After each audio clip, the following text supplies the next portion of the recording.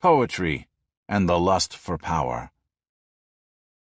The hunger of subcultural superorganisms disguises itself in strange and mysterious ways. For an example, let's return to modern medicine, which we normally think of as an objective science above the mere vagaries of political motivations. Like any picture of the invisible world, medicine wears the austere mantle of objective truth. But, in reality, today's medical beliefs were once an ideology one group used to seize power from another. Homeopathy was developed by a German physician named Samuel Hahnemann in the early 1800s. Hahnemann, who had studied traditional medicine at Leipzig, Vienna, and Erlangen, believed in giving patients highly diluted dosages of what he called remedies. These were a vast array of substances that actually produced low levels of the symptoms they were designed to cure. Hahnemann was using a principle similar to one employed today by clinical ecologists, medical specialists who treat allergies to food, pesticides, plastics, and other substances by giving minuscule quantities of the substance to which the patient is allergic. These microdoses seem to help the body fight off the allergen's negative effects. Treatments of this nature have been demonstrated in recent years to reduce symptoms ranging from depression and uncontrollable rages to backache and skin irritation. It is not surprising, then, that Hahnemann claimed to be able to treat a tremendous variety of human diseases. His methods were so successful that by 1900 there were homeopathic medical schools and hospitals all across America. What's more, homeopathy seemed to work. In the yellow fever epidemic of 1878, the mortality rate of patients treated by traditional methods was 16%. The rate of death for the patients who had been fortunate enough to find a homeopathic doctor, on the other hand, was less than half that.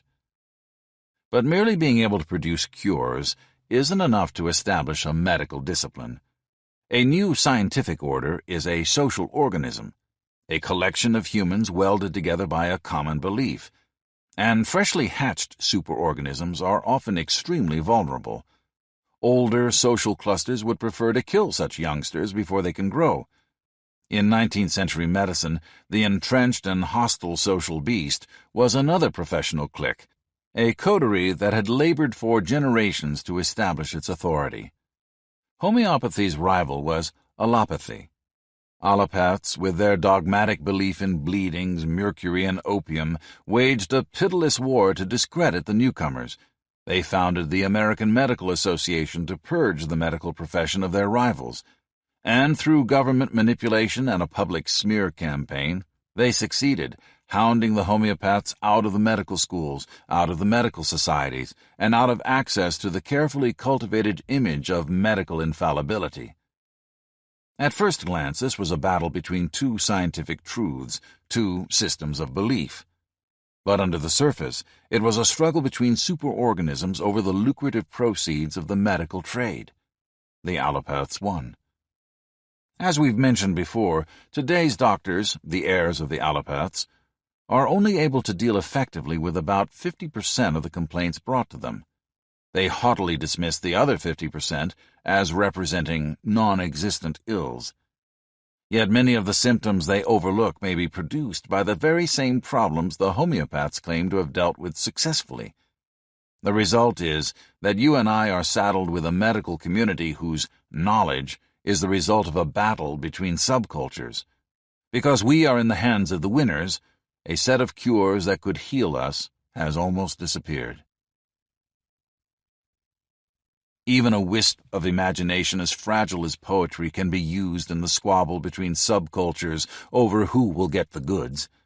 In the 1st century A.D., high-born citizens of the Roman Empire were obsessed with ambition.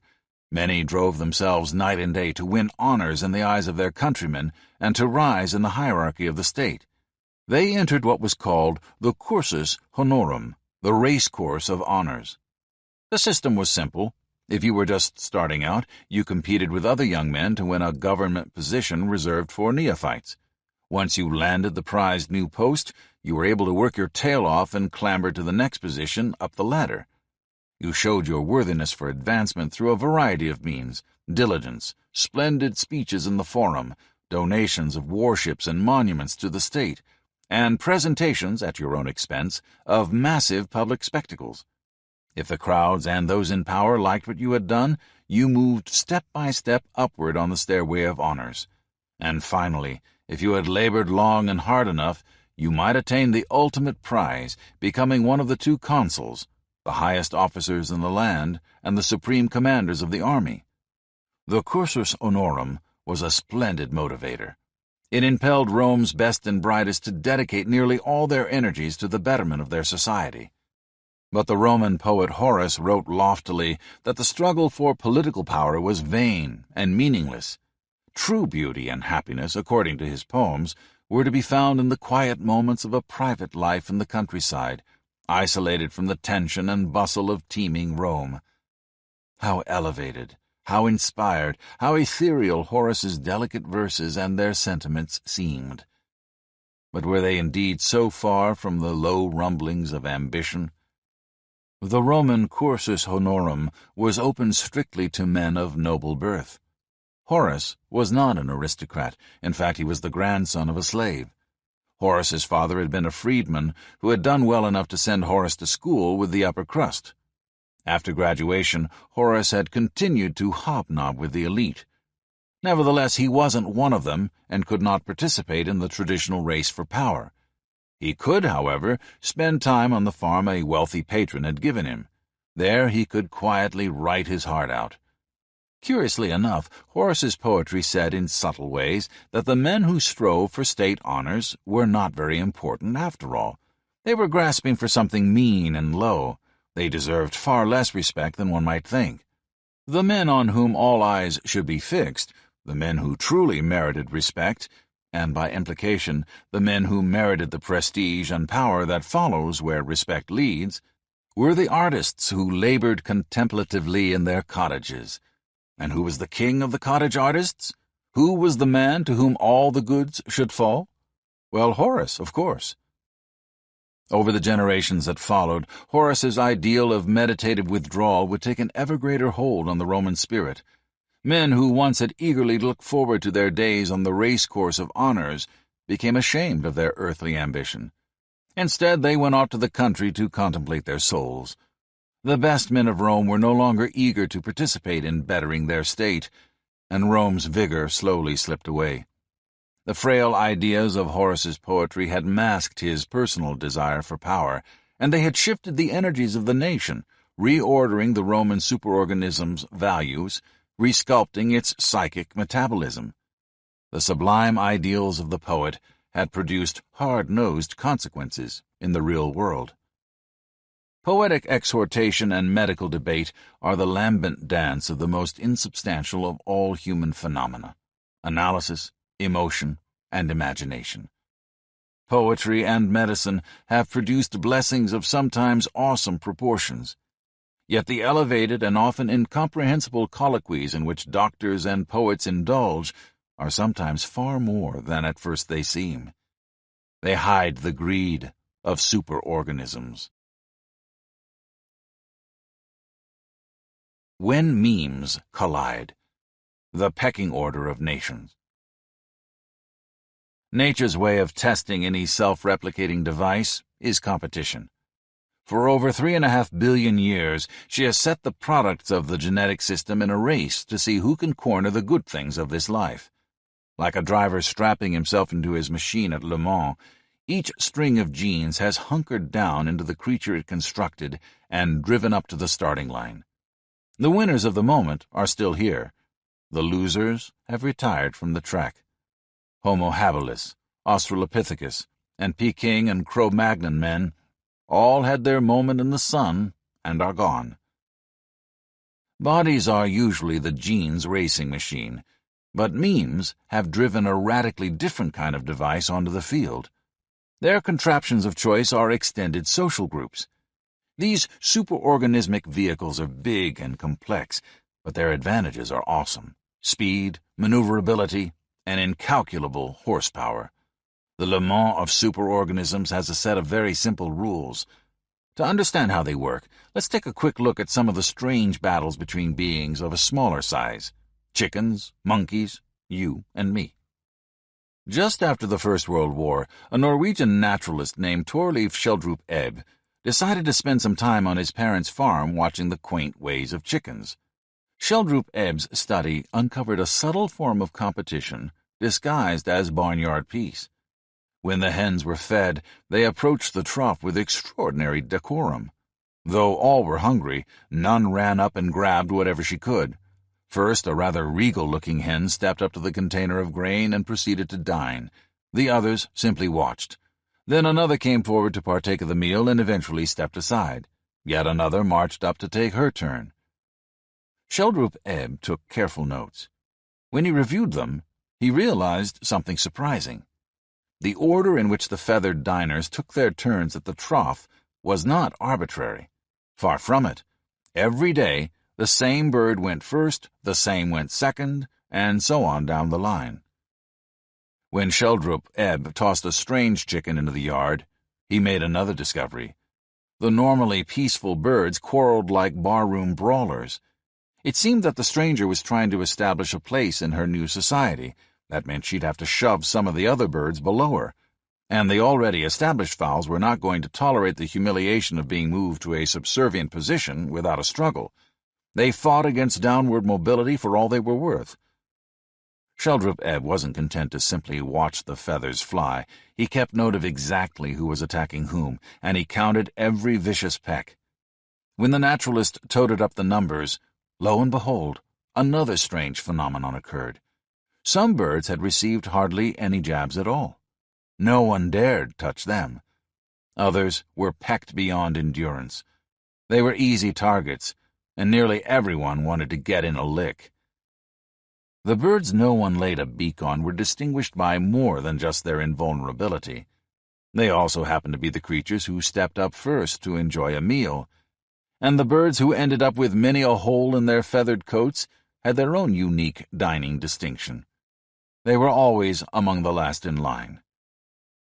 Schjelderup Ebb had discovered that in the world of chickens there is a social hierarchy, a division into aristocrats and commoners, a lower, middle, and upper class.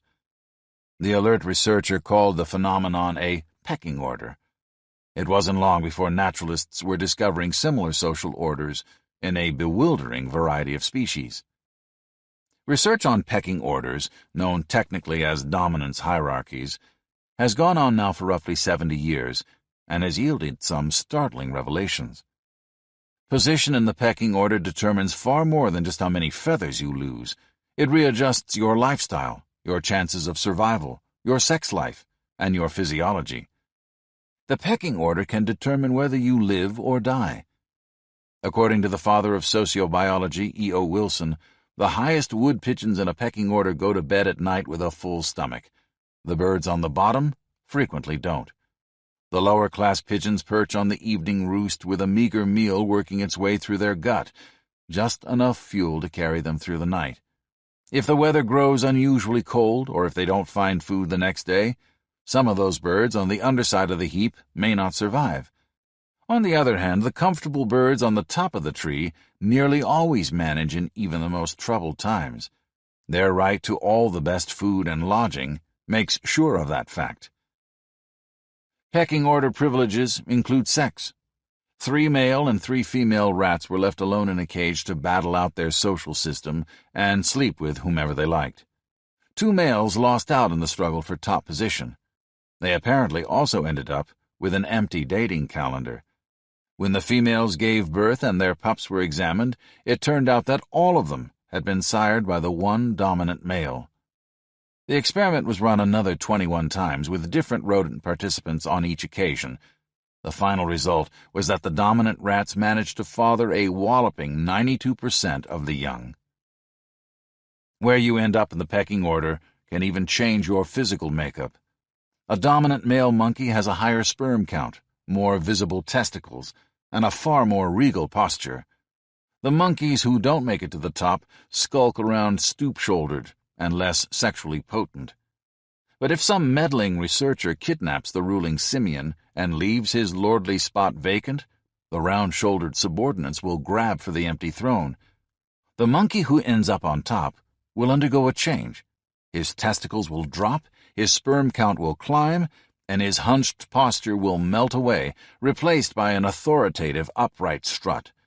The new king of the castle goes through a biological transformation simply because he's moved up on the hierarchical ladder. For a monkey's physiology, position in the pecking order is everything. Humans not only undergo the same changes when they're under society's heel, but their blood pressure goes up and stays there. The result is an increase in the odds of heart attack and stroke, and a loss of mental swiftness. Blood and sperm are not the only bodily substances to shift their concentration in response to pecking order changes. In monkeys and humans, when groups fight, the winners snag a hormonal prize. Their testosterone level rises. Testosterone, the male hormone, inspires confidence and aggression. A fresh jolt of it in the blood invigorates the victors. For the losers, it's a different story. Testosterone level plummets. The body shifts into resignation. Low baboons on the totem pole carry additional consequences in their bloodstream. Their circulation is flooded with glucocorticoids, stress hormones that constitute a slow internal poison. The baboons on top do not suffer this chemical corrosion because their bloodstreams are relatively glucocorticoid-free. Once again, position in the pecking order reshapes physiology. After a while, top or bottom position in the pecking order gets to be a habit. Numerous studies show that a creature who has won a fight is more likely to win the next one. An animal who has lost barely shuffles through his next contest. The odds are high he'll lose again. This may explain a phenomenon that crops up in Julius Caesar's battle narratives. Caesar frequently confronted tribesmen bred from birth to fight, men who prided themselves on their ferocity. But when the Roman legions won a decisive victory, the proud barbarian warriors sometimes bowed their heads and marched meekly into slavery. The barbarian women, who had once been equally defiant, held up their children to the Romans and begged to be spared. Then they gave themselves up, caving in to a subservient fate. The humiliation of defeat changed these fierce fighters into beaten men. A quick slide from the pecking order's top to its bottom seemed to radically alter their personalities and even their physiques, apparently by tilting the captive's internal chemical balance. Biochemical resignation explains why barnyards are not a perpetual battlefield. Chickens seldom get into major brawls. True, when a stranger steps onto the scene, the intrusion triggers a riot, but when the dust dies down, the feathered ladies settled into a stable order. The dominant female once again luxuriates in her prerogatives, and the lowliest pullet endures her ignominious lot in life. The pecking order's hormonal shifts help ensure this peace. Those who win are flush with internal chemicals of pride, and those who lose are numbed by glandular drugs that lull them into submission. The irony is that even the chickens on the bottom gain an advantage from the endogenous chemical brew that leaves them too lethargic to fight over their fate. If pecking order positions were up for constant grabs, each creature in the yard would have to spend her time in attacks and self-defense. The non-stop battle would waste every bird's energy and time. Well-fed chickens would grow scrawny watching out for ambush instead of scratching in the dirt for food. And some would do worse than merely lose weight. They'd actually die from their wounds. A long-term truce has its benefits, even if it leaves you under everybody's heel. At least it lets you live your life in quiet, freeing up your time to poke around for grubs and worms. In the last analysis, the cocky aristocrats, the status-conscious crones in the middle, and even the picked-on runts have a solid reason to go with the status quo. The struggle for position in a pecking order is not restricted to individuals. It also hits social groups. There is a form of pecking order Sheldrup Ebb never studied, the pecking order of superorganisms. On the outskirts of an Indian village lived two tribes of langurs, lanky, curious monkeys. It was easy to see which group had made it to the top of the pecking order. One langur clan had staked out a territory in the center of town. This group lived the life of Riley. Its members hung around the bazaar, waiting for a small boy to toss aside a half-eaten fruit or for a passerby to drop a crust of bread. They picked through the garbage for gourmet treats, wilted vegetables or melon rinds. When the rains came, these pampered langurs stretched out under the overhangs of roofs. When it was sunny, they turned those roofs into a playground. Getting along from day to day was a breeze. The second crew of langurs lived in the hills just outside of town. Life for them was anything but easy. They were forced to comb the ground for edible shoots. They stripped the greenery off the trees for dinner, and they dug the occasional insect out of a rotting log for a protein treat. When it rained, they huddled miserably under the dripping leaves. In the pecking order of local groups, their superorganism was on the bottom. Every once in a while, the monkeys from the hills became fed up with their gritty lot in life. They came down to the village where the pickings were easy. The monkeys of the bazaar, however, were not particularly interested in opening their neighborhood to these intruders from the wrong side of the tracks. The privileged lady langurs who lived in town got together and chased their underprivileged cousins back to the woods from which they'd come. But no social group's position in the pecking order is written in stone. One day the male leader of the bazaar langurs was fooling around with a sidekick in the middle of the town road. The hill langurs stood at the edge of their territory, grudgingly watching the fun. Suddenly a car came hurtling down the tarmac. The lordly male of the elite group looked up startled, but too late. The car sideswiped him and sped away. The leader of the bazaar troop was dead. Sensing a sudden shift in the balance of power, the chief of the hill tribe sauntered over to the aristocratic ladies of the ever-so-snobbish bazaar set, the same supercilious aristocrats who had chased him and his companions away an endless number of times. The hill langur leader donned the simian symbols of authority, an upright, arrogant posture, and a self-confident stride. He swaggered straight to the queen of the bazaar clan and mounted her. Knowing that with their old leader dead, she and her companions had just slid down the pecking order, the formerly snooty matron gritted her teeth but gave in. Her face was screwed up with conflict, but even as he copulated with her, the new master of the high-class neighborhood looked around him with an expression that seemed to radiate a casual contempt. The troop of langurs from the hills, the group that had always been treated by its bazaar-dwelling cousins as second class, had taken a giant stride up the ladder of status. The luxurious real estate of the town market now belonged to them. The troop from the neighborhood at the center of the town, on the other hand, had taken a dive toward the bottom. Human superorganisms also have their pecking orders. The Soviet Union and the United States struggled for generations over who was number one. Tanzania and Chad are painfully aware of their positions on the bottom of the heap. They belong to a bloc whose pecking order position is indicated by its very name, the Third World. There's good reason for a group to want to climb as high in the pecking order as it can. The superorganism at the summit has the best territory, the best food, the best of everything. That's why some ant species go to war. The ant colonies that win increase their territory and build insect empires. The larger the size of an ant society's territory, the better each ant citizen is fed, and the bigger each worker is able to grow. When it comes to sex, the winning colony scores an extra bonus. During the mating season, it is able to produce more winged, sexually active queens and males. As a result, even its chances to start fresh offshoots is greater than those of its less successful neighbors. There are other good reasons for wanting your group to reach the top of the pecking order.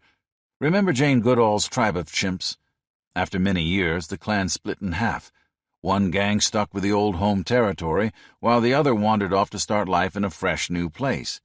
Between them, they established a pecking order of groups. The tribe that stayed home had the largest membership and the choicest land. It was clearly on top. Eventually, this favored clan began to pick on the troop that had pulled up stakes. At first, the privileged group merely advertised its superiority by harassing the gang on the bottom. Later, the mood of the dominant clan grew ugly, and the top tribe wiped out its rivals. Being on the bottom of this pecking order turned out to be fatal. No wonder human groups so often try to move up by manipulating ideas or by making war. The Helvetians in the days of Julius Caesar were one of those superorganisms driven by the lure of pecking order glory. As Caesar tells the story in his conquest of Gaul, the Helvetians lived in a state of considerable size parked roughly where Switzerland is today. But the Helvetians wanted more land, more slaves, and above all, more power. In fact, they wanted to rule over every tribe in sight. The Helvetians did not just grumble about their pecking order aspirations. They did something about it. They laid out a methodical plan of conquest. They planted and harvested for 2 full years to lay in a store of supplies. They bought up all the oxen and wagons for hundreds of miles around. Then, in the 3rd year of the grand plan, they packed all their earthly possessions, got together their wives and families, burned their 12 major towns and their 400 villages, and set off on the glorious campaign. Caesar swears that over 250,000 Helvetians marched out to seek their fortune. There were so many of them that it took 21 days just to get the entire group from one side of the River Rhone to the other by boat and raft. As the Helvetians marched, they pillaged and plundered, enslaving inhabitants of the territories on their route. They were doing just fine until they met the armies of another superorganism with an equally blind ambition to climb the pecking order. That rival social cluster was the clump of humanity known as Rome. Caesar put superior engineering to work. He built an instant bridge. In one brief day, he crossed the river that had held up the Helvetians for nearly a month. His men were better disciplined and infinitely better organized. They outmaneuvered and outfought Helvetia's massive force of warriors. When it was all over, the Helvetians begged for peace. Caesar was relatively kind. He sent the rebels back to the territory from which they'd come and ordered them to rebuild the homes they'd burned. The Helvetians had gambled mightily and lost. Of the 368,000 who had left to conquer Europe, only 110,000 remained. Like Helvetia, the Roman superorganism had once sent its citizens out in military swarms to descend upon their neighbors. The Helvetians had failed to achieve their dreams of pecking order triumph. Rome, on the other hand, had not. She took over the entire European barnyard. A strange thing happens to the memes of the superorganism that mounts the pecking order's peak. They spread as rapidly as the germs of plague, exultantly leaping from mind to conquered mind. Today, most of the populations of Europe, South America, and North America speak languages rich in Roman words. They do their public business in buildings adorned with the flourishes of Roman architecture. They read and write the Roman alphabet. And they look to the days of Rome's glories as those in which their own civilizations were forged. For the meme of Rome gambled on driving its superorganism up the hierarchical ladder of nations. It placed its bets on making its host the first chicken at the trough. And the meme of Rome hit the jackpot. Superior chickens make friends. There is one more advantage to moving up the superorganismic pecking order. Friends. A group high on the ladder of nations has them. A group at the bottom doesn't. That simple fact is vital to the spread of memes. In 814 BC, Phoenician merchants from the coast of what is Lebanon today sailed halfway across the Mediterranean and set up a trading colony on the northern shores of Africa. They called the new encampment Kart Hadasht, Newtown. Europeans mispronounced the Semitic name, and in the mouths of these Westerners it came out as Carthage. The seagoing traders of Carthage did very well for themselves. They built ships to carry rare goods from one country to another, explored the coasts, and looked for barbarian towns whose craftsmen made strange objects. Carthaginian trading vessels showed up as far away as the Baltic, the Cameroons, and even an unheard-of island we know today as Britain. After all, you never knew when some backwoods trinket might fetch a steep price back in the centers of sophisticated civilization, Babylon, Nineveh, Memphis, or Thebes. Occasionally, the shipboard entrepreneurs' hunt for new commodities turned up raw materials of considerable value. For example, in Spain, the Carthaginians discovered they could buy tin that had been trekked across seas and mountains all the way from Cornwall. Business for the Carthaginians was brisk. Back home, they dug an extra harbor and enlarged the size of their merchant fleet. To protect their seafaring commercialists from pirates, they constructed a sizable navy.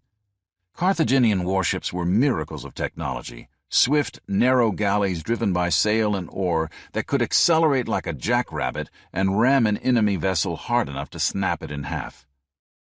The Carthaginians soon started colonies, planting settlements straight across Africa's northern lip and bringing distant Spain into the Carthaginian sphere of influence.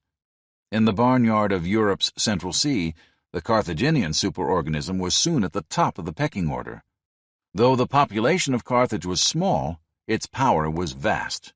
Why? On those rare occasions when the Carthaginians went to war, their armies were accompanied by mobs of foreign troops. Their astonishingly flexible cavalry came from one North African tribe, the Numidians. Their slingers, slingshot-wielding equivalents of today's sharpshooters, came from yet another North African nation, the Balearics. And their infantry was supplied by the peoples of Libya. Since the Carthaginians were on top of the heap, everyone wanted to share in their good fortune. Then a tribe that had been in diapers when Carthagash's first buildings went up decided to challenge Carthage's supremacy. At first the idea seemed like a joke. The Carthaginians were the most skillful sailors in the world. The upstarts, on the other hand, had no idea of how to rig a sail or work an oar. In fact, they didn't even know how to build a ship. All that soon changed.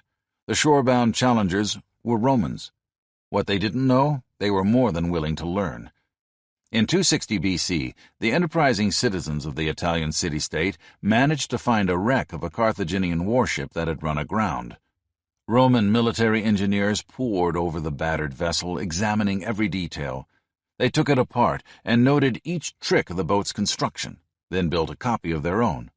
When the Roman technicians tested their warship, it worked as well as the original.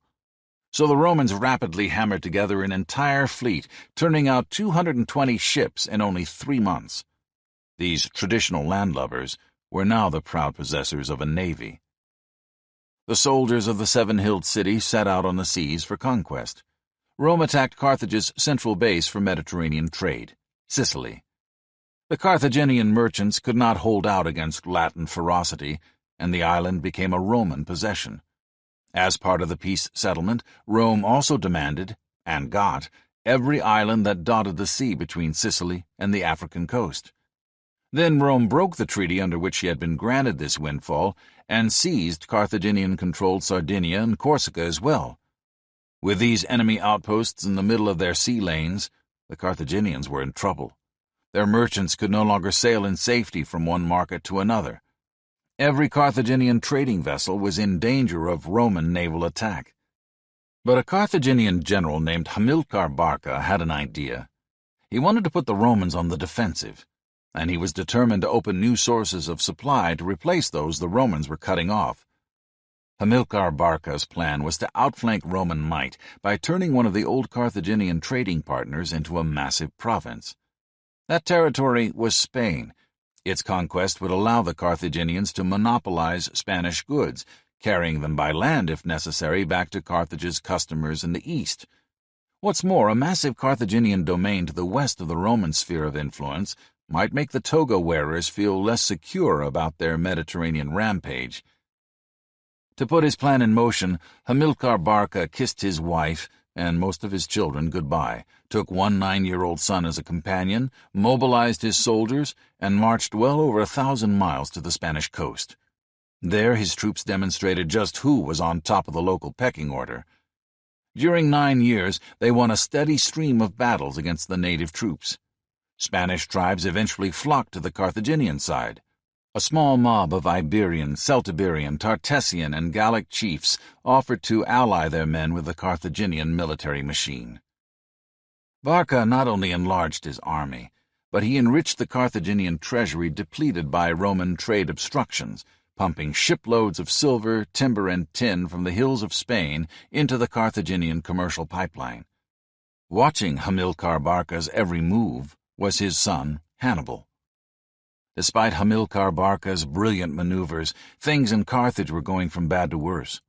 Roman leaders cooked up phony stories of Carthaginian evildoings, spread the propaganda to the Roman population, then declared one just war after another to avenge the manufactured slights. Carthage, which thrived on trade, not war, was being hammered into bankruptcy. Eventually, Hamilcar Barca died, but his son Hannibal was determined to carry on. The 29-year-old came up with a daring scheme to save the Carthaginian homeland. He would stamp the Roman infection out at its source. Leaving his younger brother behind to hold Spain, Hannibal would gather up his army of allies and spring a surprise attack on Rome itself. He'd do it by approaching the city from a route no one could possibly anticipate. He'd take his forces, elephants and all, through the treacherous mountain passes far to Rome's north. The strategy seemed foolproof. For years the Romans had been certain that no army of any size could cross the mountain slopes alive. Since invasion from the north was clearly ludicrous, the generals of Rome left their northern flank virtually undefended. Crossing the Alps with nearly 70,000 men, horses, and elephants was no easy matter. Pack animals and battle steeds plunged off the sides of thigh-wide mountain trails to their death. Men bogged down in the snow, exhausted and starving, then gave up on their lives. And the primitive folk who made the mountains home inflicted damage with surprise attacks. But in the end, Hannibal and his followers accomplished the impossible. They clambered down from the treacherous mountain slopes to the impregnable northern Italian plains. When Hannibal's troops descended from the alpine forests, the Romans were astonished and totally unprepared. Hannibal pulled off stunning victories against the armies Rome sent north to meet him. At the Battle of Cannae, for example, the Carthaginians wiped out a Roman army that outnumbered them 2-1. Between 50,000 and 70,000 Romans died, including 80 senators and 29 military tribunes. Hannibal shrewdly took advantage of the old pecking order rule. Friends flocked to the beast on the top. They abandoned the beast on the bottom. Whenever the Carthaginian triumphed, he reduced his Roman prisoners to slavery. Since the Romans had been bolstered by armies of allies, troops from the conquered tribes of the Italian boot, the savvy commander sent his non-Roman prisoners back to their native towns unharmed. All he asked was that they carry a simple message. Carthage had nothing against the non-Roman Italians. The gesture worked. As Hannibal demonstrated his strength, one Italian tribe after another deserted Rome and threw its lot in with Carthage. After all, it looked like the city of the Seven Hills was slipping down the pecking order fast. The Greek historian Polybius says that, at his peak, Hannibal managed to hold together an army of extraordinary diversity. He had Libyans, Iberians, Ligurians, Celts, Phoenicians, Italians, and Greeks who had naturally nothing in common with each other. It was the Carthaginians' seemingly unstoppable winning streak that kept them all together.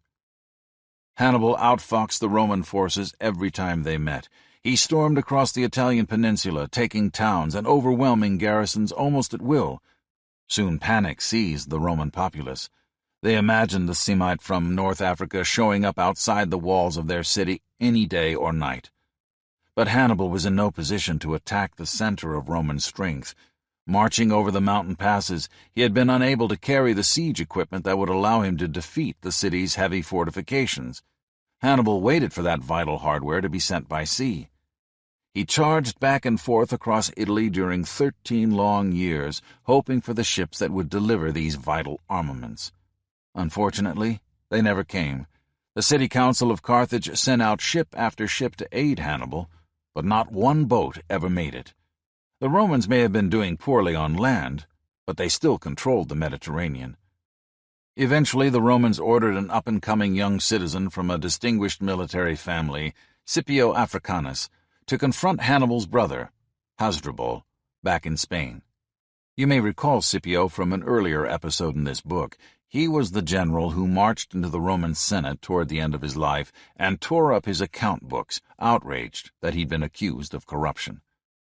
Scipio was as good at defeating Hannibal's brother as Hannibal was at trouncing Romans. When Hasdrubal lost, he moved down the pecking order, and as the defeated Carthaginians' feathers grew unkempt, his Spanish allies, one by one, deserted him. In fact, they threw their lot in with the new master of the Spanish barnyard, the Romans. The rule that pecking order victories bring you friends had boosted Carthage's strength for years. Now it was beginning to work against her. Hearing of the Carthaginian defeats in Spain, Hannibal's Italian allies, too, trickled away. Carthage was sinking on the hierarchical ladder, and none of the tribes wanted to go down with her.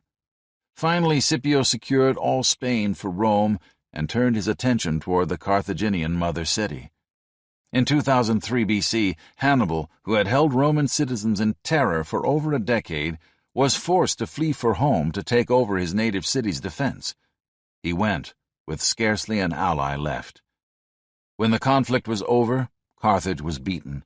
Her trading empire was gone, and her colonies were in Roman hands.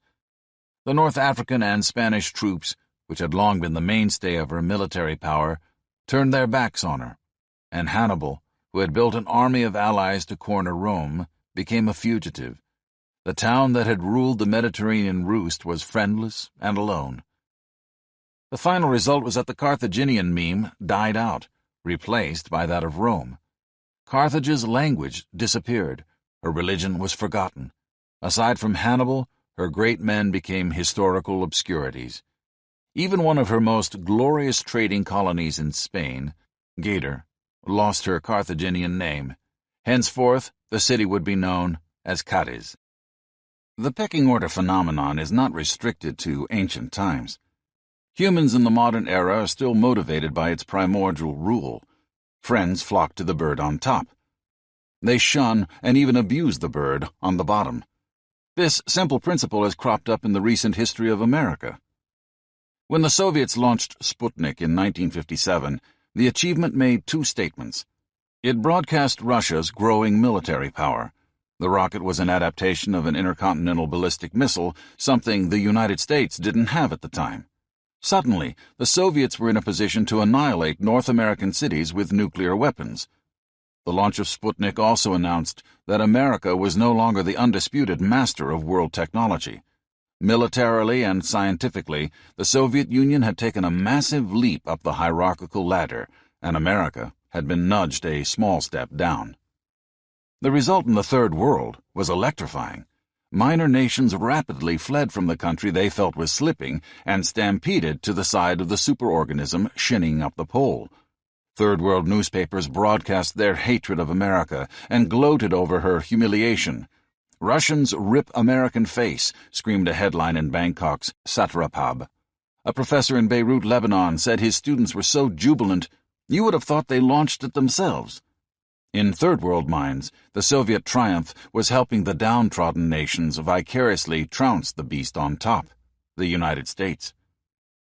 Sputnik was not the only event of that era to telegraph a Soviet rise.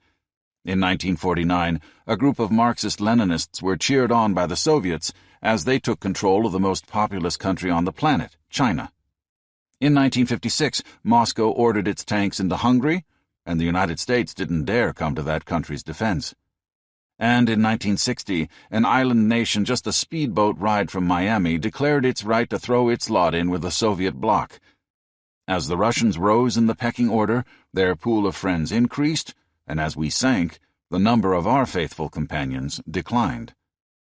The cumulative result was a dramatic increase in the number of Soviet allies and a drastic shrinkage in ours. During the early 50s, our friends in the United Nations were so numerous that any issue submitted to a vote went resoundingly our way. By the mid-60s, frequently, almost every nation voted against us. For a superorganism, slippage in the pecking order can produce catastrophe. The Yanomamo, the fierce people of the jungles around South America's Orinoco River, pride themselves on constant warfare. Fighting is their way of life, and to make war, you need allies. The tribe on the top of the pecking order gets the most allies, and the tribe on the bottom gets the least. Like the chicken at the bottom of the pecking order, everyone takes advantage of a defeated tribe's helplessness. Rival groups raid the low-ranking clan over and over again. Enemies lay in wait by its gardens. Knowing this, the Shan tribe is forced to hide out in the jungle, where it can't get decent food. Succulent yams lie in the soil of their garden plot, but these harassed people cannot dig them up.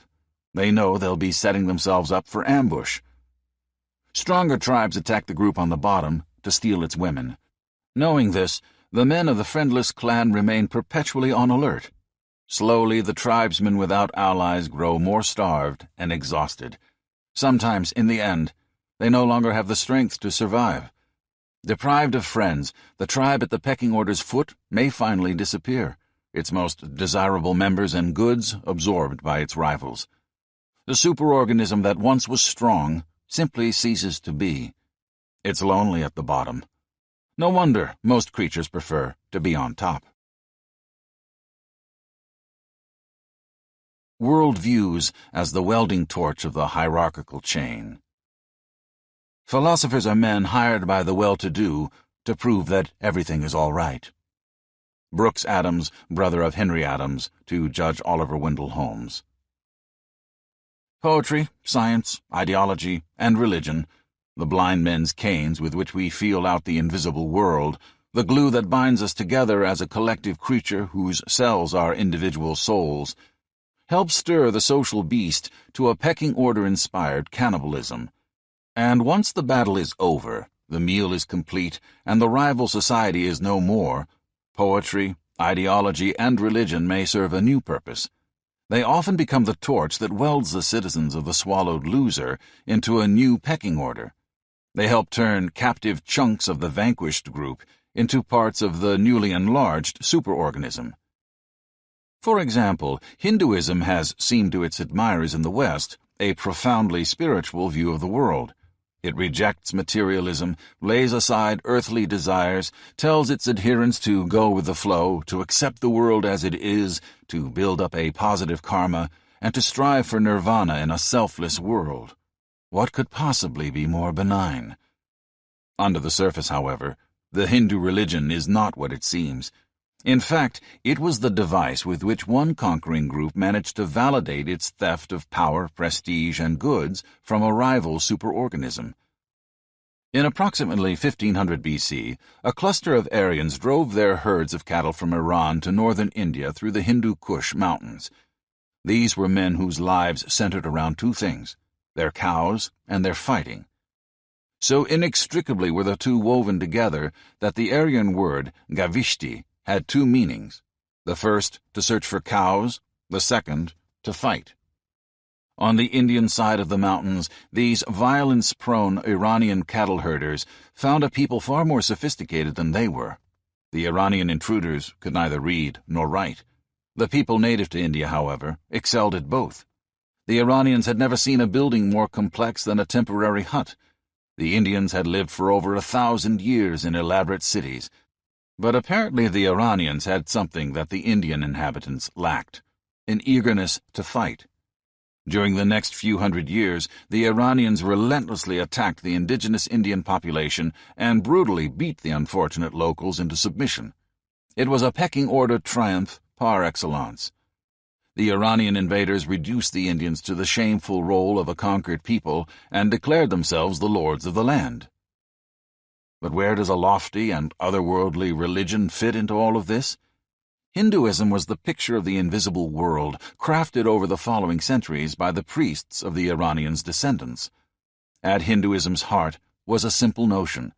There were several classes of human beings, as distinct from one another as worms are distinct from lions. First, there were the twice-born, men favored by the gods with all their holy blessings. Then there were the Shudras and the outcasts, loathsome people so beneath the contempt of the heavenly deities that the gods refused to accept their prayers. The deities had ordained it thus. They had declared in their infinite power that the twice-born were to ride forever on the shoulders of the dirtier and humbler classes of men. For the twice-born were close to divinity. The lower castes were not. And who were these exalted twice-born mortals? The descendants of the Iranians.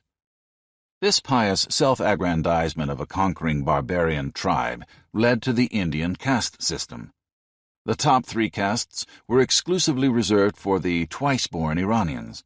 One of these privileged orders, Kshatriyas, contained the Iranian warriors and aristocrats. The second, Brahmins, included the Iranian priests, those wonderful folks who had come up with the system to begin with. And the third caste housed the Iranian landholders and merchants, Vaishyas.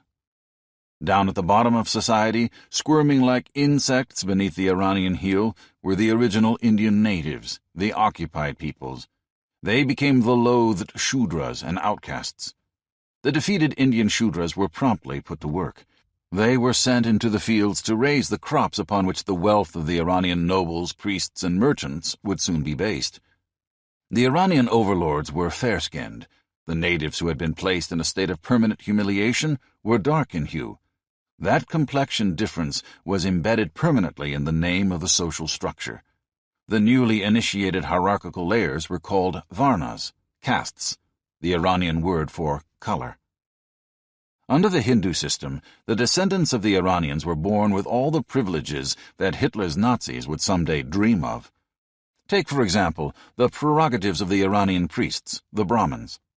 Anyone from a lower caste who jostled a Brahmin on the street committed a sin. If he bumped the Brahmin with his arm, the arm was cut off. If he touched the Brahmin with his foot, the foot was surgically removed. If he sat in a Brahmin's chair, he had a 10-inch red-hot rod rammed up his nether parts. If he complained to the Brahmin about this treatment, he had the same smoking piece of metal shoved down his throat. Anyone of lower class who sipped water from a pool at which a Brahmin was contemplating a drink polluted it. A Brahmin could make whatever accusation he wanted against a person of lower caste, and the accused would be punished. But the lower caste citizen could make no complaint against the Brahmin. Once a Brahmin had married at least one woman of his own superior caste, he could go into the street during festivals, roam about searching for some nice-looking girl from the lower strata, marry her if it pleased him, and discard her when he tired of her charms. But no man of lower social position could marry a Brahmin girl. The members of the Iranian race were treated as Übermenschen, literally overmen. Why does the Hindu religion tell its adherents to go with the flow, to abhor the things of this world, to set aside earthly desires, to hope only for the improvement of their lot after this life is over? Because Hinduism was designed to keep the conquered Shudras in their place. It told those trapped in the lower castes to be content with their humiliation and shun the appalling actions that might spring from desire and discontent. It instructed them never to overthrow their Iranian masters.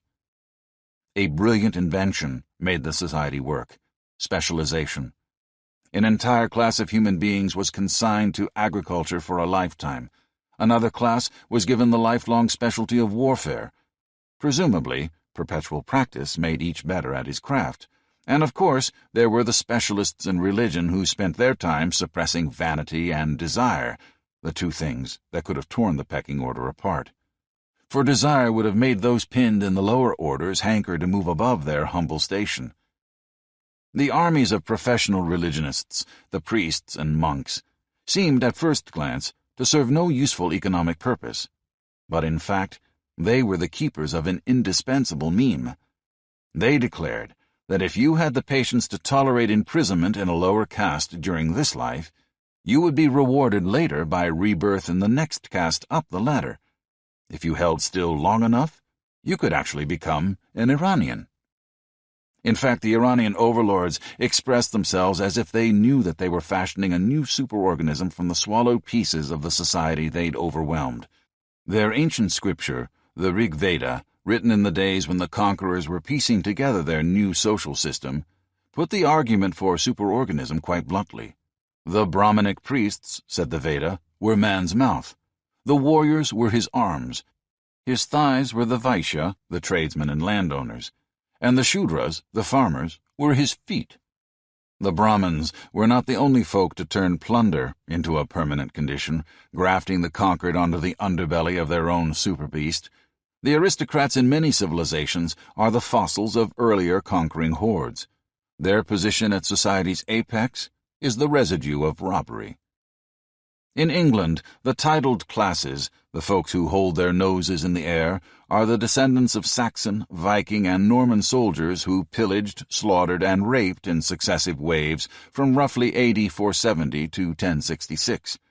In Japan, the aristocracy, which has sat securely in place for nearly 1,800 years, is the remnant of a population of nomadic Mongoloid horsemen who came across the sea from Korea in the 1st century AD, brutalizing the local population into submission with long iron swords. Yet we still gush with excitement over princes and princesses who show off at elaborate parties and are featured in fashionable magazines, not realizing that the virtue which distinguishes their families from ours was the greater willingness of their ancestors to use violence. In Japan and England, just as in India, religion, philosophy, poetry, and ideology have all been used to nail the conquered in their lowly place. For a view of the invisible world holds a very visible world together, the world of society. A web of memes justifies the subjugation of those on the bottom, upholds the power of those on top, and sometimes maintains the specialized roles that allow a static society to work. Even more, it clothes the power of those who rule with a sublime halo, disguising overlords as the chosen of God, or, in the case of Marxism, the inevitable heirs to the forces of history. It sanctifies the pecking order.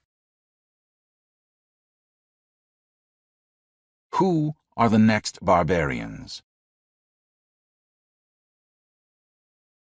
The Barbarian Principle.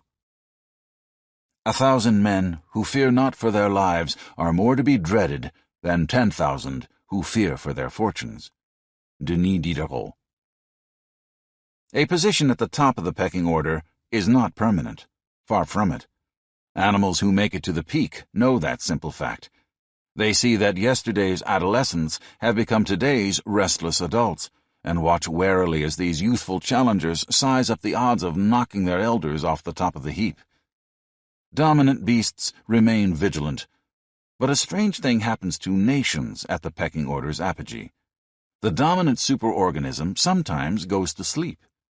It falls complacently into a fatal trap, assuming that its high position is God-given, that its fortunate lot in life will last forever, that its lofty status is carved in stone.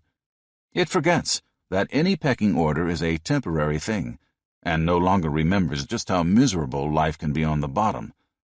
The results are often an unpleasant surprise. We all know that Rome was picked apart by peoples any respectable Roman could see were beneath his contempt. The barbarians didn't shave, they wore dirty clothes, they were almost always drunk, their living standard was one step above that of a mule, their technology was laughable, they usually couldn't read and write, and they certainly had no culture. What could these smelly primitives do? They could fight. Rome was not the first superpower toppled by the Third World rejects of its day. Egypt, land of the pharaohs and home of the Sphinx, had been the most imposing power of its time. When the other great dominion of the day, Sumer, was still only a disunited gaggle of embryonic city-states, Egypt united as a 600-mile-long kingdom under its first pharaoh, Menes. That was 5,000 years ago. Militarily, Egypt towered over its neighbors. Its public buildings were carved with solemn scenes of Egyptian warriors leading huge masses of conquered peoples off to slavery and beheading the unruly types who refused to go along with captivity. No one could challenge the mighty empire, not if he wanted to live to talk about it. Like ants in the colony with the biggest territory, Egyptians lived the good life. Consumer comforts were a dime a dozen. In one splurge downtown, you could stock up on cosmetics, perfumes, and an occasional statuette of a cat to decorate the living room. Bread, beer, and kitchenware were available at the local market in dizzying abundance. A nationwide irrigation system kept the fresh food coming, and a state-run system for storing agricultural surplus made sure that even in a bad season, everyone had plenty to eat. The government was stable. The system of pharaohs had worked like a charm for 1,300 years. Our constitutional democracy has only made it a skimpy 200-plus. The country's architects were building pyramids while most of Egypt's neighbors were still struggling to put up pup tents in the desert. And things seemed to be getting better all the time. Numerous tribes roamed like animals in the wastelands far beyond Egypt's boundaries. An Egyptian would have sneered at the notion that these wanderers could ever constitute a serious threat. Then a churlish mob no one had ever heard of swept down from the north. They were cultural nobodies, contemptible yahoos. Their lifestyle was fourth-rate. Aside from their lack of couth, they had only 3 distinguishing characteristics. They were excellent horsemen, they reveled in violence, and they had a knack for inventing military hardware. They were called the Hyksos, and they totally overwhelmed the smug Egyptians, chopping up the fine-tuned Egyptian army like chicken liver. Then they rode their chariots into Egypt's splendid cities and took over. They had the gall to plunk one of their own on the pharaoh's holy throne. Adding insult to injury, these gutter crawlers proceeded to rule Egypt for the next 107 years. Nearly 1,000 years later, another superpower would be overwhelmed by barbarians. This time, however, the tale would end in irony, for this superpower itself had begun as a barbarian horde. The Empire of Babylonia had racked up some astonishing accomplishments.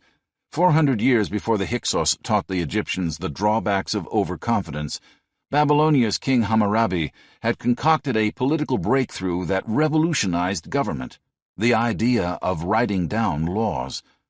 While the rest of the world was mired in illiteracy, the Babylonians were using a script so simple that every corner merchant could keep lists of his inventory and send angry letters to tardy suppliers. Even humble miners were able to write graffiti on the walls of the pits in which they worked. The Babylonian military machine was a wonder to behold. With its unbeatable strategies, it hacked out a massive realm. By 600 BC, Babylonian territory stretched in a 1,000-mile arc from the Persian Gulf to the shores of the Mediterranean. The Babylonians were so confident in their power that when they ran into resistance from the Hebrews, they tried something no weaker nation would have dared.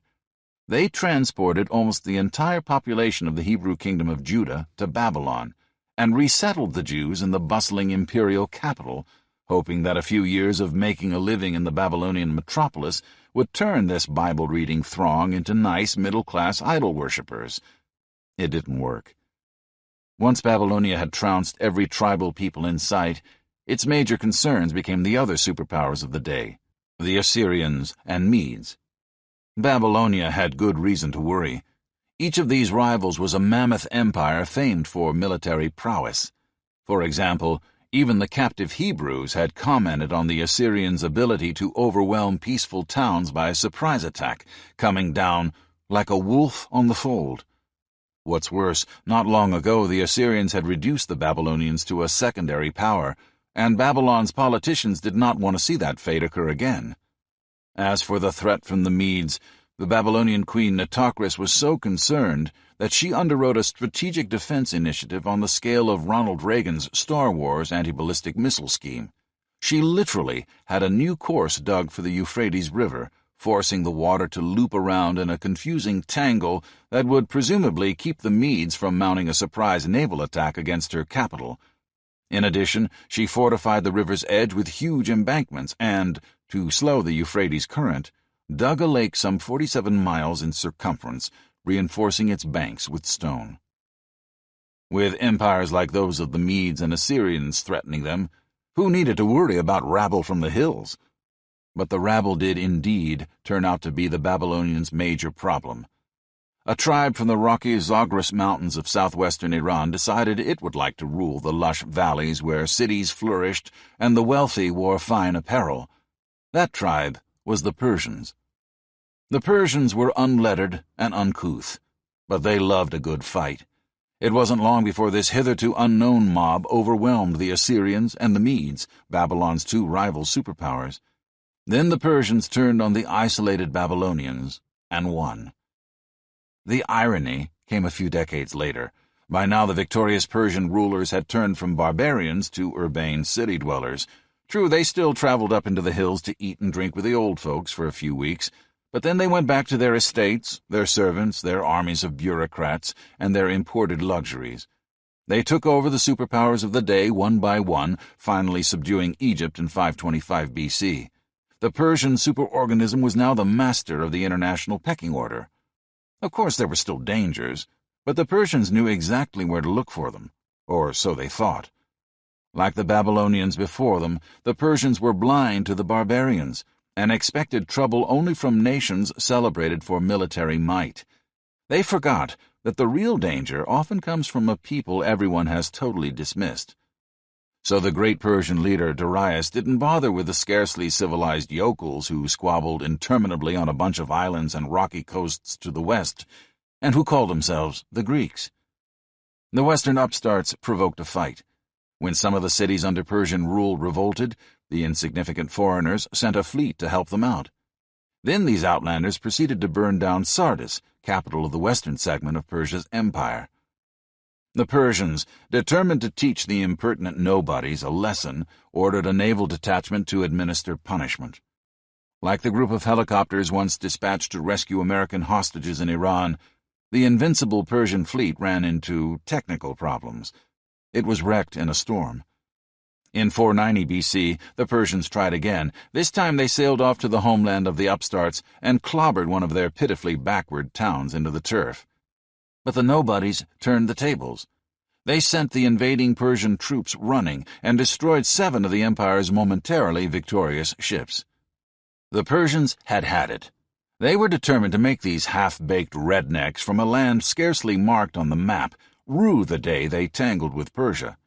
Emperor Xerxes gathered an armada of mind-boggling size, its ships numbering well over 1,000. What's more, according to Herodotus, the Persians put together an army of 1,700,000 men, including troops from every territory of the empire: Arabia, Bactria, Media, Assyria, Ethiopia, and Libya. Even the distant Indians contributed their heaviest transport vehicle, the war elephant. The resulting military force was so vast that it stretched farther than the eye could see. Provisioning it with food and equipment took 4 years and the resources of an entire continent.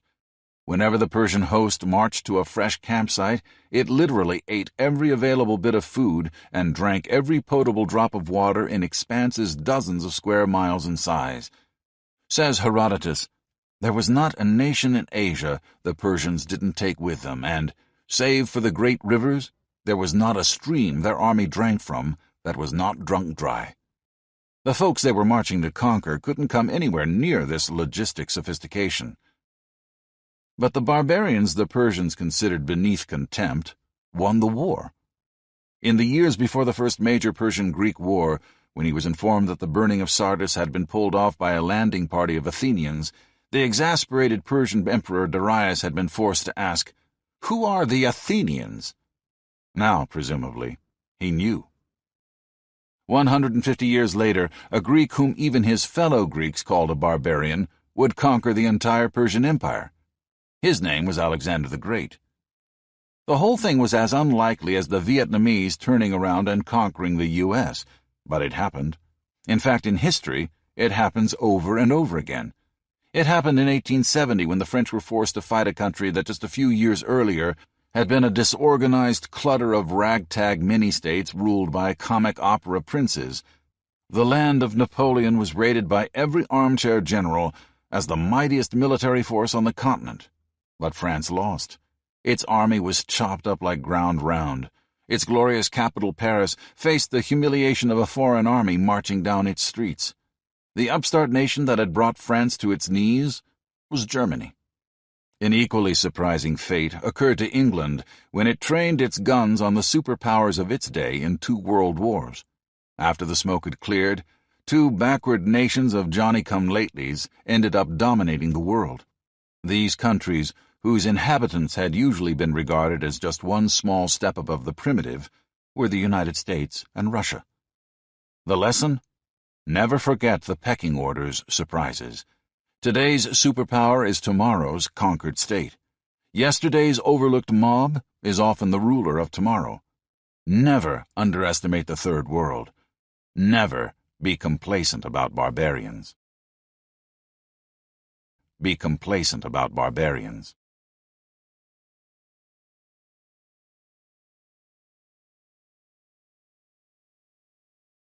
Are there killer cultures? Man's greatest good fortune is to chase and defeat his enemy, seize his total possessions, leave his married women weeping and wailing, ride his gelding, and use the bodies of his women as a nightshirt and support. Genghis Khan. He butchered 3 of them with an axe and decapitated them. In other words, instead of using a gun to kill them, he took a hatchet to chop their heads off. He struggled face to face with one of them, and throwing down his axe, managed to break his neck and devour his flesh in front of his comrades. I award him the Medal of the Republic. General Mustafa Tlas, Syria's Minister of Defense, praising a hero of the 1973 war with Israel before the Syrian National Assembly. Appeasing of governments which revel in slaughter is an invitation to worldwide catastrophe. Fin le jour. Some readers will be outraged by my presumption. How dare I regard any group as barbaric? What appalling ethnocentrism! There are no barbarians. There are simply cultures we haven't taken the time to understand. Cultures to whom we haven't given sufficient aid. Cultures in need of development. Beneath the skin, all men and women are the same. They have the same needs, the same emotions, and the same ideals. If you simply took those folks you speak of so contemptuously out for a cup of coffee, you would discover that they are just like you and me. But there are barbarians. People whose cultures glorify the act of murder and elevate violence to a holy deed. These cultures portray the extinction of other human beings as a validation of manliness, a heroic gesture in the name of truth, or simply a good way to get ahead in the world. Certain Islamic societies tend to be high on this list. On November 28, 1943, Franklin Roosevelt met secretly with Joseph Stalin and Winston Churchill in Iran. When Roosevelt returned home, he sent a telegram to the Shah thanking the Iranian ruler for his hospitality. The president explained that he'd noticed the hills in Iran were bare. American agronomists had learned to prevent soil erosion and enrich the landscape by planting trees on slopes like these. Roosevelt suggested an experimental tree planting program. The Iranian leader thanked FDR. But privately, the young potentate was highly insulted. According to Muslim standards, the gift demeaned his virility. Stalin was far more understanding of Mohammedan culture. He offered the Shah tanks and planes. Hafez al-Assad, current leader of Syria, worked hard to solidify his position as the country's undisputed ruler. He didn't do it by selling Syria's citizens on the values of his political platform. Instead, he slaughtered 20,000 Muslim fundamentalists who opposed him. According to the New York Times, in 1980, Yasser Arafat, the Palestinian leader, had a Lebanese imam, a holy man roughly equivalent to a pastor, shot in the head for refusing to preach the propaganda of the PLO. Then Arafat visited the imam's Lebanese home, took his 10-year-old son outside, explained to the little boy that his father had been murdered by the Israelis, handed the lad a gun and said, "When you grow up, use this to take revenge." Arafat wanted the boy to be a killer. Holiness, righteousness, and even day-to-day propriety in Islamic cultures are based on the example of Muhammad. Though Islamic literature praises Muhammad as a man of peace, he was also a military leader. In AD 624, the Prophet announced the concept of the jihad, the holy war. He said in the blessed book, the Quran, "I will instill terror into the hearts of the unbelievers, smite ye above their necks, and smite all their fingertips off them, and slay them wherever ye catch them." In the next 9 years, the man of peace ordered a minimum of 27 military campaigns. He personally led 9 of them. It is not surprising that Muslim jurists would later declare that there are 2 worlds, the world of Islam, Dar al-Islam, and the non-Islamic world, Dar al-Harb. These 2 territorial spheres, explain the Muslim scholars, are in a state of perpetual war. According to some Quranic interpreters, any leader who fails to make wide slaughter in the land of the infidel is committing a sin. A statesman is allowed the temporary expedient of peace only if his forces are not yet strong enough to win. This may explain why Elias Canetti, in his Nobel Prize-winning book Crowds and Power, calls Islam a killer religion, literally, a religion of war. In reality, Islam, like most other religions, has both its positive and its negative sides. It imposes a host of admirable responsibilities on its adherents. For example, zakat, the presentation of regular, substantial contributions to the poor. Allah also demands that his followers give glad tidings to those who believe and work righteousness. Cover not truth with falsehood, nor conceal the truth when ye know what it is, and treat with kindness your parents and kindred and orphans and those in need. However, Allah issues many a darker order as well, and the percentage of modern Islamic adherents who have focused on Allah's calls to combat is dismaying. Today, the descendants of the Persians who fought the Greeks in 480 BC are devout Muslims. In the 30s, one of them labored diligently to become an Islamic scholar. He pored over the Quran for years. As he demonstrated his superior knowledge of Allah's pronouncements, he rose in the ranks of Iranian holy men. Finally, he achieved the second highest title, Ayatollah, roughly equivalent to a Catholic cardinal. His name was Ruhollah Khomeini, and he wrote books and pamphlets and even taped and distributed his speeches to inspire the citizens of Iran with sacred virtue. The Ayatollah's words roused Iranians to overthrow the Shah and usher in a government based on strict Islamic doctrine. What did the Ayatollah's pronouncements say? Among other things, that infidels are like dogs. Their existence is an affront to Allah. Here's how the Ayatollah himself put it. Muslims have no alternative to an armed holy war against profane governments. Holy war means the conquest of all non-Muslim territories. It will be the duty of every able-bodied adult male to volunteer for this war of conquest, the final aim of which is to put Quranic law in power from one end of the earth to the other. The leaders of the USSR and of England and the President of the United States are infidels. Every part of the body of a non-Muslim individual is impure, even the hair on his head and his body hair, his nails, and all the secretions of his body. Any man or woman who denies the existence of God or believes in his partners, the Christian Trinity, or else does not believe in his Prophet Muhammad, is impure, in the same way as are excrement, urine, dog, and wine. Concluded the Ayatollah, Islam does not allow peace between a Muslim and an infidel. Though many of us imagine that the promotion of harmony is a prime objective of every major world faith, the Ayatollah disagreed. The leaders of our religion were all soldiers, commanders, and warriors, he wrote. They killed, and they were killed.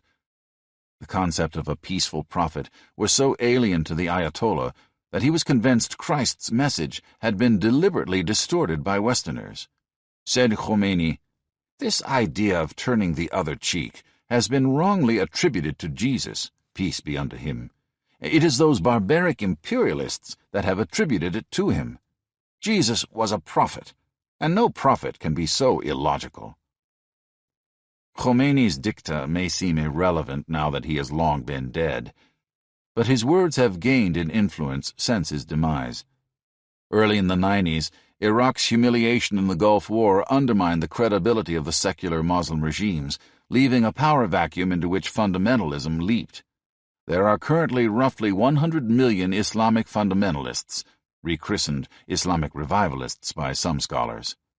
Activists among them, employing the slogan, Africa for Islam, are making diligent and often violent efforts to seize power in numerous sub-Saharan states. They have gained sufficient favor with South Africa's ANC that Nelson Mandela, in a 1992 visit to Tehran, told the Iranians that Africa must be reshaped along the lines of the Iranian Revolution.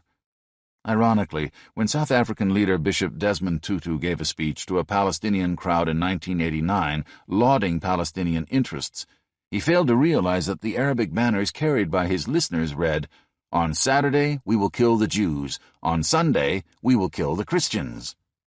Khomeini-style fundamentalists have become vigorous political forces in areas like China's Xinjiang region, where, as of 1994, Beijing officials were seriously concerned that the area's inhabitants, influenced by propaganda from Iran, would attempt to break away and found a fundamentalist Islamic republic. Islamic fundamentalists have been involved in the Indian state of Kashmir's vicious civil war. They've been active in Malaysia, Thailand, where Muslim guerrilla forces were fighting in 1993, and the Sudan, where an Iranian-backed fundamentalist regime is engaged in a campaign to subjugate, exterminate, or, according to the United Nations International Labor Organization, literally enslave the black Christians and animists in the southern region of the country.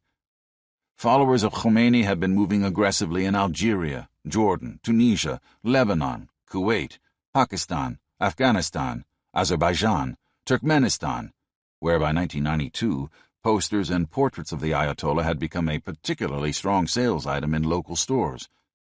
France, and according to Greek Defense Minister Ioannis Varitsiotis, and the University of Belgrade's Dragoljub R. Živojinović, Czechoslovakia, Albania, and Yugoslavia. In many of these cases, fundamentalists are sweeping elections, manipulating generals, funding insurrections, sponsoring terrorism, or actually taking control. Islamic fundamentalists have poured money into America's black communities in an effort that has brought more than 1 million African Americans over to the one true faith. While most of these converts remain peaceful, Al-Fuqra, a predominantly African American Islamic group under the leadership of Pakistani Sheikh Mubarak Ali Jilani Hashimi, has declared a jihad in North America and, according to law enforcement agencies, has been involved in bombings, murders, and other forms of bloodshed in Colorado, Arizona, Pennsylvania, and Canada. It has been reported that Al-Fuqra also had a hand in the 1993 effort to blow up New York's United Nations building, the city's FBI headquarters, and its Holland and Lincoln tunnels. When the Iranians declared a death sentence on the British author Salman Rushdie, black American imams everywhere from Brooklyn to Los Angeles enthusiastically supported the move. So did the Muslim head of UCLA's Middle Eastern Studies Department.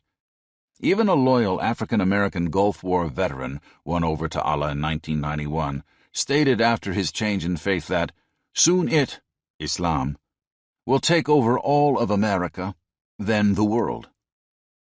The U.S. African-American community is only a beachhead. Islamic forces have been attempting to gain control of U.S. media outlets in the hope of using them as propaganda tools for the Muslim point of view. The Saudis and America's Christian fundamentalists battled in the early 1990s for the right to purchase America's second-largest wire service, UPI. Ultimately, the Arabs won. In addition, Amal Adam, the former head of Saudi Arabia's equivalent of the CIA, was the primary backer of a British-based firm called Capcom, whose chief officers were the heads of TCI, Telecommunications Incorporated, America's largest player in the cable television game. In 1993, TCI made headlines when it came within a hair's breadth of merging with Bell Atlantic. Had the effort succeeded, it would have formed what financial analysts universally heralded as one of the giants of the coming interactive media revolution, giving the Saudis additional leverage for American media manipulation. The ground is ripe for worldwide Islamic fundamentalist expansion. Mohammedanism is currently the fastest-growing religion on the planet. There are 1 billion Muslims, as many as Jews and Christians combined, and that number is increasing daily. According to Cairo University's Professor Ali Dasuki, 50 countries are now Islamic. What's more, there are massive Mohammedan populations everywhere from Nigeria to Mongolia, the former Soviet Central Asian republics, Southeast Asia, and the Philippines. The countries with the world's largest Islamic bodies of citizenry are not even parts of the Arab world. They are Indonesia and China. To top it off, Islamic public opinion, if the Arabs, Iranians, and Pakistanis are an accurate barometer, is virulently anti-American. Today's Islam extremism is the perfect example of a meme grown ravenous. Saddam Hussein, in his 1990 drive for expansion, claimed to be following Allah's message. The late General Zia, former head of Pakistan, who masterminded the fundamentalist-led Afghan resistance efforts using U.S. funds, kept a map in his office with all of Iran, Pakistan, Afghanistan, and Soviet Central Asia marked in green. It was the symbol of his ultimate ambition, unified Muslim rule extending through every green-marked territory. In 1990, one enthusiastic Turkish official, Minister of State Ercüment Konukman, noted the substantial Turkish populations in the former Soviet Union and China and looked forward to uniting them under the colors of the Turkish flag. A fundamentalist clergyman in Lebanon says, "Don't believe that we want an Islamic republic in Lebanon. What Hezbollah wants is a world Islamic republic."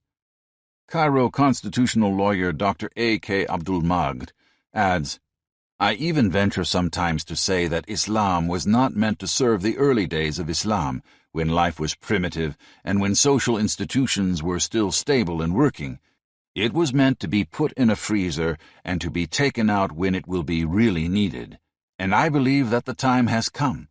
The mission of Islam lies not in the past, but in the future." Dr. Abdul Sabur Shaheen of Cairo goes a step further and warns that Western civilization makes a big mistake when it thinks it will endlessly remain dominant. Even secular Muslim intellectuals teaching in the top universities of the United States and Europe have joined the expansionist bandwagon, calling for a leader who will pull world Islam together into an unstoppable force. "Islam will take over the world," said an Egyptian in Cairo in the late 80s to a crew from Britain's Granada TV. No isolated gray-haired zealot, he was one of a new breed of young university graduates, members of the middle class, and professionals, often among the highest achievers in their region. These religious devotees do not have a happy fate in store for those of us in the West, explained the young Egyptian. Islam is a tree that feeds on blood and grows on severed limbs.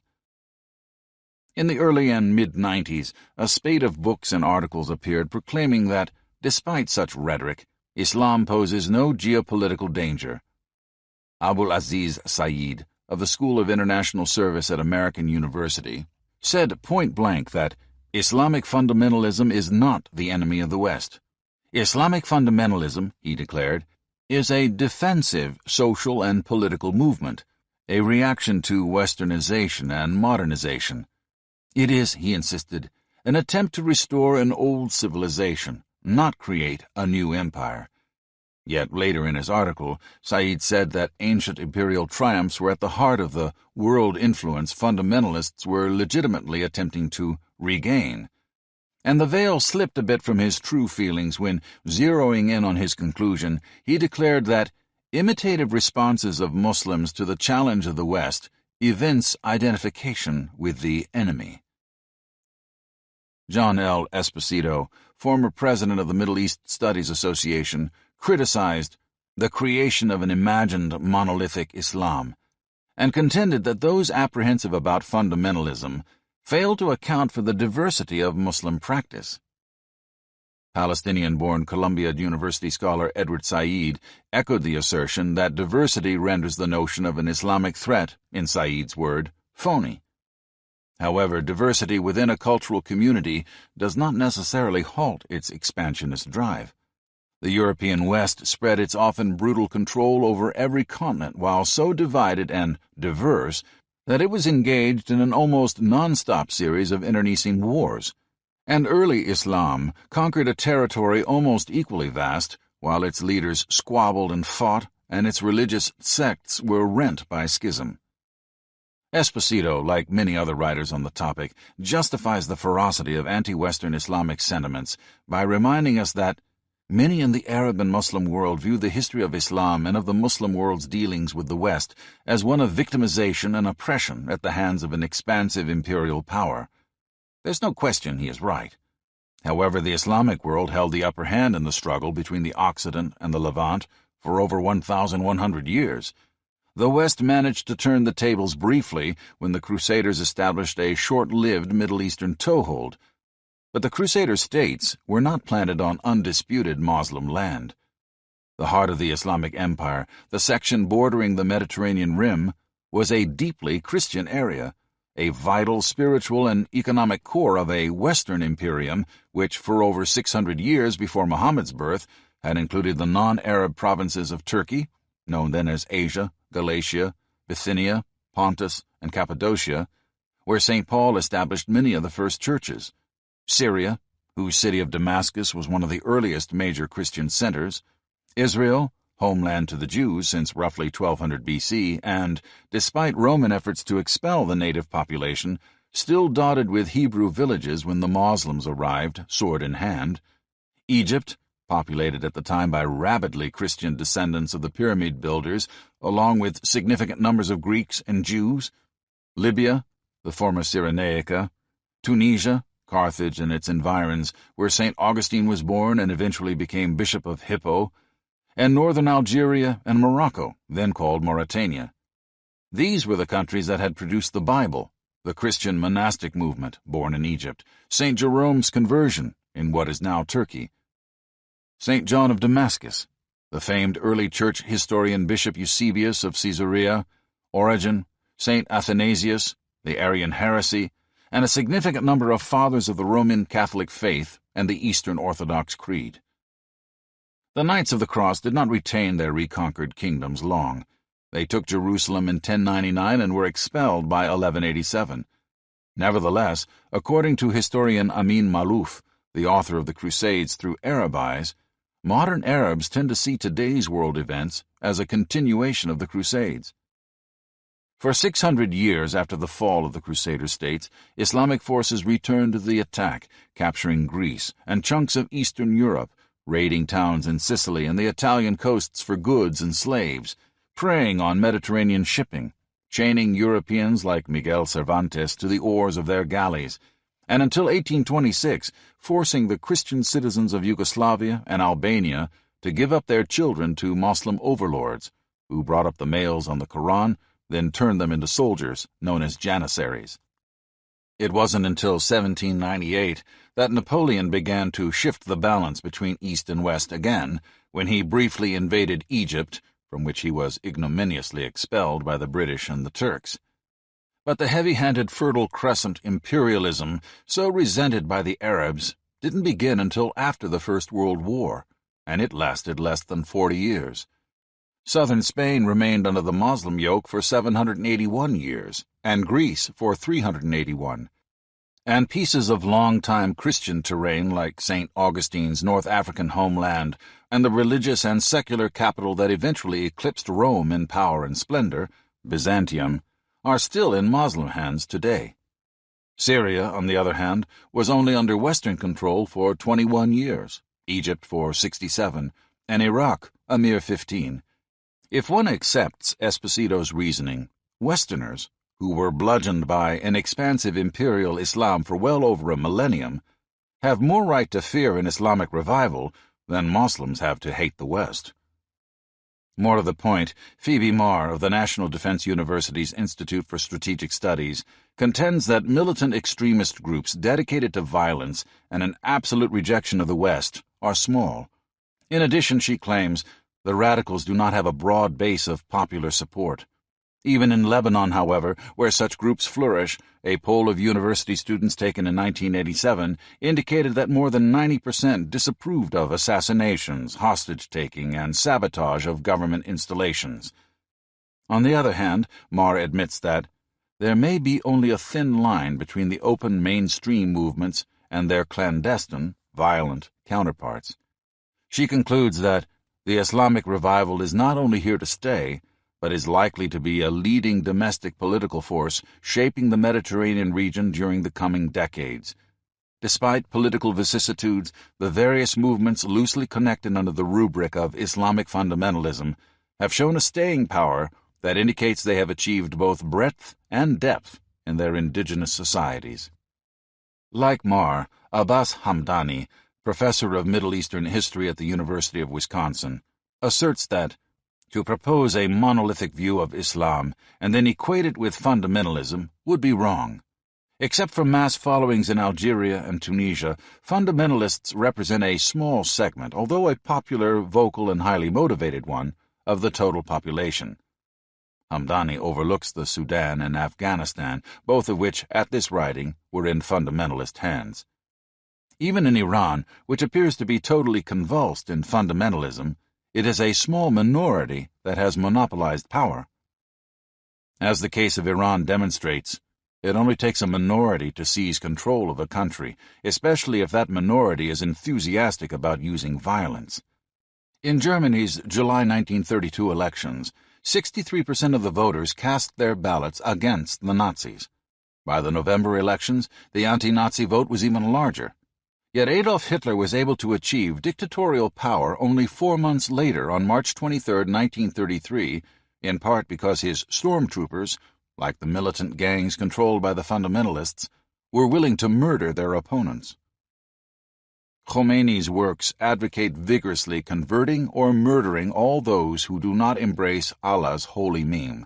Then they urge a holy war on the nations of the West. The Ayatollah wrote, "Any non-religious, that is, non-Islamic power, whatever form or shape, is necessarily an atheistic power, the tool of Satan. It is part of our duty to stand in its path and to struggle against its effects.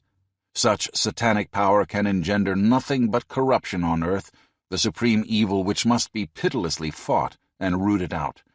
To achieve that end, we have no recourse other than to overthrow all governments that do not rest on pure Islamic principles, and are thus corrupt and corrupting, and to tear down the traitorous, rotten, unjust, and tyrannical administrative systems that serve them. If Islamic civilization had governed the West, we would no longer have to put up with these barbaric goings-on, unworthy even of wild animals. Western governments are using inhuman laws and inhuman political methods. Misdeeds must be punished by the law of retaliation. Cut off the hands of the thief. Kill the murderer instead of putting him in prison. Flog the adulterous woman or man. Your concerns, your humanitarian scruples, are more childish than reasonable. Khomeini had a prescription for such problems. All of humanity must strike these troublemakers, the governments of the West, with an iron hand. Islam has obliterated many tribes because they were sources of corruption, that is, sources of non-Islamic influence. Judging from the Ayatollah's rhetoric, the next tribes he would have liked to see obliterated were those in Europe and America. Allah is rapidly providing Khomeini's followers with a sword to carry out their master's wishes. He has offered Islam the fire in which the Quran says those who follow false faiths are destined to burn, nuclear weaponry. He has also provided the long-range missiles needed to use it. According to the late Imam's logic, there may be only one just and righteous thing to do: employ this technology to wipe out recalcitrant heathens like you and me. The modern growth of Islam is the coalescence of a superorganism drawn together by the magnetic attraction of a meme. But this meme has an advantage. The social body it is trying to pull together has existed as a unified social beast in the past. The old reflexes of solidarity are still there, waiting to be aroused. The meme of the new Islam is not laboring to generate a small and fragile embryo. It is simply attempting to awaken a sleeping giant. Violence in South America and Africa. The Islamic world is not the only place where violence is elevated to a virtue. Some Americans blame themselves for the bloodshed in Latin America, but violence was already endemic to these regions when this country had not yet become involved. In 1827, many years before the first platoon of American Marines set foot on Latin America's tropical soil, the German philosopher Hegel described the area's culture. In his lectures on world history, Hegel explained that Latin America was a deeply homicidal place. Revolutions were an almost daily occurrence. Armed violence was the standard method of changing a government or settling a difference of opinion. The situation was so bad that the Latin American revolutionary Simon Bolivar, the man who had freed Venezuela, Colombia, Ecuador, Peru, and Bolivia from colonial rule, gave up in disgust during 1830 and left South America for Europe. Bolivar said, "After fighting for 20 years, I have reached a few definite conclusions.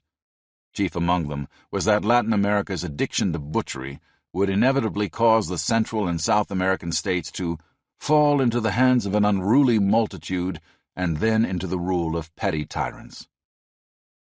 American greed had nothing to do with the thirst for murder that dispirited Bolivar and Hegel. There were no massive multinational U.S. corporations in existence during the 1820s. Imperialist ambitions wouldn't infect American presidents for another 70 years. Due to reasons Hegel never described, some Latin American cultures seemed inherently brutal. Yet many African societies make the perpetual civil war of Latin America seem like languorous peace. For example, in the 1970s, President Francisco Macias Nguema of Equatorial Guinea felt genocide was the best way to consolidate his power. He established the domination of his tribal group, the Fang, by killing 50,000 of his countrymen. A third of the nation's population fled into exile. Many who stayed behind died in forced labor camps. Sékou Touré, president of Guinea, a country far to the north of Equatorial Guinea, once said, "Get rid of the vermin. There is no room for half measures." The vermin he wanted to exterminate were primarily members of the Fula tribe, especially those whose last names were Bari or Diallo. From January 1971, when Idi Amin, a black Muslim military leader, staged his coup, to 1981, between 100,000 and 300,000 black Ugandans were executed.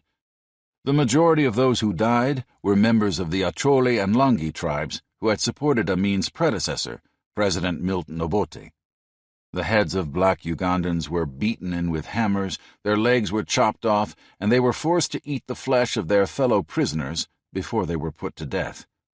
To picture the nature of the event, imagine that when Bill Clinton won the presidency from George Bush in 1992, Clinton's followers had cemented their power by torturing and murdering registered Republicans.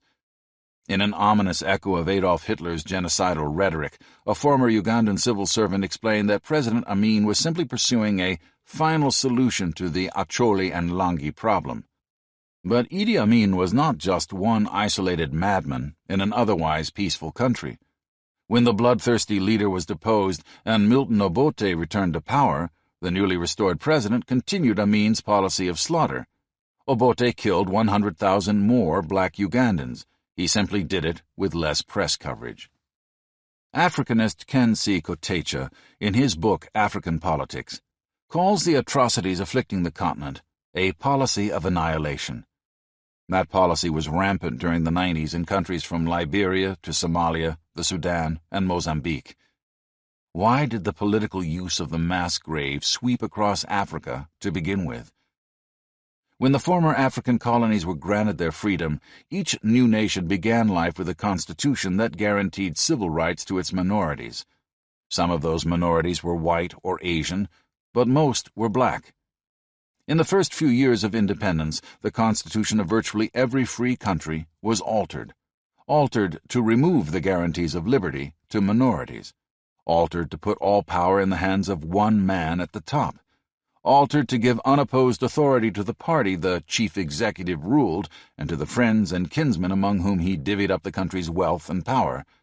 Needless to say, the minority populations who had been stripped of all rights often objected. Their protests were usually violent, and they were dealt with harshly. Burundi was typical. In 1962, the country won independence. In 1972, members of the Hutu tribe attempted to rebel against the government dominated by their rivals, the Tutsi.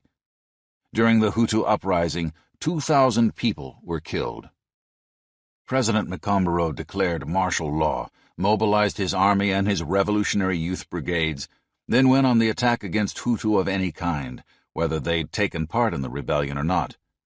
Mikombero's squads rounded up local administrators, chauffeurs, clerks, skilled workers, and, in the words of a Tutsi witness, almost all the Hutu intellectuals above the secondary school level, herded them into jail cells, and either shot them or beat them to death with clubs and rifle butts. 4,000 were killed in the town of Bujumbura alone. At the Université Officielle, the president's armed forces and youth squads showed up in classrooms, read off the names of Hutu students, and took them away to their deaths. A third of the school's students were slaughtered. Thousands of Protestant pastors, teachers, and school directors were murdered. When the killing was over, 150,000 had died. In 1993, when a Hutu was elected president, the Tutsis went on the rampage again. This time, 800,000 fled to neighboring countries in an effort to avoid what Foreign Minister Paul Munyambari called genocide. By 1994, that genocide had spilled over to Rwanda, where more than 500,000 Hutus and Tutsis were killed. The violence of Africa, of the Islamic world, and of Latin America is not a massive deviation from the human norm. It is a simple outbreak of something we all share. The citizens of these lands are in the grip of forces no human can escape, the animal brain and the battle between superorganisms. There are no righteous societies. There are simply different degrees of depravity. To establish the American Republic, our forefathers exterminated Native American tribes. Native Americans were no better. James Mooney, a pioneering ethnologist whom numerous Native Americans of the late 19th century regarded as a friend, said, "The career of every Indian has been the warpath. His proudest title has been that of warrior. His conversation by day and his dreams by night have been of bloody deeds upon the enemies of his tribe. His highest boast was in the number of his scalp trophies, and his chief delight at home was in the war dance and the scalp dance. The thirst for blood and massacre seemed inborn in every man, woman, and child of every tribe. Violent addictions still run like ramrods through our statements of ideals. We glorify the bloody war that gave us our independence. We sing a national anthem that invokes images of bombs bursting in air during battle. One of our favorite tunes for school children is the Battle Hymn of the Republic, a paean to bloodlust. In it, our God is pictured as a violence junkie who gets his kicks by trampling out the vintage where the grapes of wrath are stored. The Islamic world today does not see us as respecting human life. It views Westerners, and Americans in particular, as the ultimate destructive force, the civilization that indulged in 2 world wars and capped that carnage with the creation of the atomic bomb. In the minds of Muslims, only believers in Islam are true champions of peace and justice. To Muslims, we are the people whose hands are perpetually stained with blood. Like most of us, Muslims see only their better side, and like us, they imagine that their darker impulses do not really exist. Instead, they feel that the urge to destroy and conquer belongs only to their enemy. That's how the Muslim world justifies our imminent conquest, and how the Muslim superorganism excuses its hunger. What is the difference, then, between Americans, Africans, Latin Americans, and Muslims? Why do I claim that they, not we, are the barbarians? It's a question of degree. No American leader has ever followed the path of Syria's Assad and embarked on a mass extermination of political opponents to secure his position in office. No Yankee presidential candidate has emulated Equatorial Guinea's Francisco Nguema and wiped out 50,000 members of a rival ethnic group in some electoral ward that was rooting for his opponent. There is a little bit of the barbarian in all of us, but some are far more barbarous than others. There are cultures that idealize carnage. Others, we hope ours among them, put a premium on human life. Some cultures feel that debate is superior to battle, that discourse is preferable to the sword. These cultures stress conciliation, not violence, as a means of conflict resolution. They measure political manhood by the ability to produce voluntary consent. Their memes generate democracy and pluralism. Some of us in the West have a tendency to justify the pro-violence stance of third world countries. We turn our backs on African genocide or Syrian political killings as the good Germans turned away from the murder of 6 million Jews under the Nazis, or we find excuses for it. When we do, we become implicit accomplices in murder. Many of those who romanticize homicidal peoples have gone a step further. They have striven to replace the melting pot's leashed hostilities with multicultural enclaves roused to permanent anger by the dogmatic language of ethnic struggle. It is important that the societies which cherish pluralism survive. It is critical that they spread their values. It is vital that they not mistakenly imagine all other societies to be equal and their own to be inferior. It is imperative that they not allow their position in the pecking order of nations to slip, and that they not cave in to the onrush of barbarians. The importance of hugging. Why do some cultures seem abnormally prone to revel in violence? One possible answer comes from the patriarch of American psychology, William James, who said that civilized life makes it possible for large numbers of people to pass from the cradle to grave without ever having had a pang of genuine fear. James implies that without the omnipresent sense that at any moment they may lose their lives, the beneficiaries of civilization feel far less of the savage animosity, the fierce hatreds, and the deep desires to mutilate and kill that terror inspires. James's notion is intriguing, but let's not forget that we, too, have our hatreds and our violent moments. Another explanation may be found in a survey of 49 primitive cultures conducted by James W. Prescott, founder of the National Institute of Child Health and Human Development's Developmental Biology program. Some of the cultures Prescott studied took great pleasure in killing, torturing, or mutilating the enemy. Others did not. What was the difference? Says Prescott, physical affection, touching, holding, and carrying. The societies that hugged their kids were relatively peaceful. The cultures that treated their children coldly produced brutal adults. Or, to put it more technically, a low score on the infant physical affection scale correlated with a high rate of adult physical violence. You can see elements of Prescott's infant physical affection factor at work in Islamic society. Islamic mothers tend to be warm and nurturing, but Islamic fathers treat their children harshly, acting cold, distant, and wrathful. Their justification is an old religious proverb: father's anger is part of God's anger. When he reaches puberty, an Arab boy is expelled from the loving world of his mother and sisters into the realm of men. Their hand-holding between males is still allowed, but physical affection between men and women is frowned upon. A vengeful masculinity stands in its place. The result? Violent adults. For an indirect glimpse at how the principle works, let's meander into the world of the Bedouin. Bedouin culture is the mother of all Islam.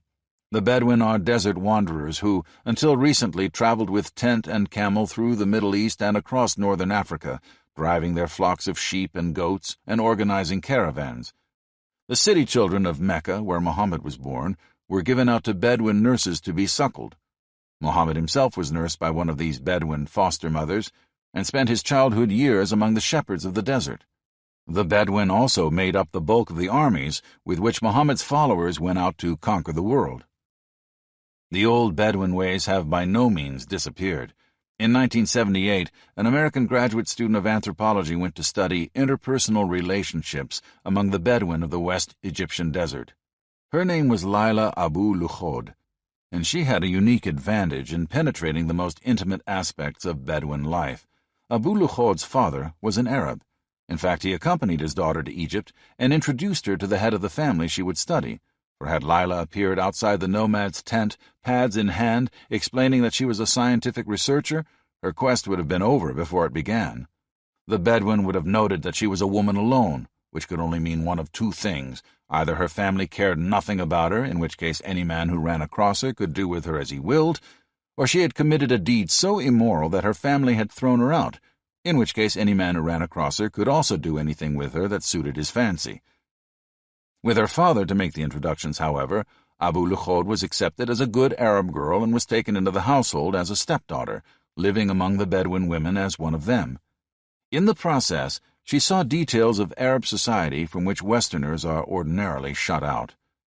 Abu Lukhod returned with some extremely revealing observations, including the manner in which Bedouin society outlaws close, warm relationships between men and women. Romantic love is immoral. Wives are expected to act aloof and uncaring about their husbands. A wife refers to the gentleman with whom she occasionally shares a bed simply as that one or the old man. When a husband brings in a new bride, the previous spouse is supposed to show no jealousy, no emotion, no sense of hurt. Husbands and wives are not to be seen together in public. Kissing or hugging openly is considered disgusting, indecent, almost inhuman. A couple who indulge in such a moment of warmth would be subject to contempt, fury, and hatred. Men spend very little time with their wives, and scarcely ever mention them. In relationships between the sexes, a display of caring is despicable. Anger is what wins respect. The new wife of Rashid, one of the young men in the village Lukhod was observing, ran away. Rashid was distraught, but among the Bedouin, a man is not allowed to reveal his emotional wounds, especially if they are inflicted by a woman. Rashid's pained reaction was considered weak and scornful. Even his relatives scolded him. Later, Rashid began to rage. Now, everyone approved. This was the manly thing to do. Then the abandoned husband demonstrated a response that the other members of the tribe could be proud of. He began to search for someone to blame. Rashid interrogated women and children to see if one of them had annoyed the runaway wife so badly that she had been impelled to depart. Finally, he concluded that the girl had fled because of sorcery. The one behind the evil deed? His senior wife.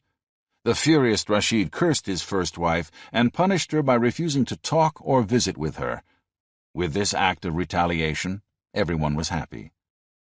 Author Leon Uris, who who reviewed considerable anthropological research to compile his vision of Arab family life in The Hajj, believes that Arab village dwellers exhibit this same coldness toward their kids.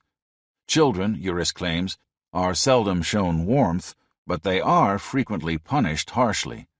Hisham Sharabi, Omar al-Mukhtar, professor of Arab culture at Georgetown University, goes a step further and asserts that Arab children are repressed to an intolerable degree.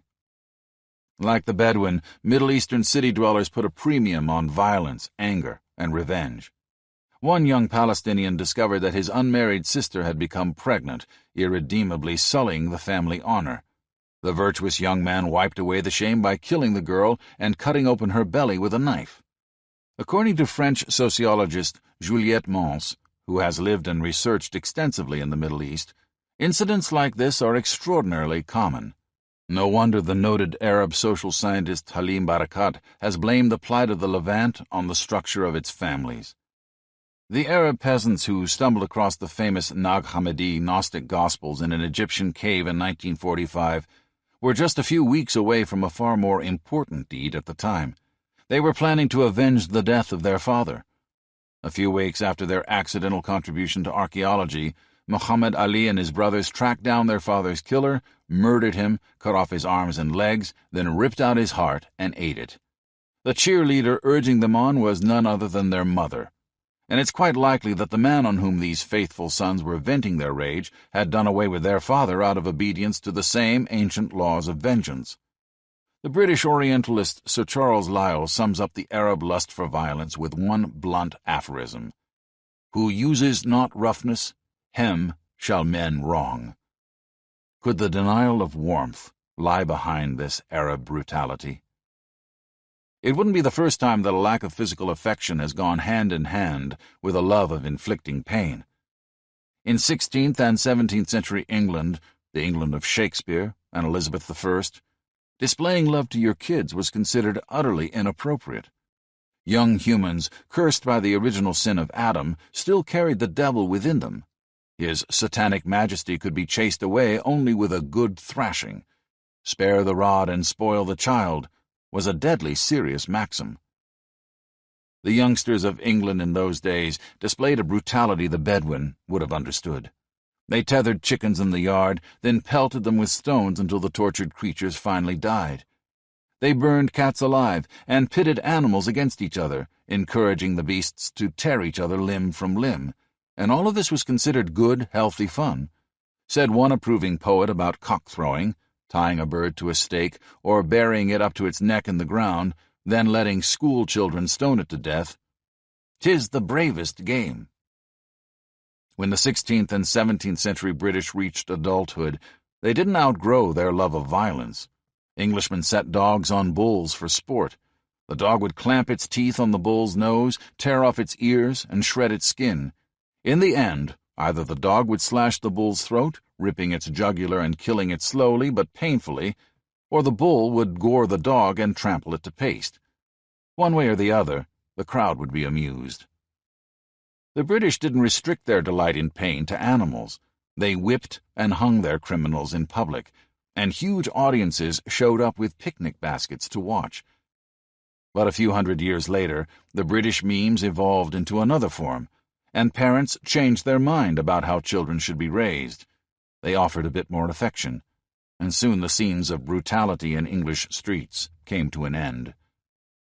In much of Arab society, the unmerciful approach of fathers to their children continues, and public warmth between men and women is still considered an evil. Perhaps this is why a disproportionate number of Arab adults, stripped of intimacy and thrust into a life into which vulnerable emotion is a sin, have joined extremist movements dedicated to wreaking havoc on the world. Wreaking havoc on the world.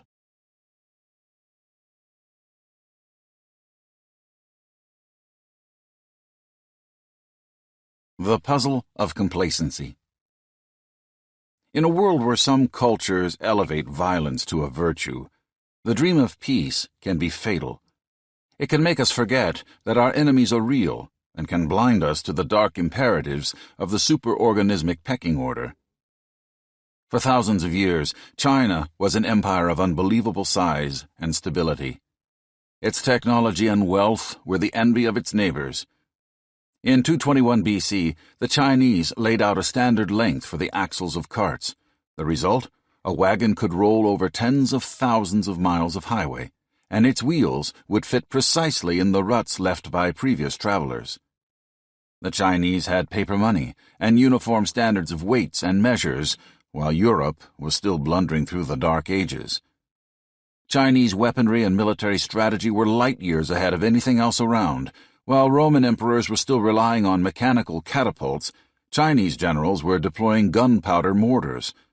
As early as the 4th century BC, Chinese princes were already sending armies of 500,000 men into battle, and those legions were equipped with hardware the Europeans of their time could not even imagine. They had trigger-operated crossbows, chain-mail armor, and swords and spears of a miracle metal, steel. But the Chinese were periodically blinded by their own power. Slipping into the cheerful conviction that they could simply wish warfare away, they overlooked the potential of barbarians.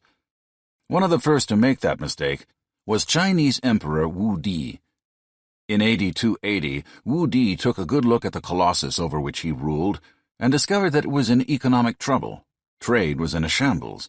The people were poor and burdened with unbearable taxation. When Wu Di examined the problem more carefully, he quickly found its root. China was being dragged into the pit by a burden that had grown like a cancer, her military budget. Taxes were sopped up by the needs of a massive army, and most of the country's coins had literally been melted down to make weapons, forcing merchants to abandon money and rely on primitive barter. There was so little cash available that even government bureaucrats had to be paid in grain and silks. But there was good news on the horizon. Wu Di's armies had just overcome the two great powers that had for years posed the empire's major military threat, the muscular kingdoms of Wei and Wu. Now the moment had arrived when China could discard her military burden, lighten the load on her people, and set her economy free. Reducing the military budget was a good idea, but the Chinese took it too far. In the year 280, Emperor Wu Di made a staggering announcement, one that must have gladdened the hearts of Chinese everywhere. He decreed a general disarmament. The anvils of the sword-makers and the armorers grew silent. Generals were commanded to decommission their troops. Soldiers were ordered to go back to civilian life. The government hoped that its former infantrymen would settle down as farmers and become tax-paying citizens, helping to replenish the drained coffers of the administration. It sounds like a prescription for utopia, doesn't it? But the blissful state of permanent peace never quite materialized. The Chinese had disregarded the Lucifer principle. Hovering outside the country's borders was a federation of nomadic tribes that lacked China's civilized refinements and gift for high-tech creativity. But its leaders had studied every nuance of Chinese art, administration, and weaponry. And they possessed one significant edge. They had no compunctions about killing. In fact, it was their favorite sport. This tribal constellation was called the Xiong Nu. We know them better as the Huns. At first glance, no one could possibly have thought that the Huns were a serious threat. Their army consisted of a mere 50,000 men. The recently disbanded Chinese legions had been as large as 1,000,000. But in AD 309, the relatively small Han military machine descended on the Chinese capital, Luoyang. The Chinese defended themselves doggedly, but they were at a severe disadvantage. Having retooled for peace, they were no longer equipped for war. After 2 years of fighting, the Huns marched into the defeated city and took the Chinese emperor, the descendant of the mighty sun, the linchpin who held together the heavens and the earth, captive. And in 313, they killed him. Within 3 years, the alien forces had completed their mop-up operation and seized the entire western sector of the critical Chinese north. Chinese princes, generals, and wealthy landowners fled for their lives. The day belonged to the Huns. An empire bigger than all the European states combined had fallen, all because it ignored the danger of the barbarians. You'd think the Chinese would have learned from that mistake, but they didn't. The Hunnish rule of China lasted a generation, then in 329 it came to an end. For the next 200 years, the Chinese were ruled first by one barbarian group, then another. It took a long time before China was finally able to restore her ancient glory. But once she had regained power, she slipped a second time into the blissful complacency that shutters the eyes of those on top of the pecking order. And her second careless stumble carries even more lessons about the dangers ahead of us. In the 11th century, once again convinced that she could use her great strength to usher in an era of peace, China turned to diplomacy, and did so brilliantly. She discovered that it cost far less to pacify her enemies with tribute than it did to maintain an elephantine army, so she paid her enemies off. To keep these hulking powers from her throat, she worked insidiously behind the scenes to stir up trouble. Not trouble that would threaten her own security, but that would create squabbles among her neighbors. After all, the more they quarreled with each other, the less they'd bother the Chinese.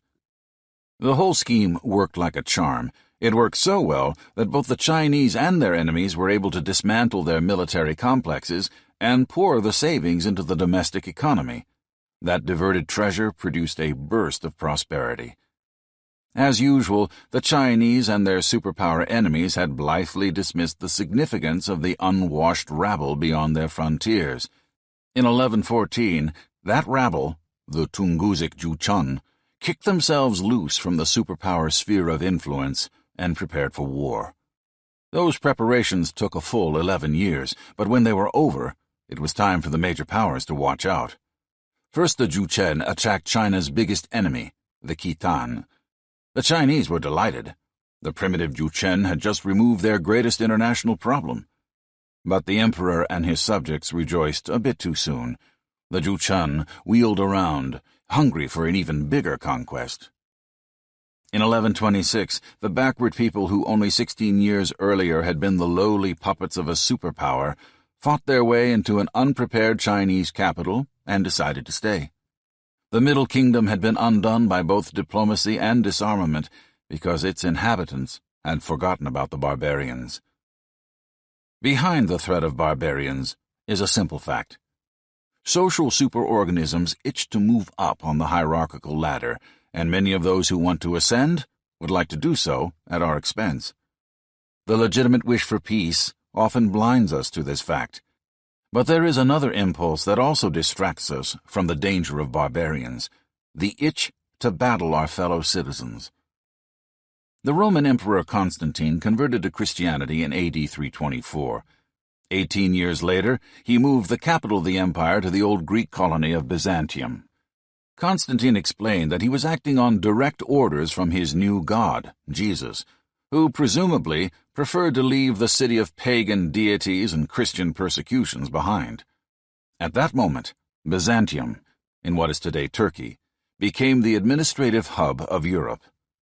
By AD 600, Byzantium was the mistress of a territory that included the lands of modern Egypt, Palestine, Syria, Greece, Yugoslavia, and parts of Libya, Algeria, and Spain. She was rich beyond measure, and had signed a highly favorable peace treaty with her biggest superpower rival, Persia. But things were not as cheerful as they seemed at first glance. The Byzantines had a nasty habit of blaming everything in sight on each other, and of fighting, to the death, over every trivial detail on which they disagreed. The most famous of these conflicts were the battles between the Greens and the Blues, the conservatives and liberals of the day. The two groups were followers of different teams in the sporting matches at the local hippodrome, but they were also rivals for the soul of the city. One was led by aristocratic landowners, the other by merchants and industrialists. One supported orthodox religion, the other was drawn to unconventional spiritual notions. The Greens and Blues killed each other over petty issues like which words truly belonged in a prayer. They had pitched battles in the streets over economic policy, toppling statues and burning down public buildings as they went. They murdered each other during riots at sporting events, and they were not content with one or two accidental homicides during a heated melee. On one occasion, the Greens hid stones and daggers in baskets of fruit, showed up at a solemn festival, and massacred 3,000 of their Blue opponents. Eventually, the Greens and the Blues led a revolution in which they indulged their love for murdering their neighbors. They killed the sons of the emperor before his eyes, then slew him as well. The revolutionary factions installed their own imperial candidate, Phocas, on the throne. This reformer indulged in a political bloodbath of devastating proportions. Determined to return the state to moral and religious purity, he rubbed out anyone whose views were the least bit unconventional. With the Persian superpower out of the way, the Byzantine citizens thought that only their internal opponents mattered. They forgot that other enemies might exist somewhere outside the comfortable borders of their own land. While the Byzantines attacked each other in the streets over fine points of theology, a horde of Bedouins and backwater merchants rode out of the unfamiliar deserts to the southeast, roused to a frenzy by a new religion that made battle a holy deed. These armies of Islam snatched nearly everything the bickering Byzantines had. The Mohammedans took Syria, Palestine, Armenia, Mesopotamia, and Egypt in a mere 12 years. Then they gradually pried North Africa, Spain, Greece, Yugoslavia, and the rest from Byzantine hands. In 1453, even Byzantium itself would fall to become the new capital of an Islamic empire. The city's name, Constantinople, would disappear from the map, replaced by the Turkic label, Istanbul. Like the citizens of Constantine's capital, we would rather fight each other than acknowledge a simple reality, that there are people in the outside world who relish the opportunity to destroy us. Our 1980s anti-nuclear movements were not directed at makers of atomic bombs in Pakistan, Iran, Iraq, or North Korea, just at those in Washington.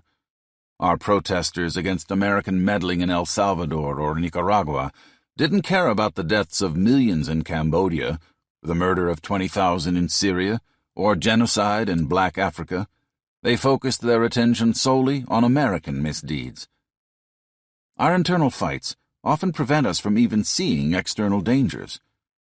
Under Ronald Reagan in 1983, the United States sent its Marines to Lebanon as a peacekeeping force in the hope of slowing the civil violence that was tearing Beirut apart.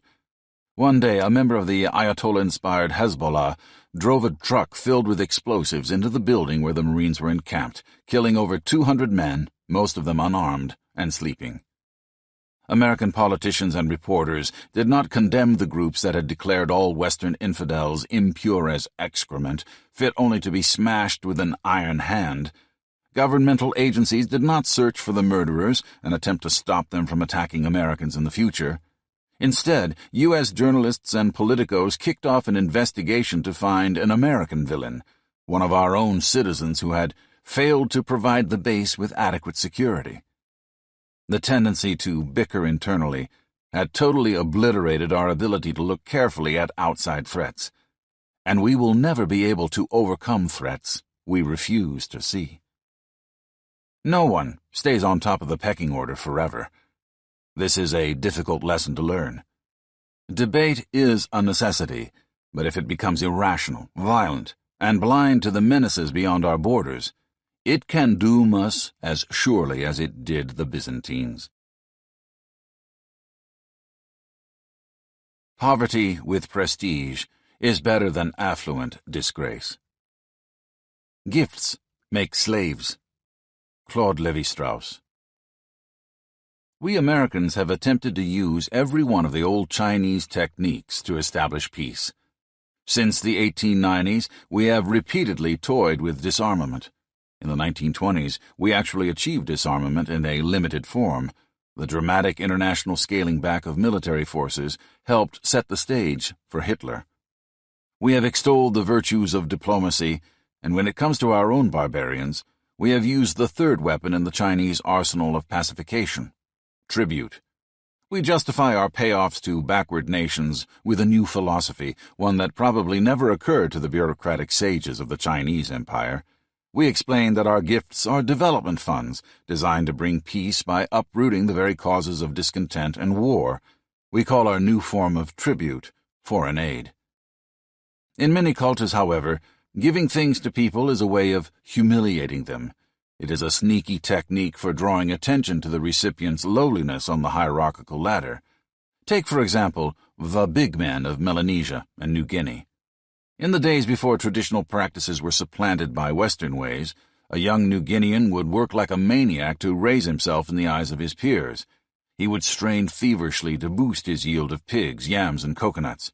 He would recruit his wives, children, and relatives to join in the frantic race for agricultural productivity. If all went well, he would take the profits and plow them into building a men's clubhouse. When the neighbors, pleased with the clubhouse food and entertainment, were sufficiently impressed, the struggling entrepreneur would ask them to join his growing army of pig, yam, and coconut growers. The grand climax of the young man's effort would come when he challenged a local big man, a high-placed figure revered for his powerful following. The contender would do it by inviting his older rival to attend a feast. At the grand dinner, the upstart would banquet the elder with a deluge of pork dishes, coconut pies, and sago almond puddings. The young man's followers and those of the guest would count every dish of food that hit the table. If the mountain of delectables the rookie offered was large enough, the big man knew he was in serious trouble. The elder would go home and spend the next year spurring his followers to new heights of productivity. Then he would invite the young challenger to a feast at his place. He, too, would heap the table with pies, roasts, and puddings, and once again the crowd would keep a breathless count, for if the older dignitary failed to lay on as rich a feast as the young man had the previous year, it would all be over. The venerable gentleman would be shamed. As he plunged down the ladder of prestige, his followers would desert him, and the callow whippersnapper who had mounted the challenge would leap dramatically upward in the pecking order. Now he would be the big man. In New Guinea, the man who could not give as much as he received earned only one reward: disgrace. The New Guineans were not alone in regarding the giveaway as a technique for inflicting humiliation. The Kwakiutl people of the Pacific Northwest were famed for their potlatches. In the potlatch, a Kwakiutl chief would invite a rival in his tribe over for a visit, then shower the guests with gifts. The greater the pile of presents, the more the guest would lose face, plummeting down the pecking order. Among the Kwakiutl, to give away goods is divine, but to accept them is less than human. Even our recent ancestors were aware of generosity's subversive power. Medieval European aristocrats threw an annual feast and invited the peasants in to stuff themselves. The ritual drove home the fact that the noble was on top and the peasants were on the bottom. The Anglo-Saxon word for someone at the crest of a social heap, lord, was a testament to the put-down power of the handout. The word's literal meaning, loaf-giver. The role of the giveaway as a hierarchical weapon goes back to our cousins, the chimpanzees. In an earlier chapter, there is a description of what happens when one of these meat gourmets is lucky enough to kill a young gazelle or a baby baboon. Females, children, and even his rivals crawl toward the hunter, lowering their eyes and stretching out their hands with palms upturned. They whimper, squirm, and cry. Such is the power of generosity to elevate the giver and cast down those who receive. No wonder those on whom we lavish aid are not particularly fond of us. Compassionate gestures have a purpose we seldom admit. They confirm our feeling of superiority, gratifying us with the certainty that those who receive our help are, indeed, below us. This makes the recipients loathe us. They gladly exchange the food and blankets we send for the opportunity to look down upon their benefactors. The fathers of our foreign policy feel that by alleviating hunger, poverty, and disease, we can pull the pins out from under the urge to shed blood and make the Third World love us. The philosophy hasn't worked. The abasement of the charity recipient is only one reason. Another, our official definitions of want bear little relationship to the reality of the human psyche. We assume that humans desire food, clothing, and shelter, but we forget that people crave something far more vital: status and prestige. They yearn to move up in the pecking order. Our relief agencies ship food and medicine to the poor of South America, but when allowed to buy what they prefer, women of South America's underclass purchase something they consider more vital than penicillin or protein-rich nutrient. They spend their precious funds on lipstick. Lipstick brings the admiring glances of men and the envy of women. To the shanty-dwelling women of South America, that pecking order bonanza is worth more than a well-balanced meal. We should know better than to think that the citizens of underdeveloped countries are motivated by the simple desire to escape poverty. We have the evidence right here in the United States. In Harlem, a hotbed of deprivation, the driving desire of teenagers is not for something of practical merit. It's for status symbols. According to Claude Brown, author of Man-Child in the Promised Land, adolescent boys above Manhattan's 125th Street feel compelled to wear a new pair of designer jeans twice a week, to show fly, to dress up, and to wear high-priced status brands like Fila and Adidas. One teenager told Brown, "It's embarrassing not to have a pair." In Harlem, prestige frequently means more than food, shelter, and clothing. Far more. Why shouldn't it? Exactly the same instinct works its will on the wealthy folk downtown. These resplendent souls will waste substantial sums of cash to purchase flimsy plastic luggage simply because it bears the logo of Vuitton. Claude Brown has an explanation for this. Teenage Harlem's preoccupation with prestige is the fault of a society afflicted by materialism. Brown fails to realize that virtually every tribe or nation ever studied has been obsessed by some sort of status symbol. Even naked, spear-carrying Pacific Islanders wore penis cones, whose decorations showed off their rank. All human cultures, including the classless societies engineered by Marxism in its prime, have been in the grip of the pecking order. So powerful is the pecking order impulse that pride has frequently meant more than survival to human beings. Pilots in the First World War refused to wear parachutes because safety devices were not manly. The flyers chose going down in flames over slipping a notch in the pecking order. So have many others. In AD 70, the Romans attacked Jerusalem. One group of Hebrews stubbornly marched to a desert fortress called Masada. For years they held out against the Roman legions. Then, when the Jews could resist the attackers no longer, the entire band committed suicide. These fighters preferred death to a fate as featherless chickens on the bottom of the imperial pecking order.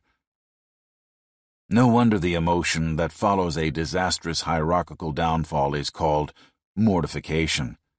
The root of mortification is the Latin mortis, death. Disgrace is, to many humans, as dire a fate as physical extinction. Humiliation and the insidious force of the giveaway can trigger superorganismic cataclysm. Take the example of Iran. From the late 19th century until the Second World War, the Iranians felt the disgrace of living in the shadow of the superpowers. Iran was addicted to superpower help, ashamed of its dependency, and resentful of the resulting influence the major nations achieved over its affairs.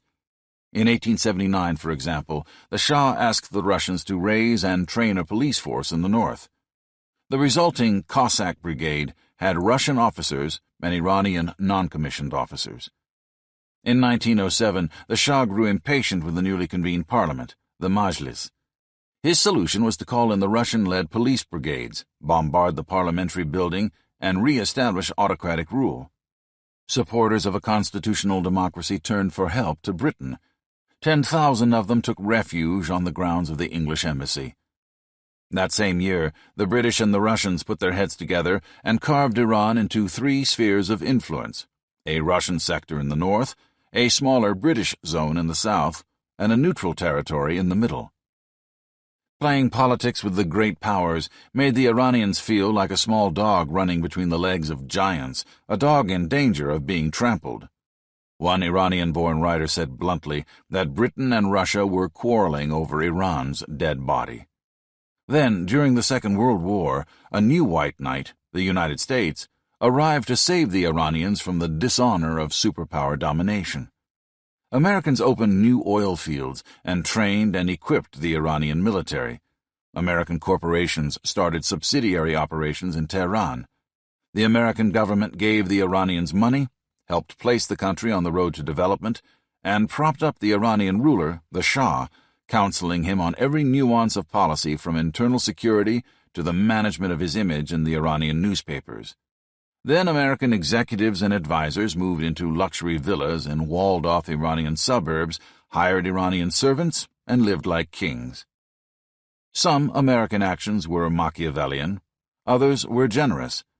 Both were destined to incur resentment. It wasn't long before the Iranians felt their old sense of humiliation and realized that they were still in the pecking order's lower depths. Even the Shah felt the Americans despised him.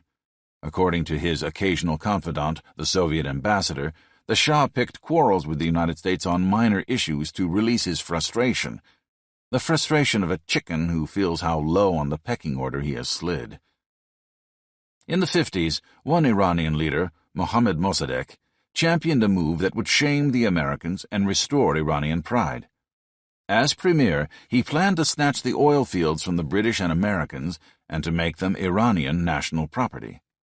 When Mossadegh spoke of Islamic pride, he literally brought tears to the eyes of his fellow Iranians.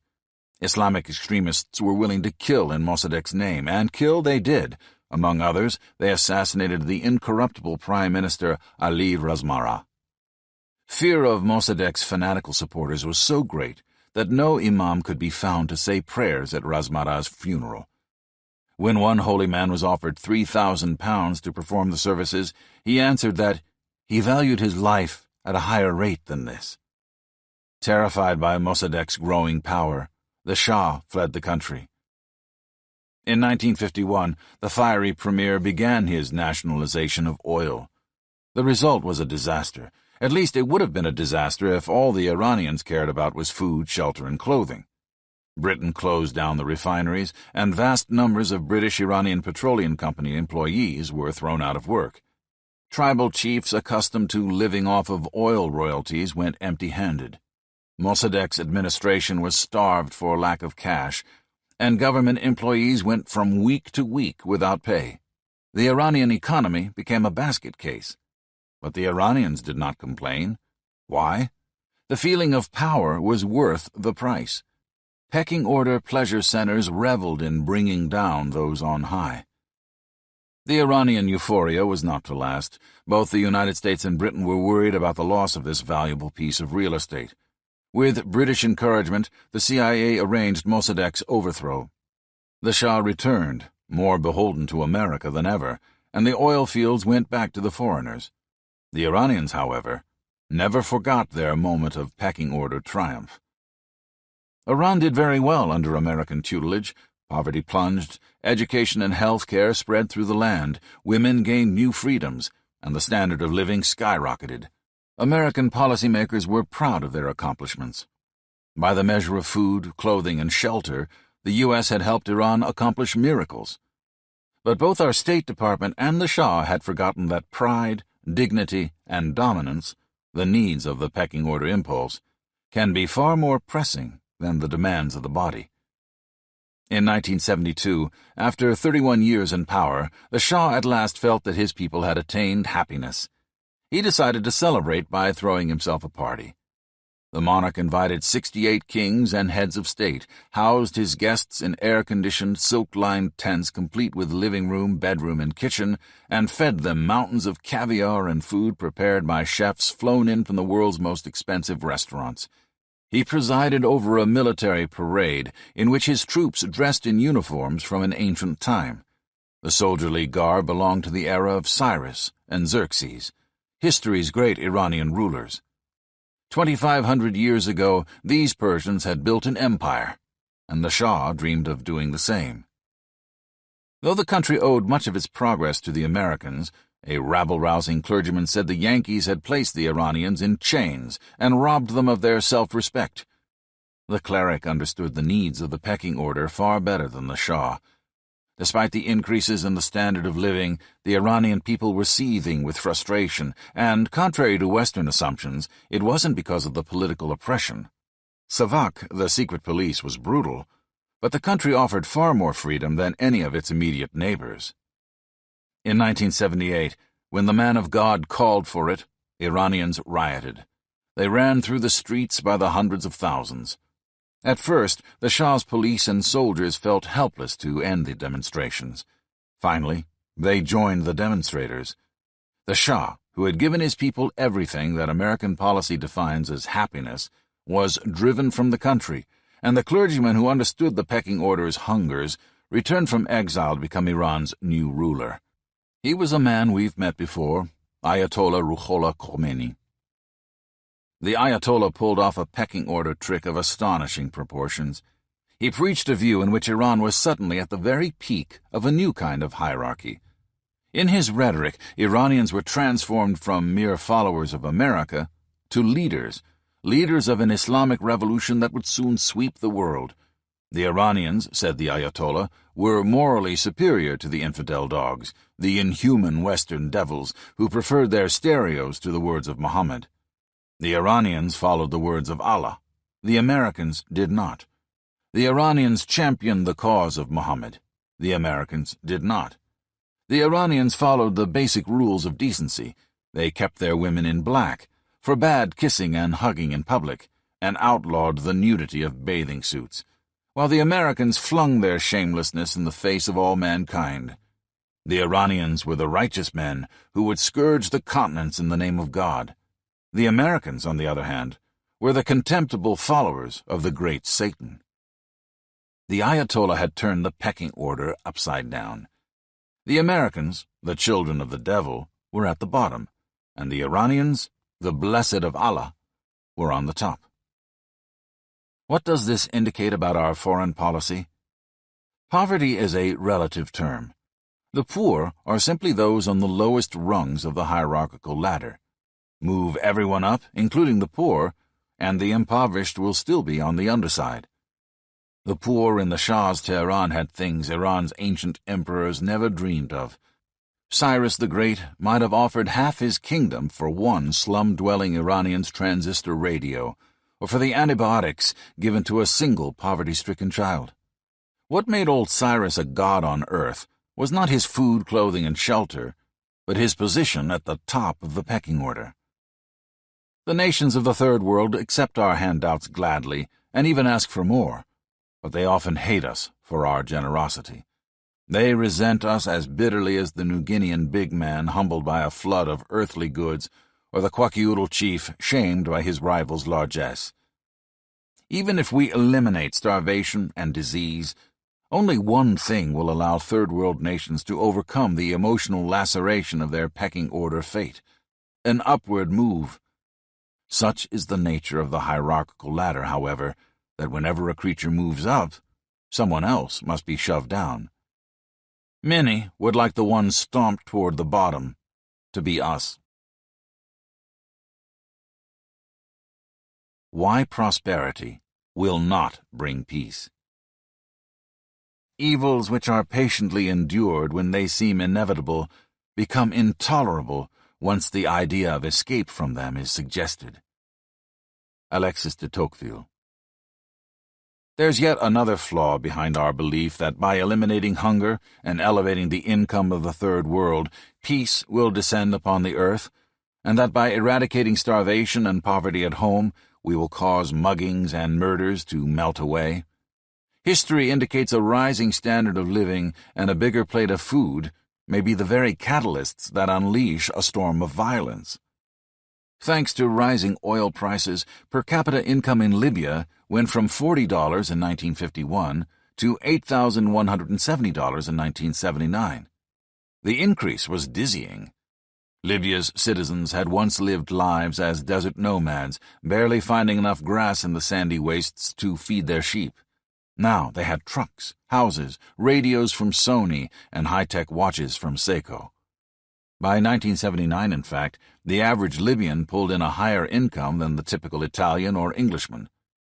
The increase in standard of living, however, did not create a more peaceful society. In fact, Libya's murder rate went up dramatically. Furthermore, under the leadership of Muammar el-Gaddafi and his revolutionary dreams of glory, Libya began exporting terror worldwide. Good times can be just as damaging to peace here in the United States. When the economy goes up, murders do not go down, they rise. The most startling fact revealed by a study of the relationship between American murder rates and the economy from 1929 to 1949 was that homicides actually plunged dramatically during the Great Depression. In addition, military historian Robert L. O'Connell contends that since the beginning of recorded time, periods of optimism and bursts of new weapons development have gone hand in hand. War and the dreams of conquest are fueled, it seems, less by poverty than by the heady whiff of new riches. In the 12th century, the Mongols were a nomadic people living on the plains of eastern Asia. Their economy was based on their horses. They drank mare's milk and made war on horseback. The Mongols supplemented their diet on long trips by pricking their horses' necks, drawing blood, mixing it with a bit of the millet meal they carried in a pouch at their side, and eating the ruddy paste while galloping across the countryside. In the late 12th and early 13th centuries, the Mongols were gifted with an economic boom. Good weather increased their supply of fodder, allowing a spectacular growth in the number of new colts. The Mongols, interpreting the boost in pasturage as a sign that God had granted them the entire world, took off on a rampage. Within less than 70 years, they had conquered a territory nearly twice the size of the Roman Empire. It included China, Russia, Persia, Syria, Iraq, and chunks of Eastern Europe. That empire was not won with gentle persuasion. One Mongol descendant, Tamerlane, was remembered for building 120 towers of severed heads in the opulent city of Baghdad. Needless to say, the skulls had all been parted from their supporting vertebrae by Mongol swords. But why does carnage so frequently follow a boost in well-being? One clue may come from the following puzzle. Murder rates rise after a war. You'd think they'd go up the most in the losing nations, whose citizens are frustrated and gnashing their teeth over their misfortune, but they don't. Murders increase the most in the country that won. The same phenomenon has been observed in animals. When two groups of rhesus monkeys were squeezed into a territory smaller than what they were accustomed to, one pack aggressively asserted its right to lord it over the other and hogged the available real estate. As the winning gang beat its rivals into submission, a strange thing occurred. The members of the losing troop fought less among one another, but within the dominant group, which was in the process of acquiring new space, aggressive interactions increased. Why? The answer takes us back to the influence of the pecking order on testosterone. In studies of combative monkeys and of competing college wrestling teams, a simple fact has emerged. Testosterone levels go up in the winners and down in the losers. Testosterone makes winners restless, confident, and aggressive. The steroids taken by athletes, for example, are a synthetic variation of natural testosterone. These drugs can induce a boldness that borders on insanity. Psychiatrists Harrison G. Pope, Jr. and David L. Katz of McLean Hospital and the Harvard Medical School, respectively, interviewed 41 steroid-using bodybuilders and found, among other things, that one of these athletes was convinced he could jump from a third-floor window without harm. Another had bought 2 expensive sports cars, then cockily driven them at 40 miles per hour into a tree while a friend videotaped the feat. Testosterone is the very elixir of feistiness. Inject a young rooster with this remarkable hormone, and the bird struts away to look for a fight. What's more, he usually wins the battle and moves up in social stature. One reason may be indicated by the work of Turkish researcher Una Tan, who showed that testosterone can actually increase physical prowess. According to Edward O. Wilson, even hens given small doses of testosterone become more aggressive and move up in rank within the dominance hierarchies of the flock. In fact, injecting a few hens with testosterone propionate is a good way to trigger a barnyard revolt. A social group that has just had a stroke of good fortune is filled with men and women who've won in a big way. The leaders are on a testosterone high. No wonder the Mongols, flush with fresh prosperity, thundered across the Asian plains in search of battle. They were bursting with the hormones of aggression. But what is the logic behind this hormonal commotion? Surely, a stroke of good luck should make people more contented with life, not less. It should trigger a burst of gratitude, not a restless desire to gallop off and grab even more. But biology refuses to knuckle under to this common sense. The Arizona spade-foot toad lives in one of the driest deserts in the world. Its survival is a miracle. To live, the toad needs water, without which its cells would shrivel and die, and it needs whole puddles of the stuff in which to reproduce. Yet months go by in the southwestern desert without rain. Sometimes those months stretch into years. How does the spade-foot toad hold on to life? The beast follows a simple strategy. When times are tough, it saves its energy. As the desert grows dry and the sun becomes hot, the toad burrows under the sand and goes into hibernation, slowing its metabolic rate to a crawl and conserving every drop of water and fuel stored in its flesh. There the toad lies motionless, month after dreary month. If the amphibian were to emerge from this lethargic state too soon, its poorly timed outburst of optimism could be deadly. It might burn the water and nutrients it needs to see it through the coming months. Digging back under the sand could not save it, for the reserve supplies packed into its body would be gone. So in its days of impoverishment, when the desert floor is parched, the wise toad stays quietly underground. A sudden burst of prosperity brings the toad back to the surface. When a rare downpour soaks the Arizona land, the spade-foot toad is jolted awake by a hormonal surge. He shakes off his sluggishness, is seized with enthusiasm, and scrambles into the open air, searching madly for a puddle. When he finds one, he croaks for all he's worth, hoping to entice the ladies of his species to gather round. Within a short time, the puddle is a hotbed of social action. Males and females fling themselves into a sexual orgy. Within 24 hours, the spade-foot toad's paradisal puddle is filled with the results, a squirming horde of tadpoles. Poverty makes the spade-foot toad passive and inert, but the coming of prosperity whets a spirited desire to get even more out of life. The spade-foot toad is following a basic biological law. That same principle makes the rapid rise in good fortune among humans a dangerous thing indeed. Nature shuts down the expenditure of energy when resources disappear, but she unleashes energy when fresh resources arrive. She makes those who are deprived sit still and endure their fate. But when good fortune lifts the curtain of hopelessness, biology gives the lucky souls who've landed on an upward track a burst of manic zeal.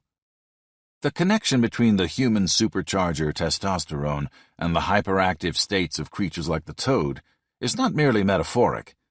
Experiments indicate that testosterone is the hormone that jolts hibernating creatures out of their torpid metabolic state when environmental resources finally return. Testosterone has an equally impressive impact on creatures who do not sleep the tough seasons away. During the winter, when times are tough, the canary is a silent bird. But when spring comes, his body produces a testosterone surge that results in a sudden desire to sing. Testosterone produces this musical enthusiasm by, among other things, triggering a growth of neurons in the brain. You can see a similar biological conservation device at work in yourself. You sit down to a meal. A half hour or less after you've started eating, you begin to feel warm. The food you're chewing hasn't reached your bloodstream yet. In fact, it will take hours before it is digested. So where does the sudden spurt of fuel that warms you come from? The body has held energy in reserve, just as it does in the case of the spade-foot toad. Those stored calories are designed to tide you over in case you skip lunch or find yourself in the middle of a famine. Once the first bite of a new meal passes your lips, however, your metabolic regulators conclude that there's new food at hand and release some of the hoarded nutrients into your bloodstream. At least 3 times a day, your body uses the logic of the toad, holding its reserves until it senses the arrival of fresh resources.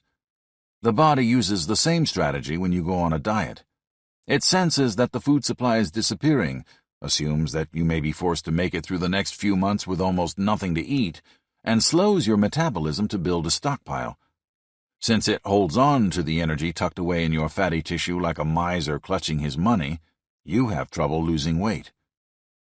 These food strategies are controlled by a part of the brain known as the hypothalamus. The hypothalamus also regulates anger and the urge to attack. Cats whose anterior hypothalamus is electrically stimulated will maul a rat. What's more, like Mongols setting off joyfully on a raid, these cats will learn to navigate a maze simply for the pleasure of pouncing on a rodent placed at the labyrinth's end. Like the spade-foot toad, human cultures in periods of hopelessness go into dormant passivity. The untouchables in India seldom attempted to overthrow the system that held them in miserable subjugation. They were resigned to their lot. But give a social group a jolt of resources, and suddenly it is infused with energy, optimism, and restlessness. Servants may feel ready to grab the knife with which they have been cutting the meat for the master and put it to the master's throat. Nations that have been wallowing passively in the slough of despond look for an opponent to bash in the hope of gaining fresh territory. The Arabs, for example, stayed dormant until oil wealth hit them in the early 70s.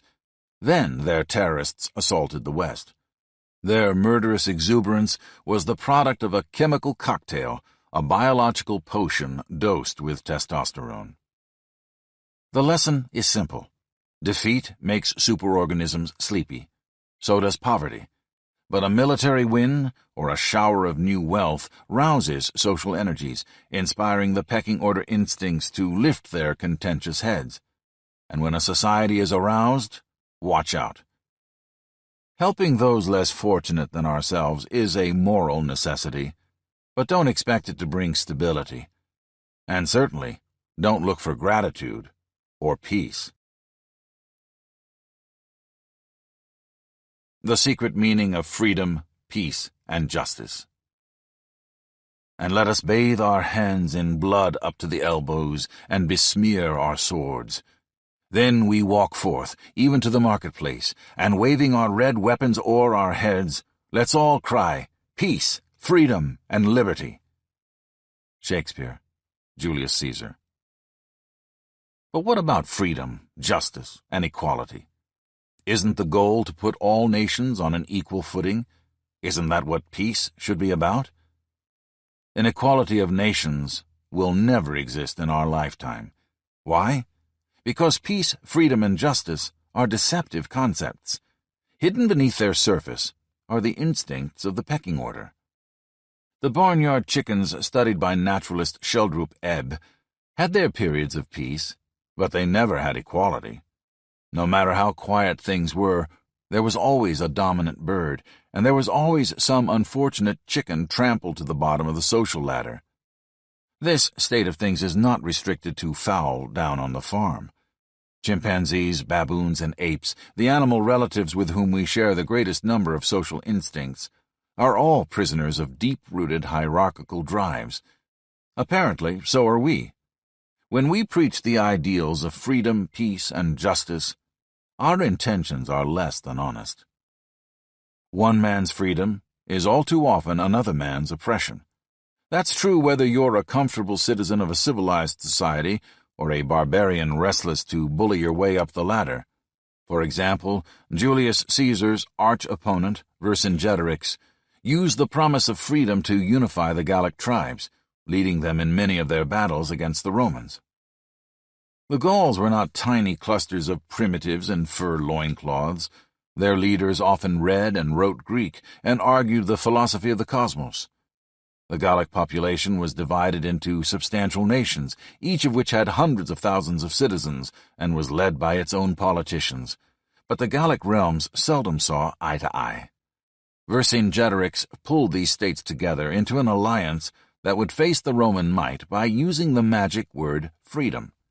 He proclaimed passionately that the Gauls must unite to fight for liberty from Roman oppression. What Vercingetorix failed to explain was his precise idea of how that liberation would work. Freedom, as he saw it, would consist of unifying all the Gallic nations so that they could operate with one mind. Whose mind? Vercingetorix's, of course. To ensure solidarity, Vercingetorix tortured and killed those who disagreed with him. On occasion, he was more humane. He cut off the ears and put out the eyes of those who didn't share his views, then sent the mutilated back home as a warning to anyone else who might be tempted to entertain independent ideas. The freedom Vercingetorix offered the Gauls, in short, was the exchange of one tyranny for another.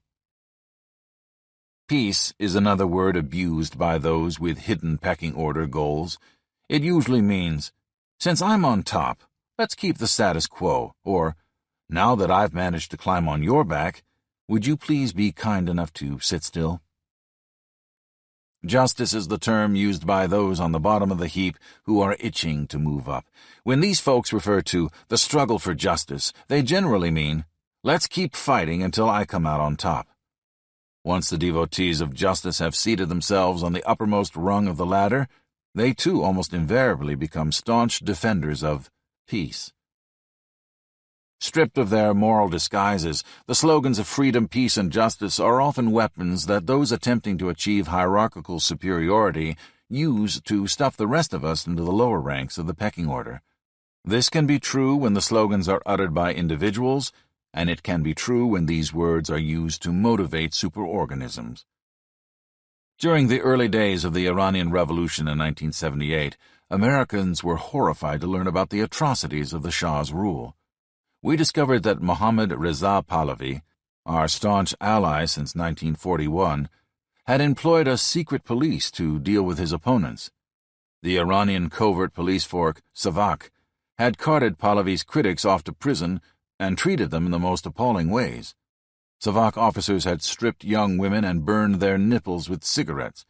They had kept one elderly arthritic politician in a cell filled with water up to his waist. They had beaten a female college professor for reading political poetry at a public meeting, broken up gatherings of opposition groups with goon squads, bombed the homes and offices of civil rights lawyers, and shot, according to their own admission, 174 urban guerrillas after secret trials. To top it all off, they had been guided by American advisers. In 1978, when the Shah was forced to flee his country, the Ayatollah said the revolution was a passionate grab for justice. It was, Khomeini declared, a necessary movement to free Iran from tyranny. But when Khomeini flew from exile in Paris to take over the reins of the upheaval he had fomented, it became obvious just how deceptive the words freedom and justice can be. Over the course of the next year, Khomeini installed men like himself in power. They were Muslim clergymen who had spent their lives studying the Quran and teaching its ways. The power of these spiritual shepherds, roughly equivalent to our priests, ministers, and rabbis, was soon vast. In the name of a revolution declared to bring freedom, the Iranian holy men shut down 10 newspapers. Freedom of speech, they agreed, could lead people to criticize Islam, a sin that was not allowed. Real freedom meant the right to worship as you were told. When Khomeini took power, his revolutionary followers set up kangaroo courts and dragged one victim after another before the bench, executing a total of 10,000 criminals and counter-revolutionaries. The revolutionary tribunals met at midnight, carried on their proceedings in secrecy, refused to let the accused defend themselves, and often did away with victims because of some private grudge held by one of the self-appointed revolutionary judges. Iranian Prime Minister Mehdi Bazargan felt this was an outrage, but Khomeini defended the operation of the tribunals as true Islamic justice. According to Iranian historian and journalist Shaul Bakash, Khomeini took the view that the insistence on open trials, defense lawyers, and proper procedures was a reflection of the Western sickness among us, that those on trial were criminals, and criminals should not be tried, they should be killed. Khomeini's notion of justice, then, was our idea of despotism. The crimes for which people were exterminated under the Ayatollah's revolutionary courts ranged from membership in the wrong political party to corruption on earth. On July 3, 1980, 2 middle-aged women and 2 men were dressed in white robes in the town of Kerman, led to a plot of open ground, buried up to their necks, then stoned to death. The women were charged with prostitution, the men with sexual crimes. The judge who had passed sentence hurled the first stone. The country's chief prosecutor was wildly enthusiastic about the executions. Stoning appears in the Holy Book, and the exultant high official said, "We approve of anything in the Quran." Not everyone agreed that the state should be ruled by a gang of ecclesiastics, but the clerics vigorously enforced their dominance, organizing personal armies, encouraging the creation of revolutionary brigades armed with machine guns, and controlling the Hezbollah, gangs of Muslim zealots armed with clubs. If secular-minded groups tried to throw a rally, the Hezbollah would charge into the crowd, clubs in hand, break a few heads, and send the ralliers running. If the leaders of the opposition proved adamant, the holy men had them seized by Revolutionary Brigade members, arrested, tried by hand-picked revolutionary tribunals under the clergyman's direct control, and imprisoned or executed. Often the leaders shot or jailed had originally fought alongside the clerics to overthrow the hated Shah. The newly declared criminals had been under the impression that they were struggling for their freedom. Muslim clergymen, led by their Ayatollah, Islamized society, feeding their citizenry to a time-honored meme. Opposition to that meme was one of the worst crimes of all. When President Bani Sadr criticized the clergyman's rapidly growing ultra-religious political party, the holy men sent club-wielding gangs of Hezbollah to beat up Sadr's supporters. They arrested the president's staff members, shut down the newspaper in which he published his opinion, and rallied mobs under his window to chant, "Death to Bani Sadr." Incidentally, when the crowds grew tired of repeating Bani Sadr's name at the top of their lungs, the leaders signaled them to switch to another chorus, "Death to the United States." Finally, the clerics impeached Bani Sadr, who fled for his life. Other critics were less fortunate. Firing squads dispatched a 13-year-old girl and her sister for sympathizing with the Ayatollah's political opponents. They weren't the only youngsters to fall victim to Khomeini's freedom. When students at a Tehran high school complained because their teachers were being purged for political nonconformity, revolutionary officials taught the pupils a lesson. They paraded four of the instructors into the school courtyard, gathered the student body, and shot the pedagogues dead. These Tehran pupils were luckier than many. Of the thousands tortured and executed between June 1981 and September 1983, half were in secondary school or college. Meanwhile, Gasht-e-Ther Allah, mobile units of the Wrath of God, rode through the streets of Tehran in cars hunting down citizens with suspicious faces. Gangs of revolutionary thugs broke into homes and sprayed the inhabitants with machine gun bullets. The new Iranian leaders called their harshness Islamic justice. Just a short time earlier, these same leaders had condemned far more humane behavior as tyranny. When the Ayatollah had cried out steadily for the Shah's ouster in the 60s and 70s, one of the inhumanities he'd denounced was the Shah's execution of Iranians on drug charges. And how many did the Shah put to death? A handful. Under the Ayatollah, on the other hand, 200 Iranians were killed for drug trafficking or drug use. Many of these were executed after trials in which the evidence was flimsy at best. When the Shah had done it, it was an atrocity, but when the Ayatollah did it, it was justice. Justice, then, can be a very relative term. 4 years into the Iranian Revolution, its first premier, Mehdi Bazargan, about the only man in Iran who could voice a complaint and live, said the government of Islamic clergymen had done nothing but create an atmosphere of terror, fear, revenge, and national disintegration. "What has the ruling elite done in nearly 4 years?" Bazargan asked, "besides bringing death and destruction, packing the prisons and the cemeteries in every city, creating long queues, shortages, high prices, unemployment, poverty, homeless people, repetitious slogans, and a dark future?" What the revolutionary government had done was simple. It had rearranged the Iranian pecking order, removing the dominant beast, the Shah, and replacing him with the Ayatollah. Along the way, Khomeini had moved the Islamic clergyman to the top of the hierarchical heap. As in the case of Vercingetorix, one man's freedom meant another's oppression. That principle applies not just to the pecking order within a country, but to the pecking order without. The Iranian clerics had wanted not only to move up in the domestic pecking order, but to climb in the international hierarchy, the pecking order of nations. In the days of the Shah, Iranian revolutionaries had lectured constantly about the evils of foreign domination. Once the revolution was over, however, these same freedom fighters tossed aside the idea that other countries also deserved to be free from foreign control. At Iran's Congress of Muslim Critics of the Constitution, shortly after the revolution, one faction argued that Islam knows no borders, and passionately insisted on the eventual creation of a unified state of all Muslim nations. The Iranians, of course, would hold the reins of this massive new superstate, directing it with a leaden grip. Another august debater at this Congress ridiculed the idea of self-determination for other countries.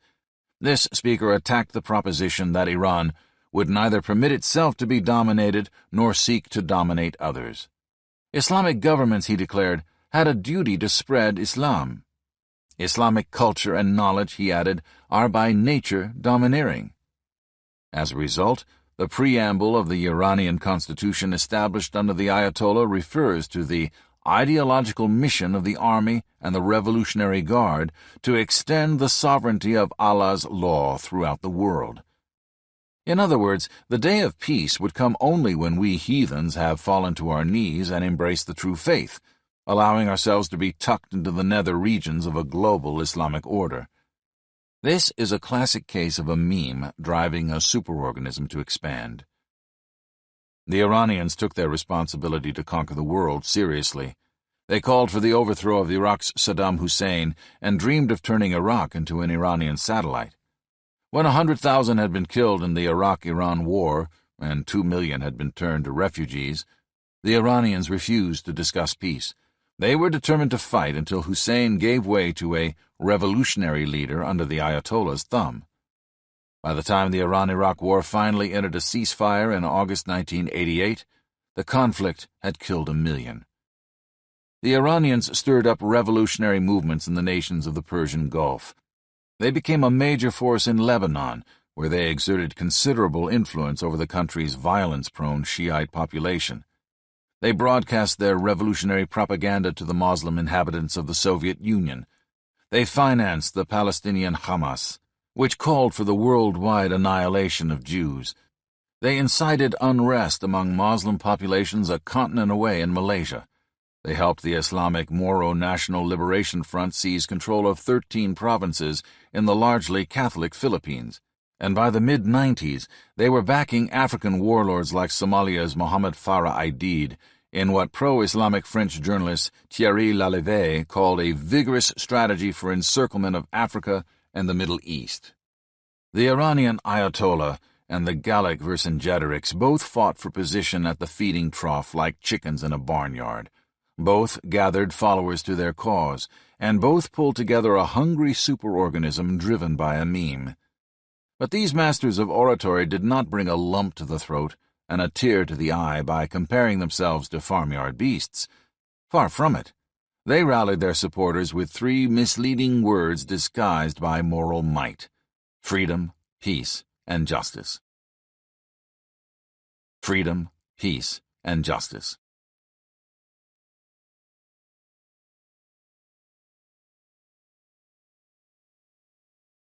The Rise and Fall of the American Empire. The Victorian Decline and the Fall of America.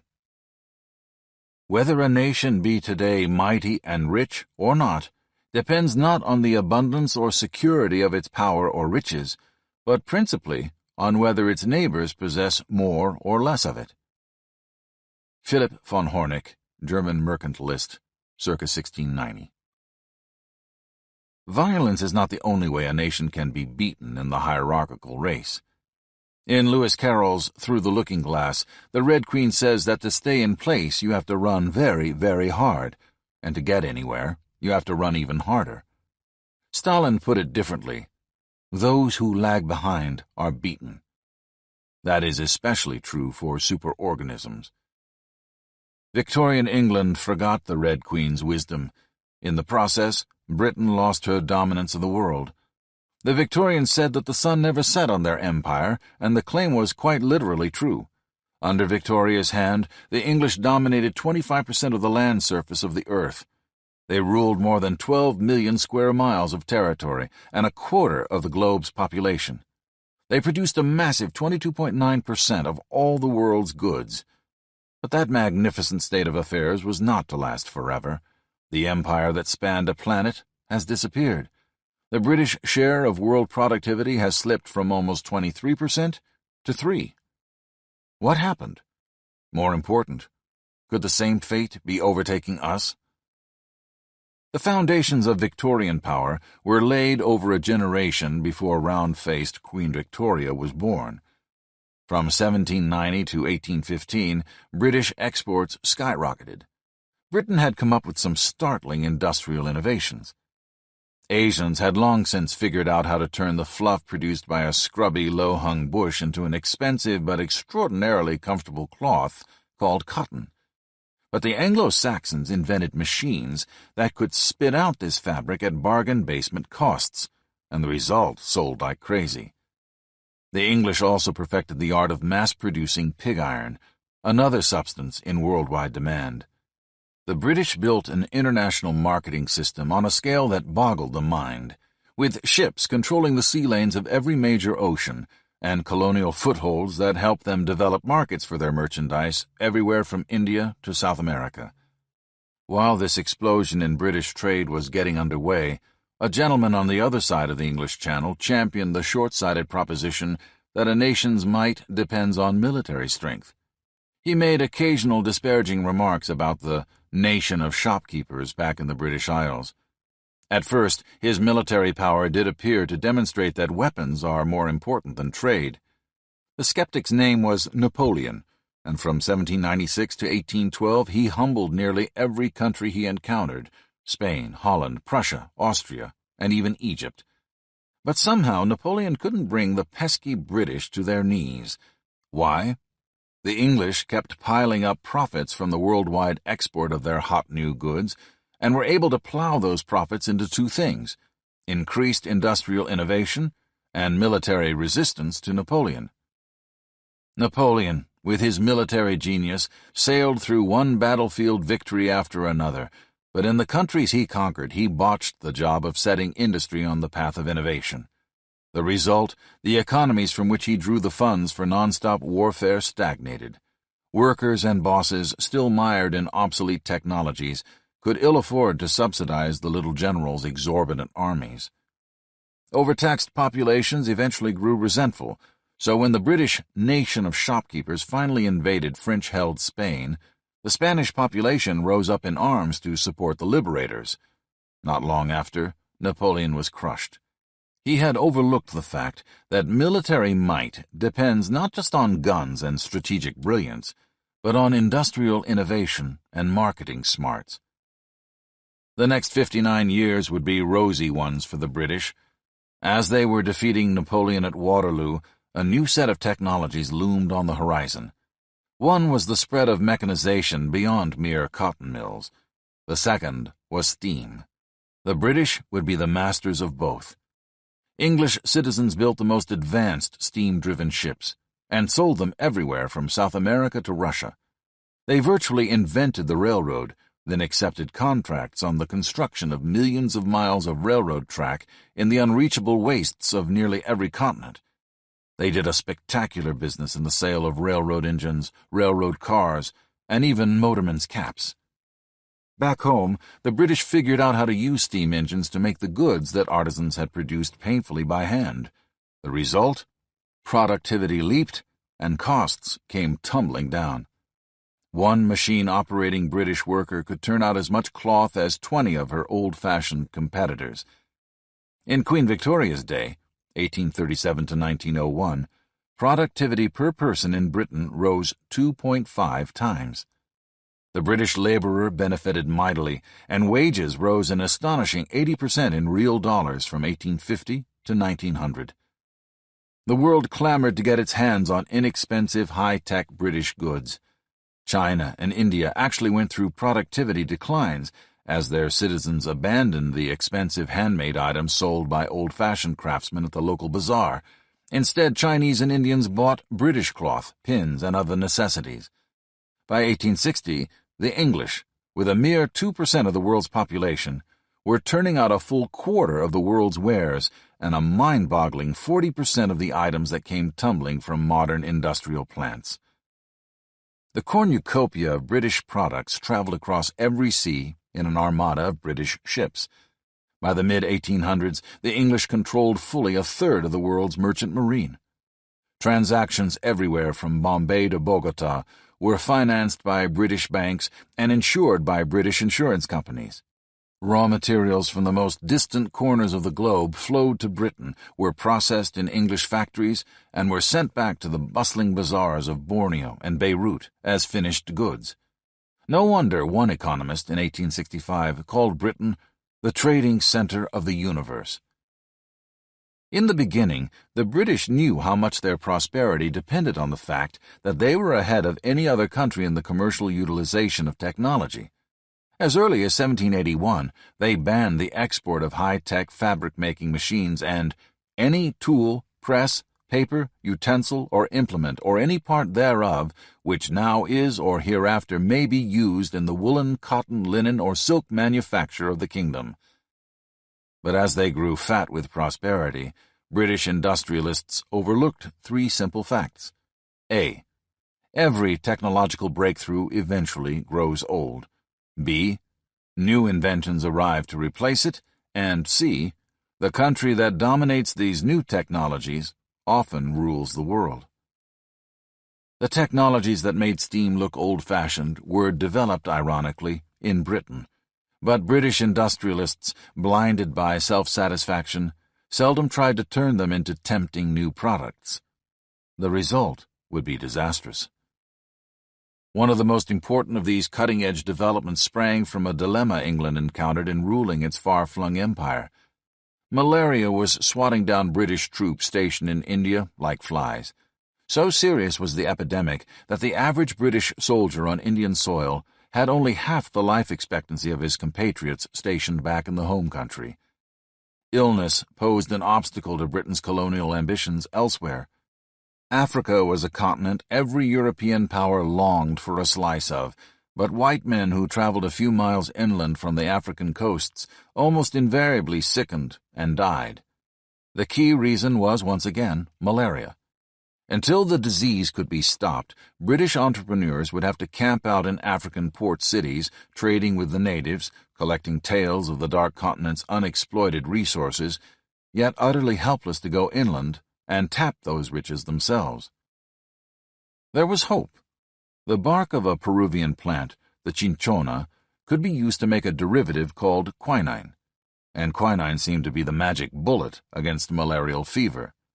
But British botanists had almost no luck in cultivating enough cinchona plants to make even the smallest amount of quinine, much less enough to serve entire armies. Meanwhile, the British had learned how to extract a vapor from coal and use this gas for lighting. But the extraction process produced a useless form of trash, coal tar.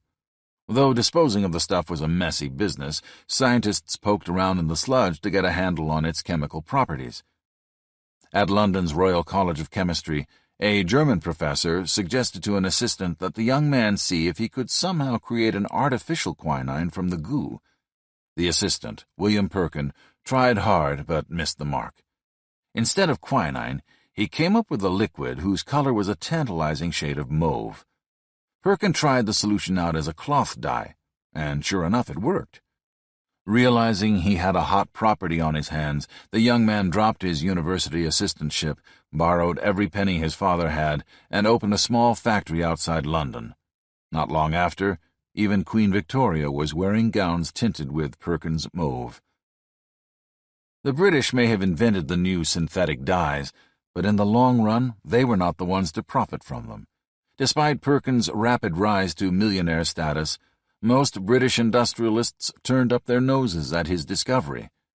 The Germans, however, did not. They worked like maniacs to find out what else they could extract from the grunge produced by coal.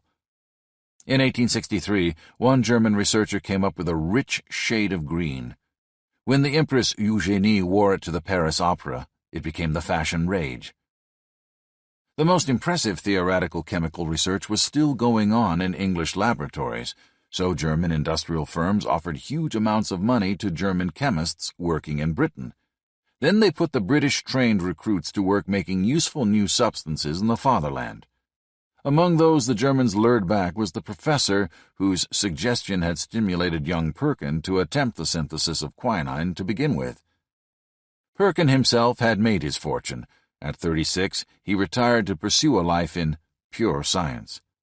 The British dye industry shriveled in his absence, but the German dye business became the first step in a technology that would revolutionize the future. It was the foundation of the chemical industry. That industry would have far-reaching implications for every aspect of human life. One example is the use of chemical fertilizers, with which German farmers were soon able to produce more food per acre than any of the other great powers. England had invented, then discarded one of the keys to the coming age, while the Germans had enthusiastically scooped up what the British had tossed aside. Chemical products were not the only futuristic goods that would soon make English steam engines look old-fashioned. Laboring in British laboratories were some of the greatest physicists of the age, Michael Faraday and James Clerk Maxwell. These men, and a few others, were coming up with astonishing discoveries about the properties of a peculiar force that had puzzled men of science for 2 centuries, electricity. But British industrialists did not buzz around Faraday and Maxwell's labs, anxious to discover what practical uses they could find for the pair's groundbreaking discoveries. Those who did plunge into the electricity business with every scrap of ingenuity they could muster were Americans and Germans. The first electric generating plant in Britain to sell power to the ordinary householder was built by an unschooled Ohio go-getter named Thomas Alva Edison. And when the Englishman Sir Coutts Lindsay erected a power station to rival the American upstarts, the British aristocrat was forced to import his alternators from the German firm of Siemens. Siemens, in fact, had a good deal of the generating equipment market sewn up. British electric railways, for example, depended on Siemens machines. Meanwhile, Britain's Faraday had long since discovered the principle of the alternating current transformer, but hadn't bothered to turn it into anything of practical value. The man who championed AC's development was an American named Westinghouse. Faraday had also shown the principle of an alternating current electric motor in 1821, but it took a scientist working with Westinghouse in America to make this motor a practical product 67 years later. To top it off, Faraday's experiments inspired a Massachusetts painter to figure out a use for electrical power that would dramatically shrink the world: communication. In 1835, the Yankee portrait artist Samuel Finley Breeze Morse built the first telegraph. Even the French got into the act. They went whole hog for outdoor electric arc illumination. Paris became the city of light, while London, the beacon of Western civilization, was still in the dark. One consequence: in 1873, Britain went into an economic nosedive. The British called it the Great Depression. English businessman H.L. Beals wrote, "Everywhere there is a stagnation and a negation of hope. This is not a period like those which followed ordinary panics. It is more likely the beginning of a new era for ourselves and the world." Beals was right. A new era was beginning, and the British wouldn't like it. What was the Great Depression of the 1870s all about? Steam technology was petering out. Most of the countries interested in buying a railroad from Britain already had one. Most of the factories that could use a British steam engine had already installed a gaggle of them. Meanwhile, all those foreigners who had purchased British steam devices and factory equipment were putting the new contraptions to work. Now many nations were able to turn out the inexpensive fabrics that had once been an indispensable British export. As a consequence, the demand for British cloth was in a nosedive. There was an enthusiastic clamor for a whole new species of products, but these were not commodities Britain made. They were the tempting new goods churned out by Germany's chemical industry and the delightful electrical devices made by both the Germans and Americans. Britain, the great exporter, found her stores flooded with inexpensive goods from overseas.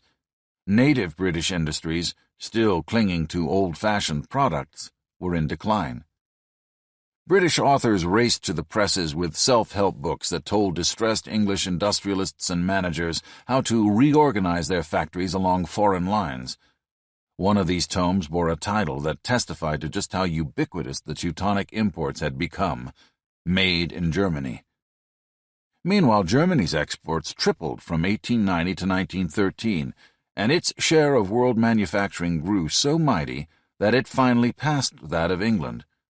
By 1913, the German companies Siemens and AEG would dominate the European electrical industry, employing an awesome 142,000 workers. German chemical giants like Bayer and Hoechst would produce 90% of the world's industrial dyes. On the other side of the Atlantic, another power was rising. America was vigorously grasping the new technologies of electricity and steel.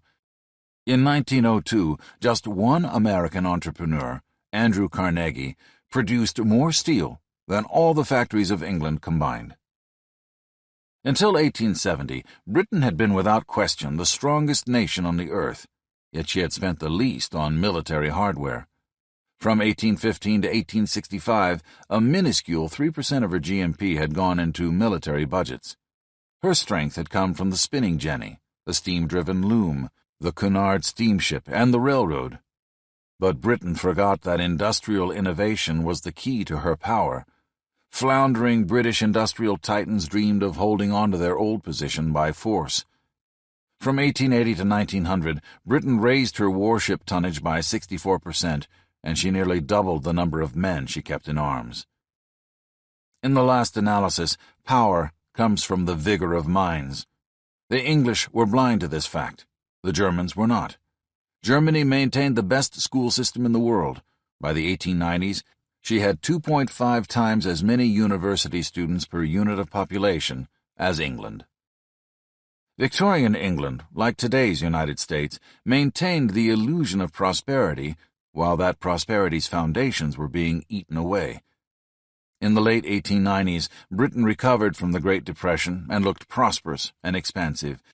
Plants were operating at capacity, and new industries were doing well. The upper classes were making money by the fistful. But appearances were deceiving. Big business was defending itself through counterproductive mergers and takeovers, and the gap between rich and poor was growing ever greater as England was slipping downward in the pecking order of nations. Meanwhile, Germany was moving up the hierarchical ladder, and the German leaders were gripped by the testosterone high that makes a nation belligerent. Friedrich Naumann was typical of those who gloated over Teutonic good fortune. He said, "The German race brings it.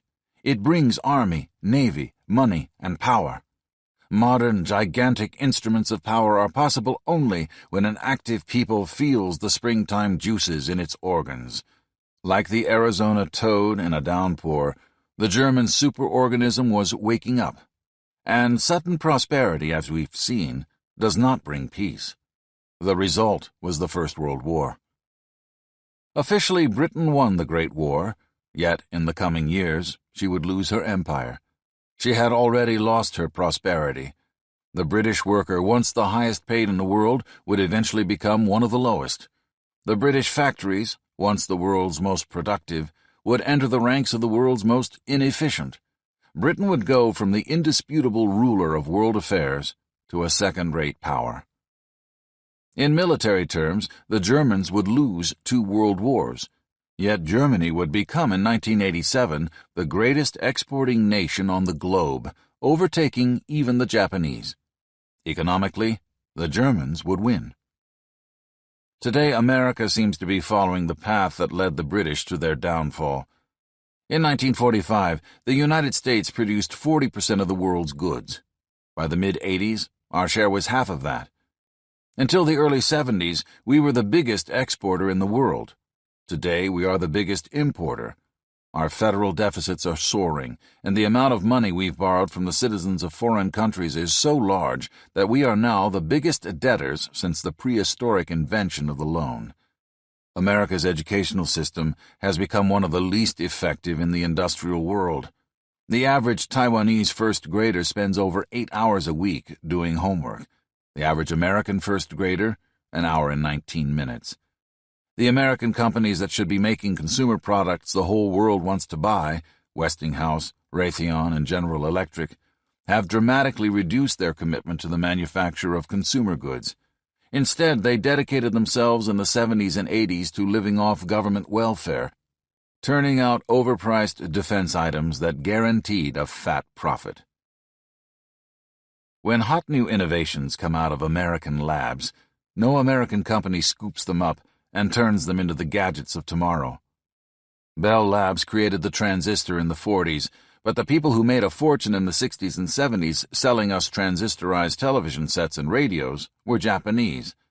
RCA and Ampex developed the videocassette recorder, but those who raked in over $6 billion a year selling VCRs to the world were, once again, the Japanese. Yet these sorry experiences did not teach us any lessons. American scientists were in the forefront of basic research on superconductors, the hot new technology of the 90s, but in 1988, most American companies were asleep at the wheel about applying superconductors in consumer products. The Japanese, on the other hand, were developing ways to use these futuristic materials to revolutionize everything from high-speed computer chips and power generators to simple electric wiring.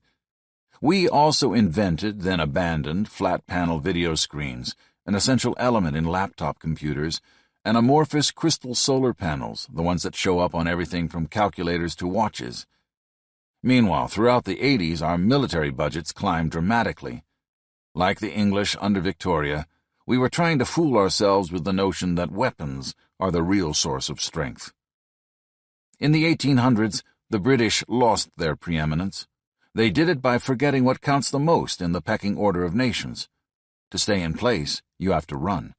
To get anywhere, you have to run even harder.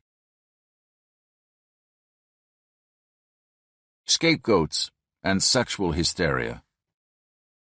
The social climb, or fall, of a superorganism radically redecorates the psychic interior of the individuals who form its constituent parts.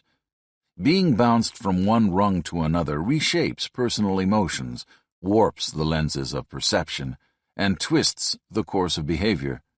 In the next few chapters, we'll dig into a few of the more peculiar consequences for the world in which we live today. When the pecking order status of a national superorganism slides, a frustrated populace looks for someone to blame, preferably a character located conveniently close to home.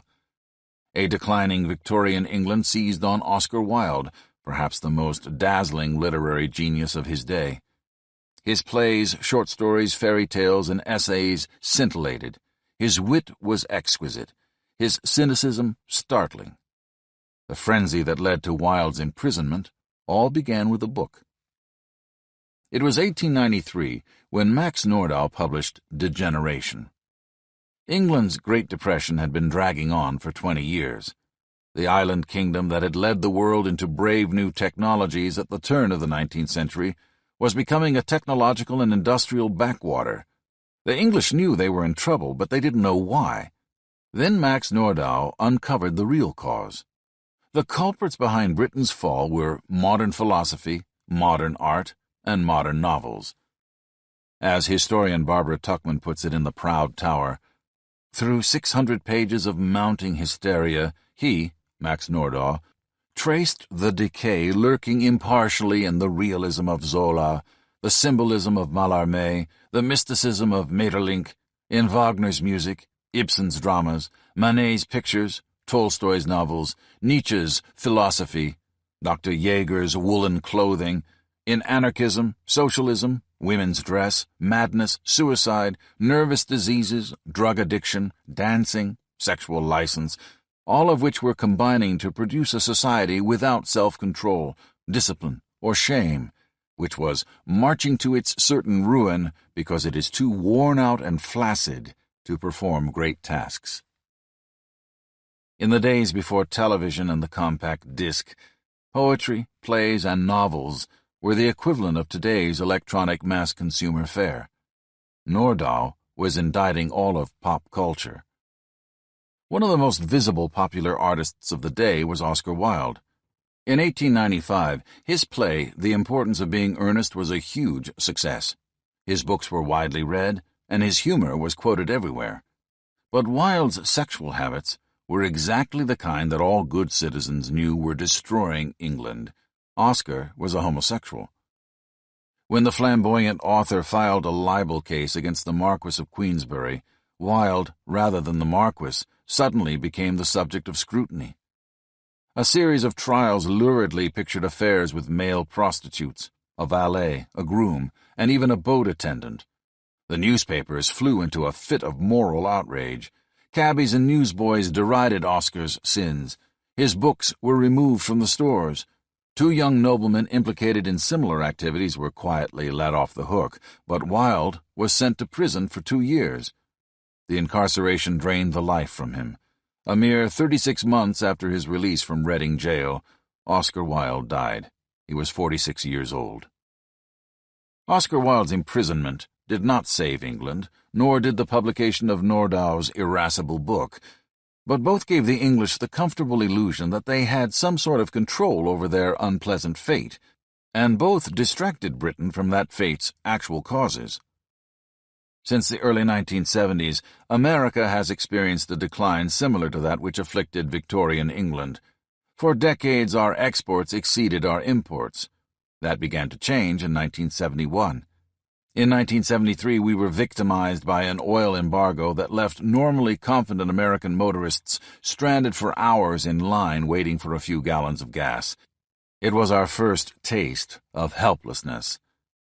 Presidential advisor Pat Caddell sent a memo to Jimmy Carter in 1979 saying that the United States was in a new, invisible kind of crisis, a crisis of confidence marked by a dwindling faith in the future, a crisis that threatens the political and social fabric of the nation. The year of Caddell's memo, 33% of Americans saw their lives going straight downhill. By 1987, things had gotten worse. According to pollster Lewis Harris, a full 60% felt a basic sense of powerlessness despite the apparent prosperity of the 1980s. Then an author came to the rescue. In 1987, America disgorged its own Max Nordau. He was an obscure professor from the University of Chicago named Alan Bloom. Like Nordau, Bloom knew exactly who to blame for America's decline. He did not level a bony finger at the industrialists who ignored the commercial possibilities of the flat-panel video and the VCR, but eerily echoed Nordau. Bloom fulminated against the set of dead German philosophers, Nietzsche, Freud, and Heidegger. And, like Nordau, he raged against popular culture. But instead of Oscar Wilde, Bloom attacked rock and roll. Sex, hate, and a smarmy, hypocritical version of brotherly love are the themes of rock, he declared dogmatically. Such polluted sources issue in a muddy stream where only monsters can swim. In MTV videos, Bloom pontificated, Hitler's image recurs frequently in exciting contexts. Nothing noble, sublime, profound, delicate, tasteful, or even decent can find a place in such tableau.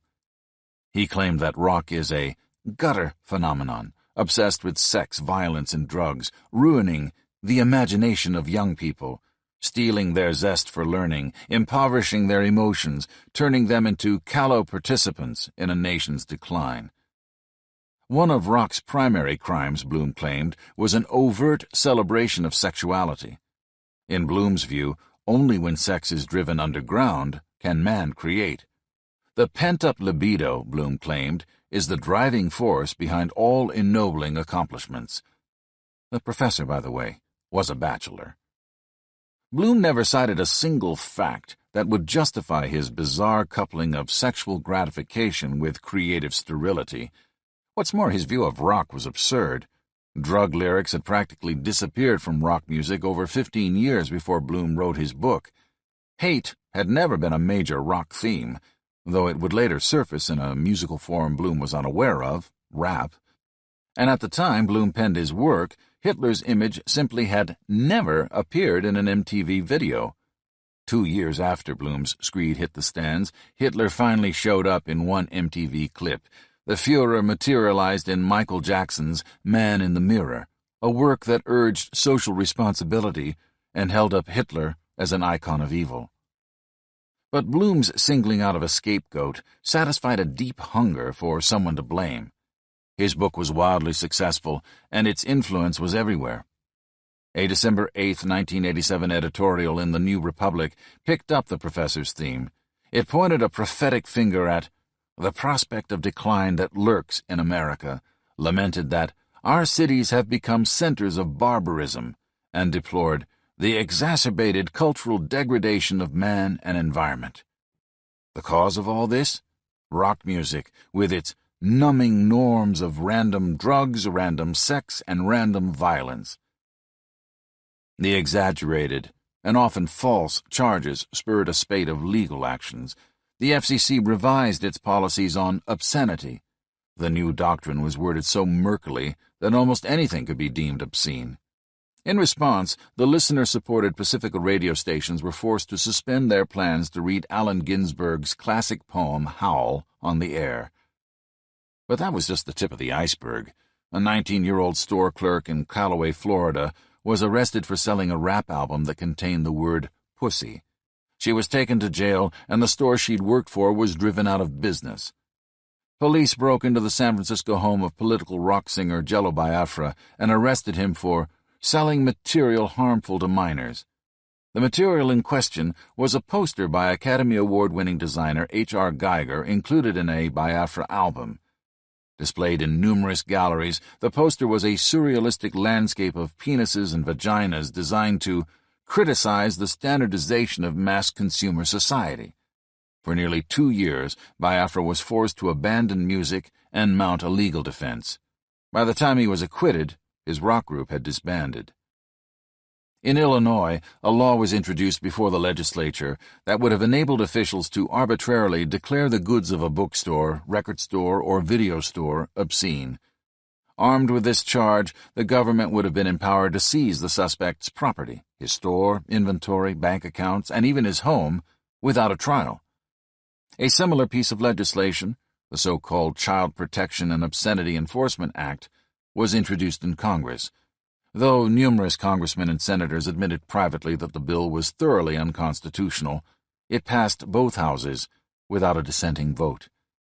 The hysterical search for scapegoats had mounted to such a height that, innocent until proven guilty, was about to be suspended in the case of pop culture. The pattern was a common one in history. A slide down the ladder of nations brings a search for scapegoats and a rise in sexual hysteria. When Rome was under attack by Hannibal, its citizens looked for a solid, conservative dictator. The man they found pointed out that the traditional religious rituals had been either dropped or carried out with appalling carelessness. The new leader hurriedly restored the old-time worship of the gods. A year later, Hannibal was still ravaging the countryside, so Rome's brave citizens looked for a few humans to blame their troubles on. A diligent inquiry uncovered the fact that 2 of the Vestal virgins had been less than entirely virginal. To rid the city of its sins, the Romans buried one of the oversexed young women alive. The other saved her neighbors the trouble. She committed suicide. Just to be safe, the guardians of respectability interred a few visiting foreigners as well. The return to Rome's old moral shibboleths did not make Hannibal go away. In the history of our species, the interlocked phenomena of sexual hysteria and the search for scapegoats allow the social beast moving down the pecking order to ignore the forces shoving it toward the bottom. England used Oscar Wilde to seize pop culture by the scruff of the neck and give it a vicious shake. In doing so, Britain forgot the industrialists who had allowed the new chemical and electrical technologies to slip through their fingers. She overlooked the complacency that had eroded the international standing of her schools. She turned away from the siphoning of funds into damaging mergers and takeovers. Max Nordau's denunciation of pop culture did not stop the British economic slump. It did, however, divert England's energies from the tasks that could have saved her. Laboratory rats and the oil crisis. If a laboratory rat is confronted by an artificial beast larger than himself, he cowers. The mechanical bully can abuse the rat all at once, and the bludgeoned creature will not raise a paw to counterattack. But offer the victimized rodent a smaller rat as a companion, and a strange thing happens. The black and blue animal will not turn to his smaller companion for solace. Taking advantage of his new cage mate's diminutive size, he will turn on the beast and viciously assault it. Rats in groups are even worse than individuals. Put 7 or 8 of the rodents on an electrified floor, turn on the juice, and what happens? The gang will single out one of its members for punishment and attack him mercilessly. The rat is not alone in this kind of behavior. Jane Goodall says that one of the most common causes of brutality among chimpanzees is frustration that leads an individual who has been thwarted by one stronger to turn and vent his aggression on a smaller or weaker bystander. We humans, alas, are built with the same pusillanimous circuitry. When we are battered by forces beyond our control, we look around for someone smaller to punch. Yale University researchers John Dollard, Neil E. Miller, and a team of colleagues saw this mechanism at work in 1939 as they painstakingly assembled the evidence for their classic frustration-aggression hypothesis. The scholars reviewed figures on cotton prices in 14 southern states over a period of 48 years. When cotton prices dipped, the white farmers who depended on the crop for their living took a beating. These unfortunate country folk made up for pinched budgets, lowered status, and the humiliation of mounting debts by turning around and tormenting someone even more helpless than themselves, the local blacks. Whenever cotton prices plummeted, lynchings shot up. The Soviet Union long indulged in the habit of beating up the little guy to soothe its pain. In the late 60s, the Russian economy was in trouble, the country's agricultural system was bogged down, and frustration was running rampant. The best way for a leader to boost his popularity was to mount a foreign adventure, preferably against someone small and helpless. When the Czechoslovakian uprising came in 1968, it was a godsend. Russian leaders sent in the tanks, and the Soviet populace cheered wildly. More frequently, however, the victim is someone right at home. In the early 50s, the United States suffered seriously from pecking order problems.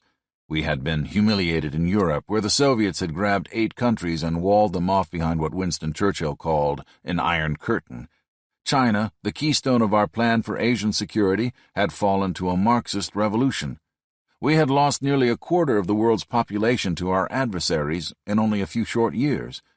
Americans were desperate for someone to blame. A slightly alcoholic senator from Wisconsin offered to satisfy their hunger. There had been communist infiltration of the government, but by the time the pixelated legislator showed up, President Truman had eliminated it. Nonetheless, the senator cooked up fantasies of a communist plot within the State Department. His claims were so filled with fraud that nearly every major American newspaper revealed their absurdity. But the public couldn't have cared less. They swept the tipsy senator up as a hero. During the next 4 years, Joseph McCarthy was one of the strongest men in Washington, able to make or break careers with a single word. Our problems, however, were not in Washington. They were overseas, where Mao Zedong had ousted our allies in China, and Soviet-sponsored Eastern European leaders had seized power in one state after another. A few years earlier, when the Second World War had ended, we disbanded most of our military forces, while the Soviets kept theirs at full strength. In what historian William Manchester calls a near mutiny, servicemen threw massive demonstrations demanding demobilization, and they got it. The result was that by 1950, the Soviets had 4 times as many soldiers as we did, and 30 tank divisions to our 1. Confronting the Russians would have been a painful experience, but picking on unarmed fellow Americans couldn't hurt at all. John F. Kennedy later called this witch hunt a supreme act of cowardice. He said of those who look for scapegoats, "They find treason in our churches, in our highest court, in our treatment of water. Unwilling to face up to the danger from without, they are convinced that the real danger is from within." Kennedy knew what he was talking about. He had just faced the threat of Soviet nuclear missiles in Cuba. The search for scapegoats impels us to act like the alcoholic who has trouble at work. The drunkard does not direct his anger at his boss or himself, nor does he decide to stop drinking. Instead, he beats his wife. In 1956, the Hungarians rebelled against the Soviets, and the Russians subdued the city with tanks and machine guns. We could no more aid the Hungarians than the alcoholic husband could confront the boss at work. Instead, we turned on our friends. Shortly before the Russians rolled into Budapest, Egyptian President Gamal Abdel Nasser seized the Suez Canal from the French and English. The French had built this engineering wonder in the 19th century with over $80 million of European funds, a gargantuan sum at the time. The land for the project had been granted by Egypt's Khedive in exchange for nearly half of the action. Now Nasser's move threatened to cut off 80% of Europe's oil supply. The British and the French enticed Israel into helping them retake the crucial passageway. They massed troops for an assault, confident we wouldn't stop them. After all, when we had sent our soldiers into Guatemala and Korea, the British and French had backed us. But we had a collective psychological need to snap at someone. We needed to beat a wife back home. On the morning of Tuesday, November 6, 1956, the French took the Suez Canal's eastern bank.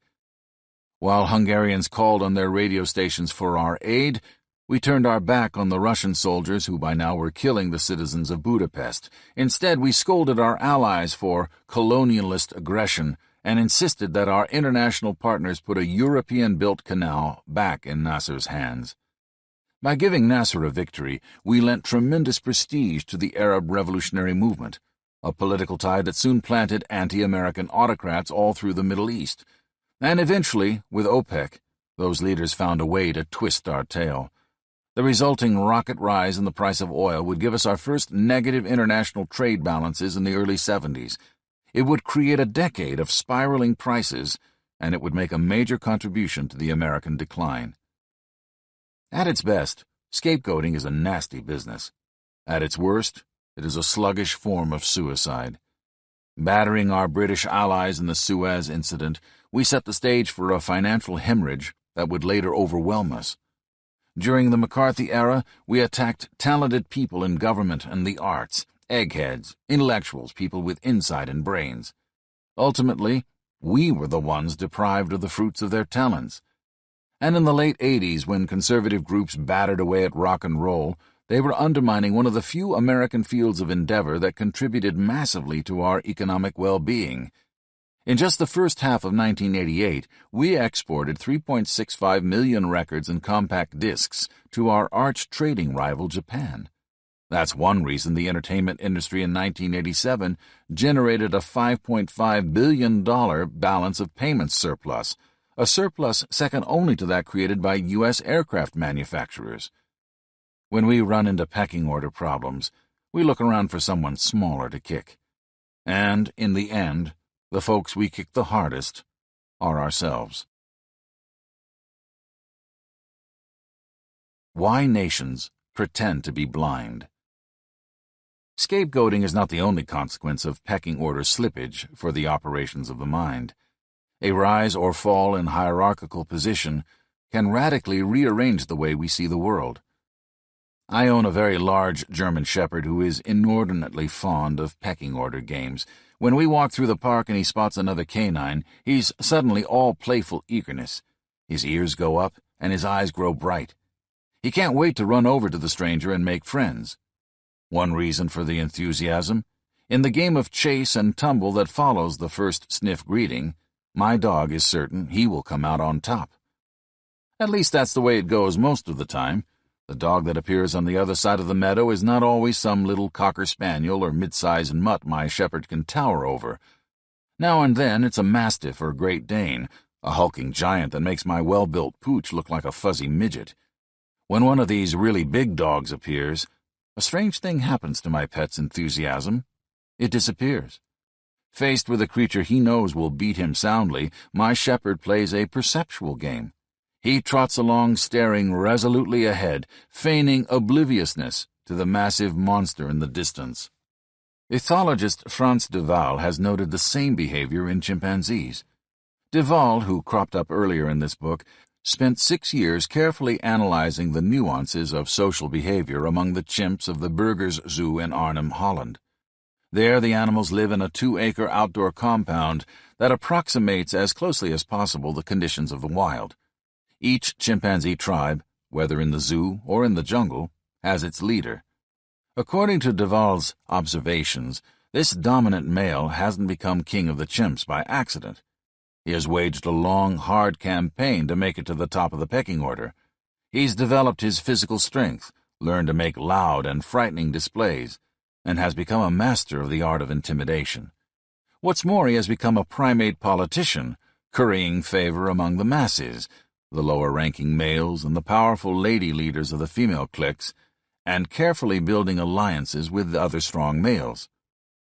But chimpanzee leaders, like human power brokers, eventually grow old and weak. In their younger days, when a potential rival showed up to challenge them, they reared back on their hind legs and made a dramatic show of brawn and agility. But when strength and swiftness fade, the aging leaders use another tactic. Like my dog, they pretend they do not see. A rival may swagger toward the reigning monarch determined to assert his claims. The muscular youngster jumps up and down. He makes terrifying noises by pounding on any resonant object in sight. He swings huge branches intimidatingly through the air. But the weakened elder deals with this pecking order challenge in a strange way. He turns his head and pretends to be utterly absorbed in examining a banana peel.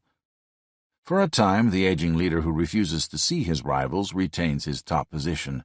His old system of alliances props him up. But if the youngster has played his cards right, he has quietly built up coalitions of his own and gained the favor of the populace. Then the challenger's public humiliations of his elder may one day prove decisive. Eventually, the older statesman will be forced to yield his position, and the young Turk will become the new head chimp. Human superorganisms go through similar pecking order confrontations. They gather allies. They curry support among the common people. They make theatrical shows of strength and power. And when they sense that they may lose, they follow the path of the chimp and the dog. They undergo perceptual shutdown. In 1931, the Japanese lunged toward a higher position in the hierarchy of nations. They invaded Manchuria, treating the local inhabitants in a manner that was bloody and barbaric, but no one tried to stop them. 6 years later, the Japanese made an even more ambitious move. They landed their soldiers in the most populous empire on earth, China. Their goal was to take the country by force. The United States was determined to avoid a fight. We were suffering from a devastating economic depression. What's worse, Japan was allied with Hitler's Germany. The Germans and Japanese had been building advanced planes, tanks, and warships for years. They had drafted young men in huge numbers and prepared them for battle. We Americans loved to tell each other tales of how we had won the First World War, but we hoped never to be embroiled in a massive conflict again. Our army had been pared down to a force smaller than that of Czechoslovakia, and our military equipment was obsolete. Our men could scarcely have withstood an assault by a determined group of Boy Scouts. At the end of 1937, the Japanese invaders arrived on the outskirts of the Chinese city of Nanking, which had a small contingent of American citizens. Moving up and down the nearby international waterway of the Yangtze River were American commercial ships. To protect both ships and citizens from the guerrilla bands who roamed the Chinese countryside, the Americans had stationed a small gunboat, the Panay, in the Yangtze's waters. Our government wanted to avoid damage to the gunboat in the brutal fighting between the Chinese and the Japanese. On December 1, 1937, the American ambassador in Tokyo told Japanese officials the gunboat's exact location, explained that it would abide by the terms of American neutrality, and informed the Japanese that the gunboat would be used to evacuate American citizens peacefully if that became necessary. On December 10th, evacuation became very necessary indeed. The fighting around Nanking had turned deadly. The crew of the Panay worked for 2 days and nights loading American journalists, photographers, businessmen, and embassy personnel on board. Then the ship steamed upriver to find a safe haven. The anchorage it chose was not safe enough. At 1:30 in the afternoon, Japanese warplanes came over the horizon and attacked, sinking the neutral USS Panay. When the Panay's passengers piled into lifeboats and headed for shore, Japanese planes returned to rake them with machine guns. 3 Americans were killed, and another 11 were gravely wounded. A court of inquiry in Shanghai eventually revealed that the attack had been deliberate. Historian William Manchester feels that the Japanese assault on the Panay was an attempt to see how willing America was to resist the Japanese in the struggle for hierarchical dominance. The United States responded like the reluctant dog and the intimidated chimp. We pretended we didn't see. Media scarcely covered the event. 2 months earlier, President Franklin Roosevelt had mentioned briefly during an out-of-the-way speech in Chicago that the epidemic of world lawlessness is spreading. Roosevelt had called on peace-loving nations to combine and stop the violence before it could travel further. The president's words were greeted by a howl of protest. Angry letters and newspaper editorials accused FDR of warmongering. Roosevelt learned his lesson and shut his mouth. When the Panay and her survivors were mauled, isolationist groups went even further. They tried to get footage of the attack banned from newsreels. News films, they said, would have the unquestioned effect of arousing the American temper. The ban wasn't necessary. Nobody really wanted to pay attention to the killings. Polls revealed that 70% of U.S. voters preferred to solve the problem by withdrawing all American citizens from the Far East. Instead of looking the Japanese in the eye and protesting their attack, we pretended we didn't see. But the Japanese did not melt into oblivion. Lack of opposition, in fact, fed their illusions of invincibility. 4 years later, they sank 18 American ships, wiped out 188 of our planes, and killed 3,400 U.S. citizens at Pearl Harbor. The nation slipping downward averts its eyes, but the country on the rise is often vigorously alert, looking for the tiniest opportunity to lunge toward the top. Instead of turning their backs and hoping for peace, superorganisms on the move often manufacture confrontations. For an example, let's revisit the days of Victorian England's decline. You'll recall that in the 1860s, as England was about to enter its slump, 2 other countries were on the verge of taking over the lead. One was the United States. The other was Germany. As I mentioned earlier, when German industry raked in the Deutsche Marks hand over fist, it didn't make the citizens of Hamburg and Berlin blissfully content. It made them hunger for more. A testosterone jolt roused Teutonic ambitions and the will to use violence to achieve them. The man who embodied his country's new mood was a 6-foot-tall Junker with flaming red hair, Otto von Bismarck. From his earliest years, Bismarck had loved bloodthirsty showdowns. During his university days, he turned seemingly harmless debates into ultimate tests of honor. In just his first 9 months at school, young Otto challenged 25 students who disagreed with him to duels, and he always emerged from these potentially fatal confrontations on top. In 1862, 11 years before England's downhill slide revealed itself in the Great Depression, Bismarck became Prussia's premier. Prussia had used its huge coal fields to fuel new iron and steel plants that put it in the forefront of the Industrial Revolution. The result was an age of plenty. Otto could sense opportunity in the air, and he wasn't the type to let a winning chance pass him by. The Prussian parliament was dedicated to peace, but Bismarck was not. He showed his contempt for mild-mannered solutions at a meeting of the Parliamentary Budget Commission in 1862.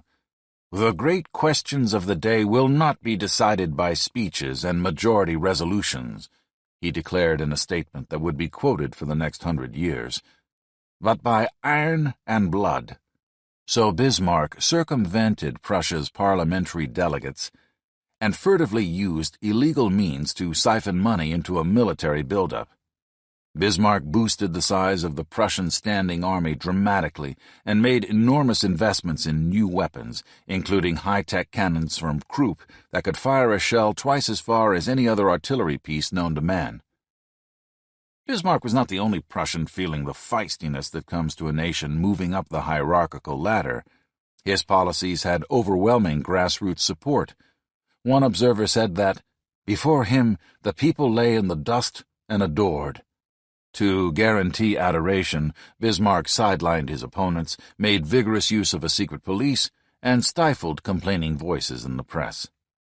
Once Bismarck was confident that his military buildup was complete, he did not flinch from confrontation. Far from it, he sought it out. Bismarck embarked on a plot to force France into war, but he wanted Prussia to look like the victim and France to appear as the aggressor. To achieve this, the Prussian leader worked out a scheme that would corner the French into making the first openly hostile move. Spain needed a king, and the Spaniards were searching for a European prince who could fill the throne. Bismarck's agents labored secretly in Madrid to make sure the prince the Spanish parliament chose would be a German. Otto knew that the idea of a German grab at the Spanish crown would panic France. If the Prussian move went through, the French would be surrounded by hostile states.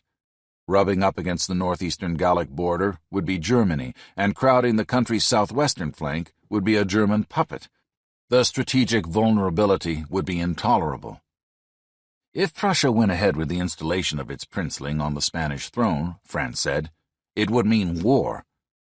"Princeling on the Spanish throne?" said Bismarck. "We have nothing to do with that. The choice is a strictly Spanish matter." The Prussian premier's profession of innocence was less than frank. The only man deciding which autocrat would be shoved into Spain's regal chambers was Bismarck himself. The French continued to bluster their discontents, and Bismarck swore he was the innocent victim of French threats. What's more, the world believed him. Finally, Bismarck was forced to go to war in sheer self-defense. The world saw this as a confrontation between a mighty nation with a strong military tradition, France, and a weak, unprepared principality, Prussia. Europeans and Englishmen were still bitter at France for its astonishing conquests under Napoleon 60 years before. France, they thought, had an army no one could beat. Bismarck knew better. He was quite aware that in the first weeks of a confrontation, France could only mobilize a few 100,000 men, but in that time Bismarck could call up well over 1 million. What's more, the Prussian knew that the French still hadn't figured out how to deploy many of the newly developed armaments on which they were counting for their defense. For example, the latest Gallic secret weapon was the mitrailleuse, an extremely rapid-fire machine gun. There was only one problem. French generals hadn't worked it into their strategies yet. As a consequence, when war came, they kept this potential battlefield terror in the rear, where it was of no earthly value. Bismarck also knew that his extraordinary high-tech artillery could wipe out French forces long before the French would even come within shooting range of Prussian soldiers. The result was the Franco-Prussian War of 1870. The world was utterly convinced that France would crush Prussia. Instead, Emperor Louis Napoleon was forced to surrender the bulk of his army within the first 3 weeks of the war. Less than 5 months later, Prussian squadrons were marching through the streets of Paris. Bismarck had never flinched or lowered his eyes at threats. In fact, he had been able to control every offensive move. Why? Like the larger of two dogs encountering each other in a field, Otto von Bismarck knew from the beginning just who was on top. In the 1960s, when we were at the peak of our power, we too were raring for confrontation. We entered the Vietnam War and lost. It was the second conflict we had failed to win since our participation in the defeat of Hitler's Third Reich. The first had been our police action in Korea during the early 50s. By the early 70s, military failures were not our only pecking order problems.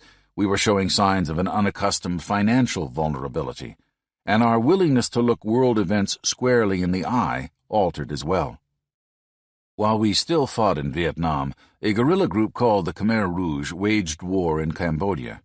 Aided by the North Vietnamese, these Marxist freedom fighters struggled violently to gain control of what had once been a pleasant, peaceful land. 2 years after our departure from Vietnam, the Khmer Rouge finally achieved their goals. They ousted the old regime and installed communist zealot Pol Pot as prime minister. The 48-year-old idealist immediately set to work imposing his vision of freedom, peace, and justice. He executed those who didn't share his dedication to building a new society. He emptied entire cities at gunpoint. He sent his soldiers into hospitals, forcing the patients to pick up their beds and march to the fields.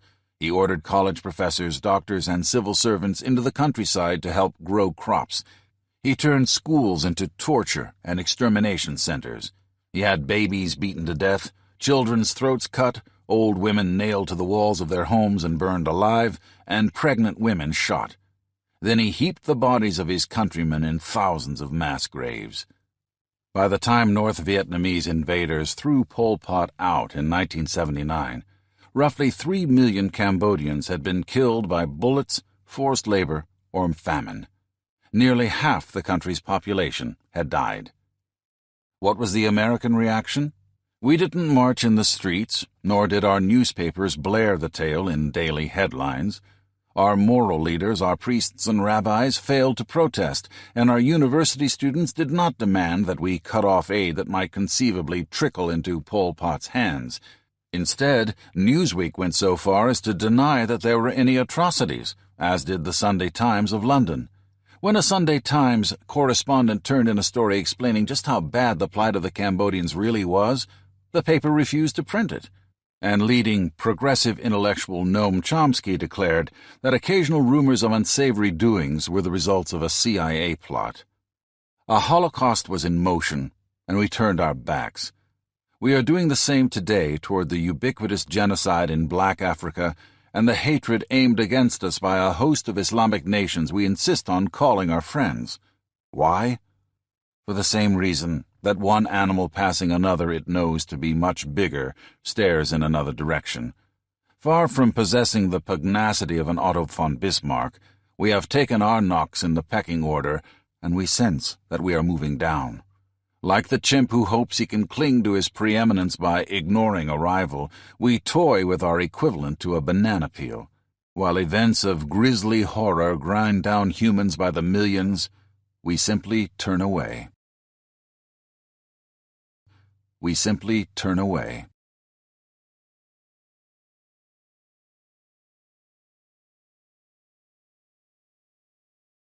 How the pecking order reshapes the mind. A rise or fall in the hierarchy of superorganisms has other profound effects on a society's collective psyche. It transforms the emotions and shared values of the human herd. The nation moving up embraces adventure. The country moving down abandons the strange and buries its head in the familiar. It tries to march backward in time. These shifts in attitude are the result of pre-wired natural strategies. One of the most basic biological mood loops in our animal brain dictates a simple set of alternatives. It makes us conservative in times of difficulty and exploratory when times are good. When birds are hungry and desperate for food, you might expect them to sample everything they run across that looks edible. After all, with starvation at hand, some peculiar-looking berry the feathered flyer has never noticed before could be the key to survival. But hungry birds do not methodically nibble every unusual item to see if it can be turned into a meal. They shy away from food that seems strange. Their fear of the unfamiliar renders them culinary conservatives. Birds benefiting from a bonanza in the food supply are a very different story. As these creatures strut around with full stomachs, you'd expect them to ignore any unfamiliar morsels they come across. They've already got more than enough to eat, so why try anything new? But well-fed birds are up for every potential adventure in dining. There is a logic behind this genetically ordained strategy. Exploring the unknown is a risk. A creature in genuine need can't take a chance on being immobilized a day or two by food poisoning. Those long hours with nothing to eat could kill him, but the bird who has already stored up his calories can afford to toy with novelty. Human superorganisms show the same pattern. In times of trouble, they tend to shun the new. When the Turkish Empire was crumbling in the 16th century, Ottoman authorities were sure that they could recapture former glories by returning to the traditions of the past. Europeans came up with improved methods for preventing plague, but the Turks refused to use them. Why? The foreign techniques departed from the customs that had once made Turkey great. Like hungry birds, the Ottomans sought their comfort in clinging to tradition. When plague did break out in the land, the Turks blamed it on the few foreign innovations they had failed to eradicate. To stop the ravaging illness in 1580, officials destroyed, of all things, an astronomical observatory. The newfangled installation, they were sure, had offended Allah and brought the curse of disease. Sounds like something that could never happen here, but Alan Bloom's The Closing of the American Mind seems to blame our problems on a departure from traditional values. He implies that our abandonment of the sexual and racial inequalities of the 40s and 50s has a great deal to do with our current plight. His prescription seems to be a return to the standards of our past. In fact, he wants to go very far back indeed, all the way to the values of ancient Greece. Others, like self-appointed science critic Jeremy Rifkin, want to head backward technologically. Rifkin has garnered great gobs of publicity by trying single-handedly to halt the progress of genetic engineering. This modern Luddite is just one of a new army of American public figures determined to move us resolutely in reverse. Religionists like Moral Majority Leader Jerry Falwell and presidential candidate religious broadcaster Pat Robertson want to turn back the clock and restore the lifestyle they knew when they were children. Even radical ecologists want to throw the gearbox into reverse. Their slogan, "Back to the Pleistocene." Though religious leaders and ultra-conservatives claim that we have strayed from old-fashioned values, the opposite is the case. Since the signs of America's decline first appeared in the late 70s and early 80s, our tendency has been to move toward the old, stable ways. You can see this rearrangement of the American psyche with particular clarity in the pop music of the mid-80s. In the late 60s, America benefited from one of the longest periods of peacetime prosperity in the history of the country, and simultaneously dominated the pecking order of nations. In those days, pop music was ruled by rock, the music of rebellion, the soundtrack of a generation bent on stepping beyond the boundaries of the traditional and tasting the forbidden. Crosby, Stills, Nash & Young championed the rights of young men to grow long hair as a freedom flag against ensconced authority. The Beatles expressed views that flew in the face of established institutions and followed the Maharishi instead of a conventional church. John Lennon and Yoko Ono lay naked in a bed and threatened to stay there until the older generation ended the war in Vietnam. The Lennons and many of their fans wanted to wipe away the boundaries of custom. Like the birds with full bellies, they were determined to taste something new. The phenomenon of the well-fed, adventurous bird showed up in even more subtle ways. To succeed, a rock and roller had to be a young man on his own, totally free of parents and family, a rebel who had bailed out of his childhood home and become a vagabond, roaming the countryside in the company of other young men like himself, his band. The ideal rocker was a hero who had cut himself loose from the old smothering ways. There was one cardinal rule for rock interviews: never mention the existence of your father and mother. Admitting that you had once been tied to apron strings could instantly kill your appeal. Then in the early 80s, the pop world was seized by a phenomenon of such proportions that it staggered even the star makers. Up to that point, the biggest-selling LP of all time had come from rock guitarist and singer Peter Frampton, who in the late 70s sold an astounding 14 million copies of Frampton Comes Alive. But in 1983, another singer made Frampton's 14 million discs seem minuscule. With just one album, this crooning, dancing wonder sold over 39 million records. His name was Michael Jackson. At first glance, Jackson seemed an eccentric. Yet under the surface, he was anything but. For years, the subject of family ties had been taboo, but Michael Jackson was, in fact, the ultimate family figure. Jackson had worked with his brothers on stage since he was 5. He had been coached and managed by his father, and he actually lived in a bedroom in his parents' home. What triggered this about-face between the pop heroes of the 60s and those of the 80s? The Beatles' heyday had come when our stomachs were full, and we were curious to taste the strange. But Michael Jackson arrived when we were starving. In the mid-80s, we craved refuge in the familiar. Jackson, in his own eccentric way, brought us back to the values of our past. Signs that we were trying to wrap ourselves in the safety blanket of tradition showed up outside the world of pop as well. In the 60s, a widespread motto had said that you couldn't trust anyone over 30, especially parents. But a survey in 1986 showed that a new generation of students felt their ultimate heroes were their fathers and mothers. When author Lisa Birnbach went out to visit college campuses during the mid-80s for an article in Rolling Stone, she was shocked at what she saw. Gone were the long hair and rebellious attitudes she had known in her student days. Torn jeans had been replaced by jackets and ties. What's more, students had abandoned majors that would allow them to explore new territory in favor of those that would make them a safe living. They had tossed aside anthropology and comparative religion and raced to take accounting and finance. Abandoning the 60s holy grail of a psychedelic revolution, the collegians Birnbach saw had revived the attitudes that dominated college campuses in the 50s. Other backward-looking symptoms increased dramatically during the mid-80s. The number of college students who clung to Christian fundamentalism increased 43% from 1978 to 1985. In 1986, the number of American voters who labeled themselves conservatives shot up to an astonishing 39%. Political conservatism was particularly high among, of all people, the young. And in 1993, when some thought that the election of Bill Clinton had dampened the conservative trend, the New Republic's Fred Barnes declared that reaction against the Arkansas Democrat had actually revived the conservative movement beyond its wildest dreams. There was a reason. The mid-'80s generation of college kids had experienced the decline of America since they were toddlers.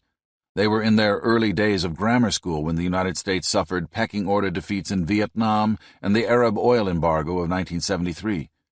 These students had spent their growing years in families battered by downward mobility. A huge percentage were latchkey children who had seen both of their parents go to work or had been raised by a single mother or father. From 1949 to 1973, American wages had moved upward in a seemingly unstoppable surge. But when the mid-'80s crop of college kids were still in daycare, all that started to change. In 1971, America experienced its first 2 months in a row of balance of payments deficits. In 1973, real wages began to fall. When the mid-'80s college kids entered junior high, the older students ahead of them were already showing the first response to the new American realities, an increase in suicide, alcoholism, and drug addiction. To make matters worse, by 1986, when the new collegians were still getting used to dormitory life, real U.S. wages had tumbled back to 1962 levels. And when the former students were beginning careers in 1991, salaries had shrunk even further, moving a full 20% below where they'd been 2 decades earlier. No wonder the youth of the 80s recreated the attitudes of the 50s, when college students were more interested in getting an MBA than exploring life and philosophy. No wonder even young bohemians returned to the traditions of the American ancients, dressing like Woodstock dropouts and reveling in the music of a quintessentially 60s band, the Grateful Dead. Like birds on an empty stomach, they were edging away from the unfamiliar and jettisoning the spirit of adventure.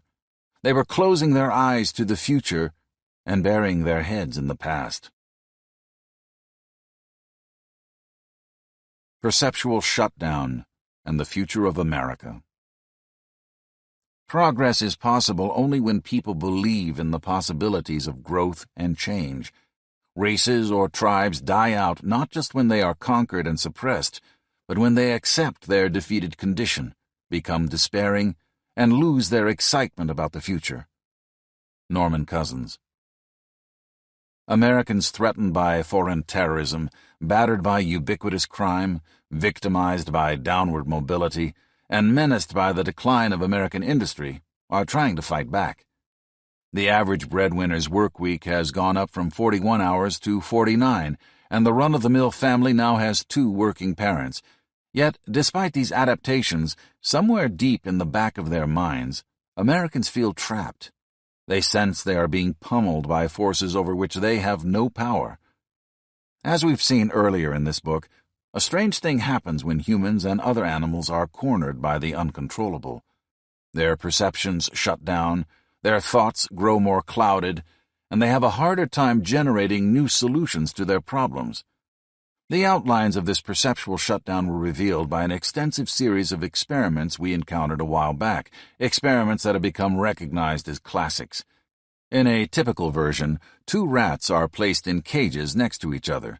The cage floors can be electrified, producing a painful shock to the rodent's feet. In one cage is a bar the rat can press to turn off the floor's electrical shock. In the cage next door, there is no such convenient turn-off switch. Both floors, however, are on the same electrical circuit. When the electricity shuts off on the floor of one cage, it shuts off in the other as well. When the two rats are first put into the cages, they go about their business, scratching, preening, sniffing for food. Soon, the first shock hits. Both rats jump, startled. They race around their cages, searching for relief. Many shocks later, one of the rats discovers the bar that shuts down the current. Now, when a jolt of power hits the floor, he leaps to the switch and bangs it emphatically, giving both himself and his neighbor relief. The rat with the switch in his cage remains alert, doing well on tests of his ability to solve problems and learn. His neighbor, on the other hand, has no switch allowing him to turn off the source of his pain. This rat at first scrambles around his cage frantically when the charge sizzles his soles, looking for an escape. Eventually, his panic turns into resignation. He huddles in a corner, not moving when the shock arrives. If you open the cage door, he will not even try to escape. The rat who becomes the helpless victim goes through disturbing changes in the way he sees the world. Put him in an unfamiliar maze, and he will have tremendous difficulty learning its intricacies.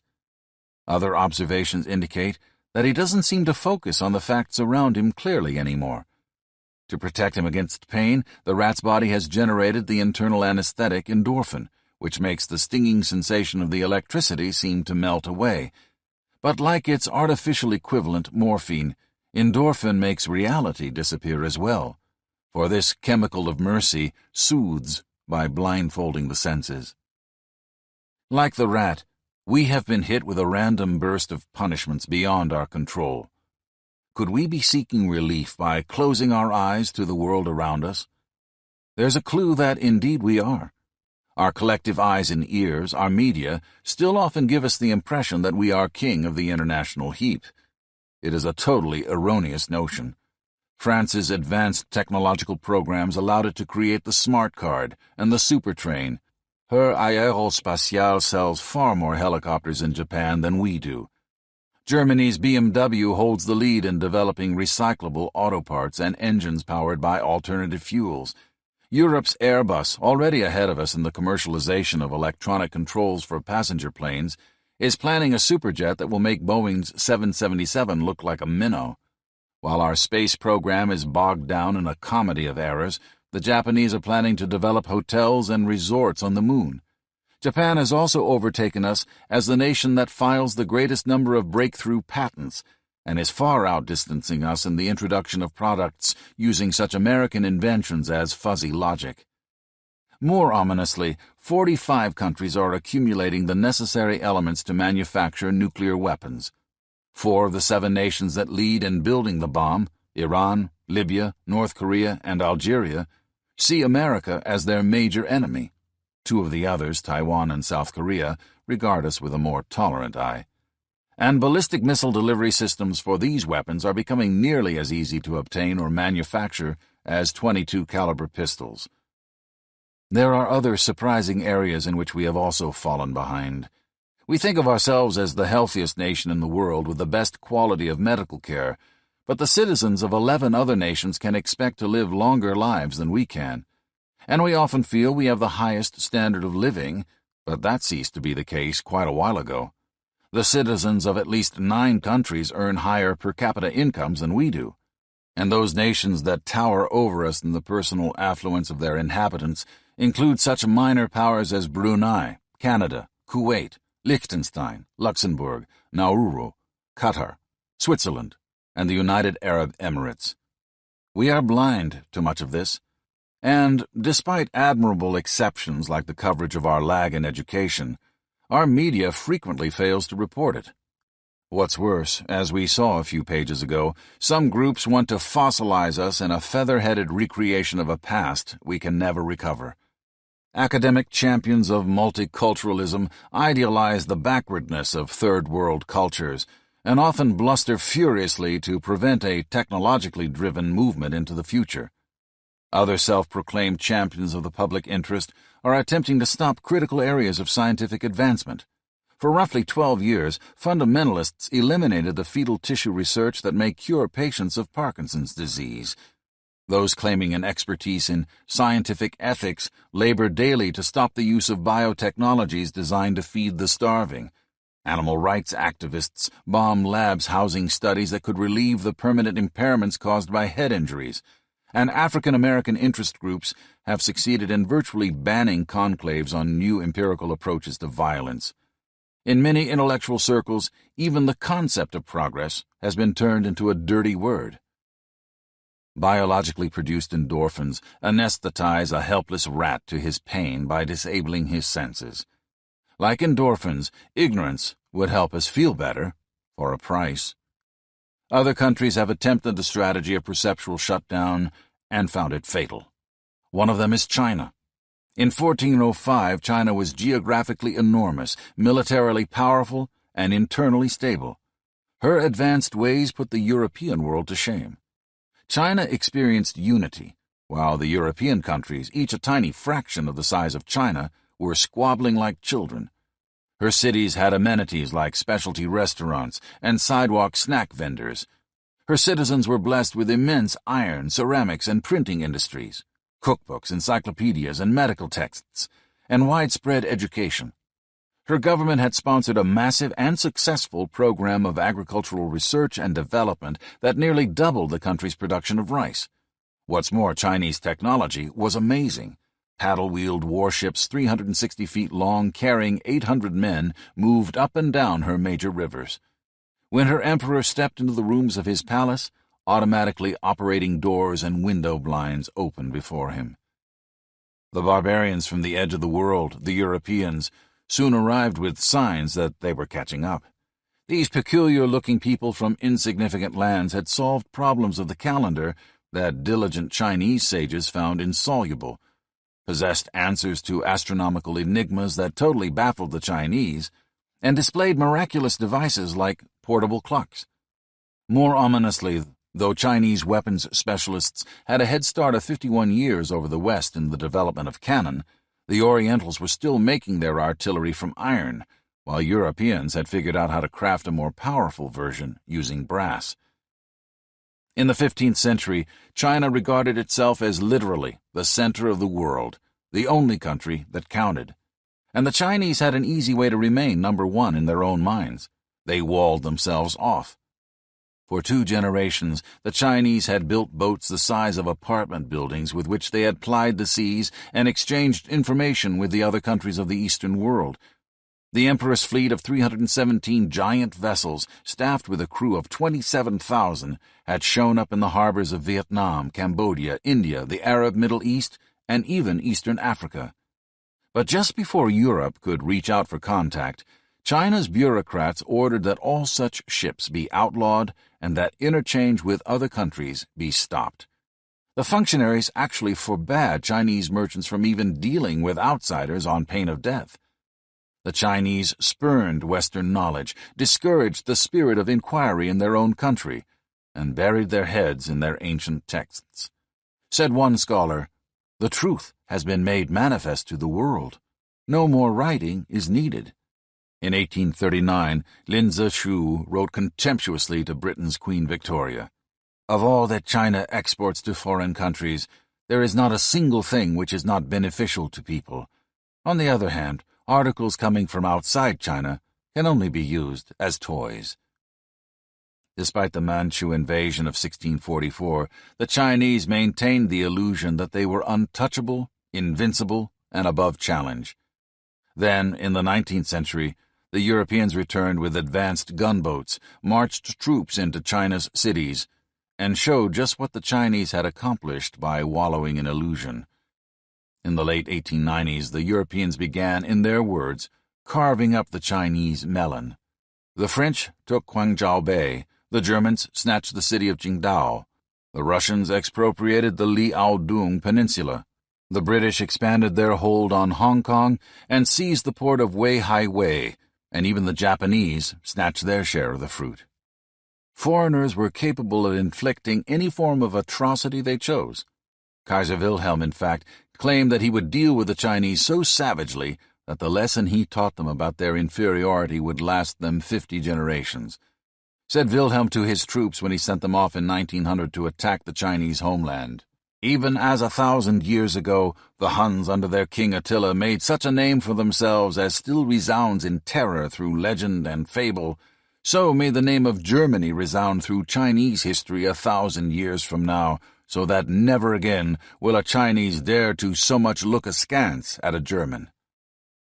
By the early 20th century, the Chinese Empire had collapsed in chaos. If the Chinese had kept their eyes open to the dangers of the world around them in the 1500s when the Europeans had first shown up, if they had attempted to absorb the knowledge of the Westerners and outdo it, they might not have experienced this fate.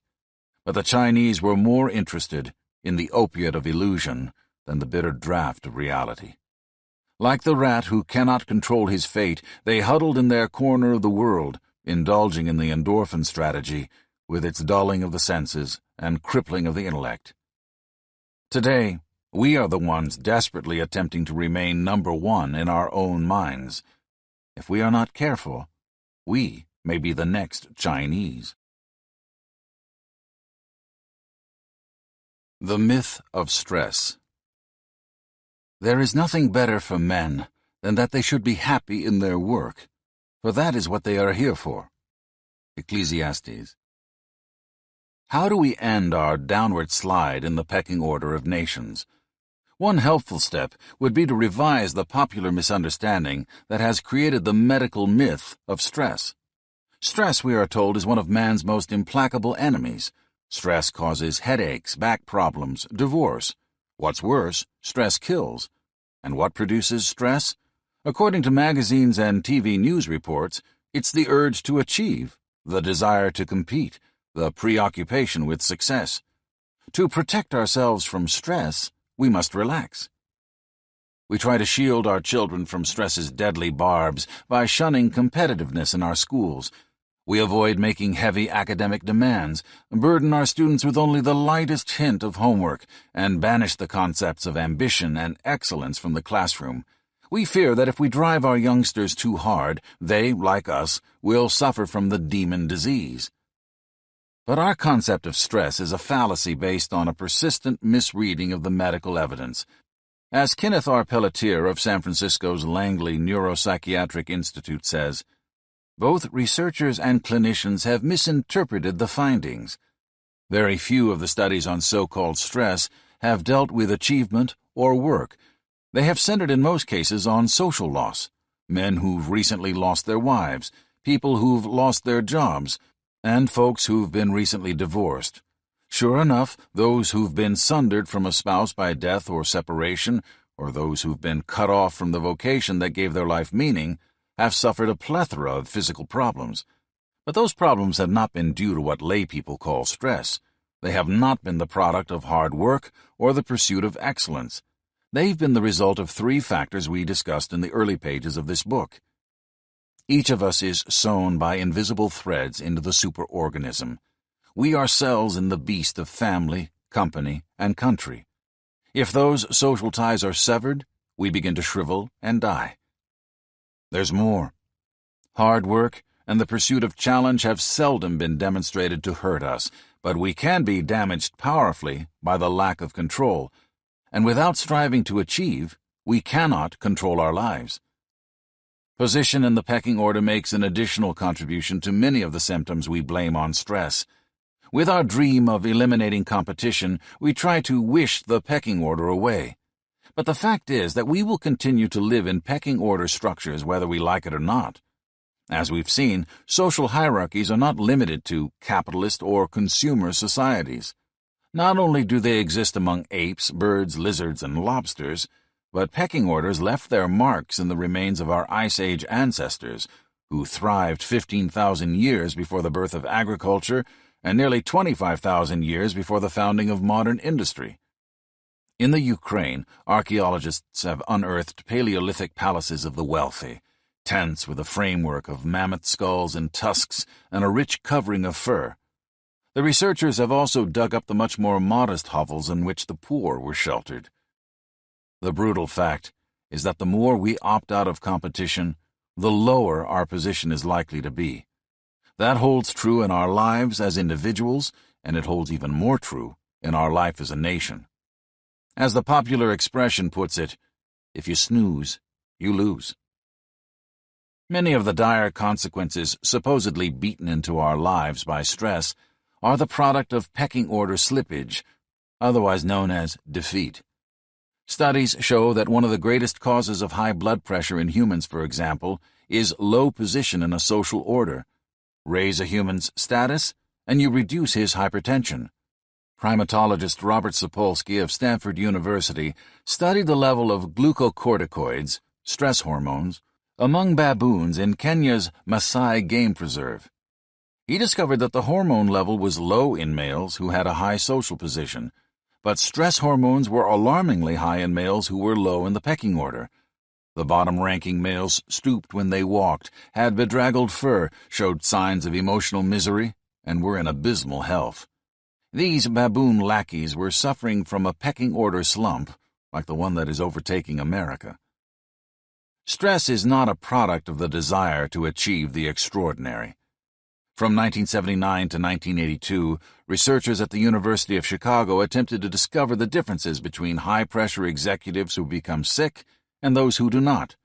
The low-illness executives turned out to be strong in 3 areas: commitment, control, and challenge. In other words, humans need to vigorously pursue goals, to wrestle with problems, and to master them. They need much of what has been popularly interpreted as stress. No wonder Dr. Hans Selye, the pioneering scientist who almost single-handedly put stress on the map, says, "Stress is not something to be avoided. Complete freedom from stress is death." Excessive relaxation is a slow form of suicide. Take the most primitive physical level. If you fail to use your organs, your body begins to dispose of them. The phenomenon shows up clearly among women who don't exercise. Internal mechanisms slow the deposit of fresh calcium in the skeletal structure. The result is that women who haven't made demands on their skeletal frame begin to lose it. In their 60s, these women actually begin to shrink. As we saw earlier, unused muscles also atrophy and shrivel away. The consequences of inactivity are worst for infants. When babies, be they chimps, mice, or humans, do not receive sufficient sensory stimulation, their neural circuitry fails to develop. Their brains should be thickly meshed with nerve cells, microscopically resembling a densely tangled underbrush. Instead, some cerebral areas in the creatures without sensory exercise look more like a desert punctuated only occasionally by the straggle of a plant. But infants and adults can actually increase the density of connections in their cerebral tissue, adding as many as 2,000 new synapses per neuron by mastering new experiences and seeing and doing new things. To both body and brain, taking it easy is death. Vigorous activity, on the other hand, is life itself. The author of Ecclesiastes showed just how painful the deprivation of anything stimulating can be. The man who penned these biblical passages was apparently one of the most wealthy and powerful in Jerusalem. He had reached the pinnacle of society and had achieved what should have been a delicious leisure, but suddenly all life bored him. Now that there were no new obstacles to overcome, there was nothing new, he sighed, under the sun. The ennui that struck the writer of Ecclesiastes can erode and defeat entire civilizations. It is doing that to ours. In 1921, British author G.K. Chesterton traveled the United States by train. He noted that Americans were obsessed with discussing their work, while Englishmen talked only about their leisure. That may be one reason America was thriving, while England was on the wane. Today, thanks to the popular misunderstanding of stress, it is we who chatter for hours about sports, fishing, or meditation. It is we who are slipping. The Japanese know what we have forgotten, that work and challenge are the keys to a vigorous life. They have kept alive the essence of 2 American buzzwords that disappeared from our vocabulary in the early 60s, American ingenuity and American workmanship. The Japanese outstudy and outwork us. Mid-level Japanese executives start the business day at 9 a.m. and are frequently still at their desks by 8 at night, usually putting in 6 days a week. Many of them even volunteer to work straight through their annual vacations. Contrary to a spate of news stories about working to death that appeared in the newspapers of Tokyo and the U.S. in 1993, the salaryman's dedication seldom maims him with stress. Far from it. The Japanese spend a staggering 66% less on medical care per unit of population than we do, yet they consistently outlive us. Like the Japanese, we have to restore our sense that stimulation can be exhilarating. We have to realize that challenge is not our enemy, but our salvation, and that the dangers we have interpreted as stress come from something far different than what we've imagined. They do not spring from ambition or the drive of the dedicated. They come from isolation, separation from the social beast, removal from the superorganismic unit that gives our life its meaning. Our pains do not proceed from overactivity, but from the loss of control and the feeling that we are allowing ourselves to be shuffled from the pecking order's peak. The solution to our problem is not a good vacation. Our hope and our pleasure lie in rolling up our sleeves and going to work. Tennis time and the mental clock. I long for an experiment that would examine, by means of electrodes attached to a human head, exactly how much of one's life a person devotes to the present, how much to memories, and how much to the future. This would let us know who a man really is in relation to his time, what human time really is, and we could surely define 3 basic types of human being, depending on which variety of time was dominant. Milan Kundera. A turning of our states of consciousness toward the future makes our ideas and sensations succeed one another with greater rapidity. Our movements no longer cost us the same effort. Henri Bergson. A man's reach should exceed his grasp, or what's a heaven for? Robert Browning. Many chapters ago, we visited a peculiar creature, the spadefoot toad of Arizona. During long dry spells, the toad nursed the stores of moisture and food packed away in its cellular structure by crawling under the sand, shutting down its metabolic systems, and slipping into slumber. Lethargy was the lifesaver that allowed the snoozing beast to go for months, perhaps even years, without a sip of water. On the other hand, when an infrequent shower soaked the desert floor, the toad shook off its torpor, wriggled to the surface, cried out for company, listened for the croaked sounds of a gathering crowd, then headed for the nearest puddle. There it leaped into a frenzy of action, wooing females at a rapid rate, then grappled with them in sexual ecstasy. Its manic eroticism was as much a survival mechanism as its former inertia, for only by coupling quickly could the toad sire a new generation that might grow to maturity before the pools of moisture could be sucked away by the desert sun. The habits of the toad show up in one form or another over and over again. They appear in the hibernation of squirrels and bears, the seasonally fluctuating fat deposits of woodchucks, and in a wide variety of human annual rhythms. They even show up in the mood swings of societies. When there's little to be gained, nature slows an organism down. When opportunity arrives, she speeds it up. One consequence is the strange gyration of your mental clock. See if this sounds at all familiar. On a workday when I'm under extreme pressure, I rush through one task, hurry on to the next, then move quickly from that job to the one after it. I see my allotted hours as time in which I can easily accomplish a lot. But on a day when I have less work than usual, my mental clock readjusts. Suddenly, instead of seeing the day as a period in which I can easily perform a plethora of tasks, I get the sense that it'll be a struggle to finish anything at all. My mind has grown sluggish. It's the phenomenon behind the common-sense expression, work expands to fit the time available to it. In a person with little to do, the mental clock slows down. In a person with a great deal to accomplish, or a person excited about what he's doing, it speeds up. Take, for example, the athlete who sees every 18th of a second of a tennis ball's motion and calculates in a wink exactly where the ball is going to be when he attempts to swat it.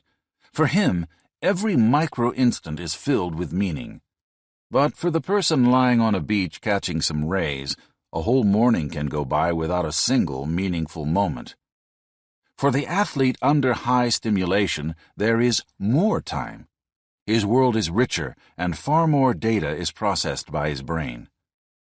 One difference between a society on the rise and a society in decline may be that the rising society is on the fast clock. It sees each impediment as a challenge, absorbs information quickly, and finds new ways to overcome its obstacles. It operates on tennis time. But the society that has peaked has moved to the slow clock.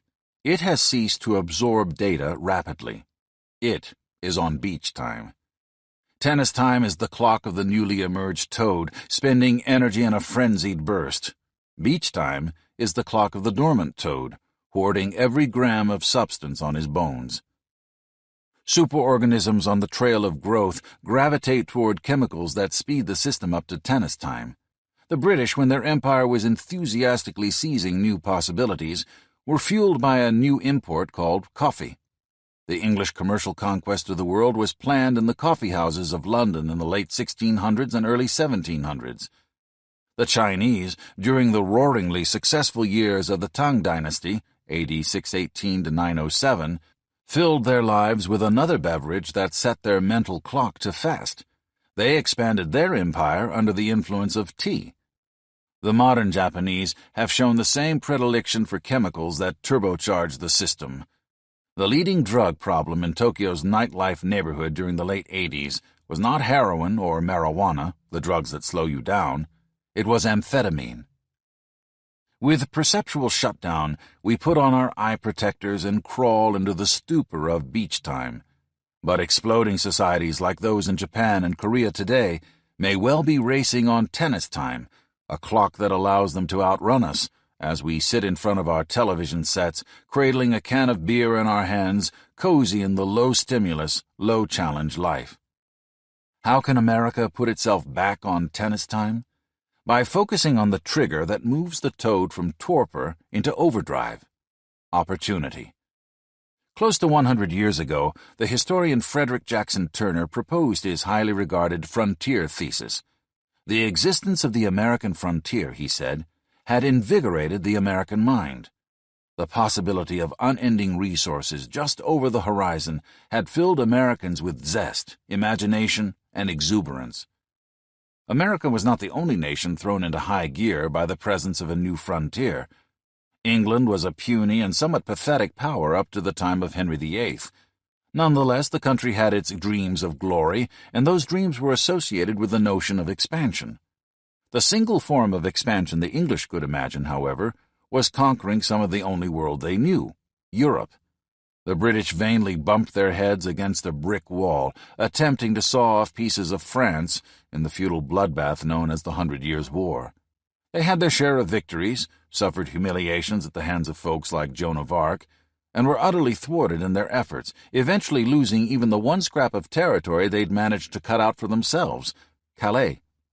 Meanwhile, they mauled 5 generations of French peasants, innocently trying to plant the next year's crops. Historian A.L. Rouse, a leading British expert on the Elizabethan age, considers Henry VIII's final failure to conquer the French one of the luckiest embarrassments England ever endured. It forced the English to turn their attentions away from the continent and made them focus on a sphere in which England would eventually make a fortune, the New World. The Old World England reluctantly turned its back on was a land of little opportunity. Hungry Italians were reduced to eating songbirds off the trees. Tourists in southern Europe 200 years later would be puzzled by the eerie silence of the countryside. Melodious warblers like robins, titmice, and wrens had disappeared into the cooking pots of the area's humbler citizens. Meanwhile, the average French peasant was living so close to starvation that in the fairy tales he recited to his children, the hero was rewarded not with a pot of gold, but with a decent meal. At first, the New World looked equally unrewarding. Christopher Columbus was bitterly disappointed by this hulking mass of landscape. He had set off to find the riches of China and ended up in a territory no one ever heard of. The poor sailor insisted for years that this had to be some previously unreported part of the Chinese Empire. But Columbus's disappointment became England's new frontier. The British missed the easy pickings, The Spanish beat them to the Aztec and Inca lands, where a few hundred Europeans armed with steel swords, muskets, and cannon could overwhelm 10,000 Indians wielding wooden paddles and make off with a king's ransom in gold. But Englishmen settled the North American continent, planted cotton in its southern regions, and set up sugar plantations in the Caribbean islands, bringing back a bounty that boggled the mind. The new economic horizons utterly transformed England. In the 1400s, the country had been a barbaric backwater, producing almost nothing in the way of literature, art, or science. But charged with the energy unleashed by a whiff of fresh resources, Britain became a cultural dynamo. The era in which she awoke was the age of Elizabeth, and it gave us, among many other things, the plays of Shakespeare. America has a host of new challenges available to it: biotechnology, nanotechnology, the construction of microscopic machinery from units a few hundred molecules in size, expansion of the cybersphere, and the construction of intelligent self-replicating devices among them. But in the long run, another, more daunting frontier awaits us, one that looks as bleak at first glance as our land once seemed to Columbus. Like Britain under Henry VIII, the country that sucks its energy from that next frontier will not necessarily be the one that manages to conquer some small swatch of the world we know.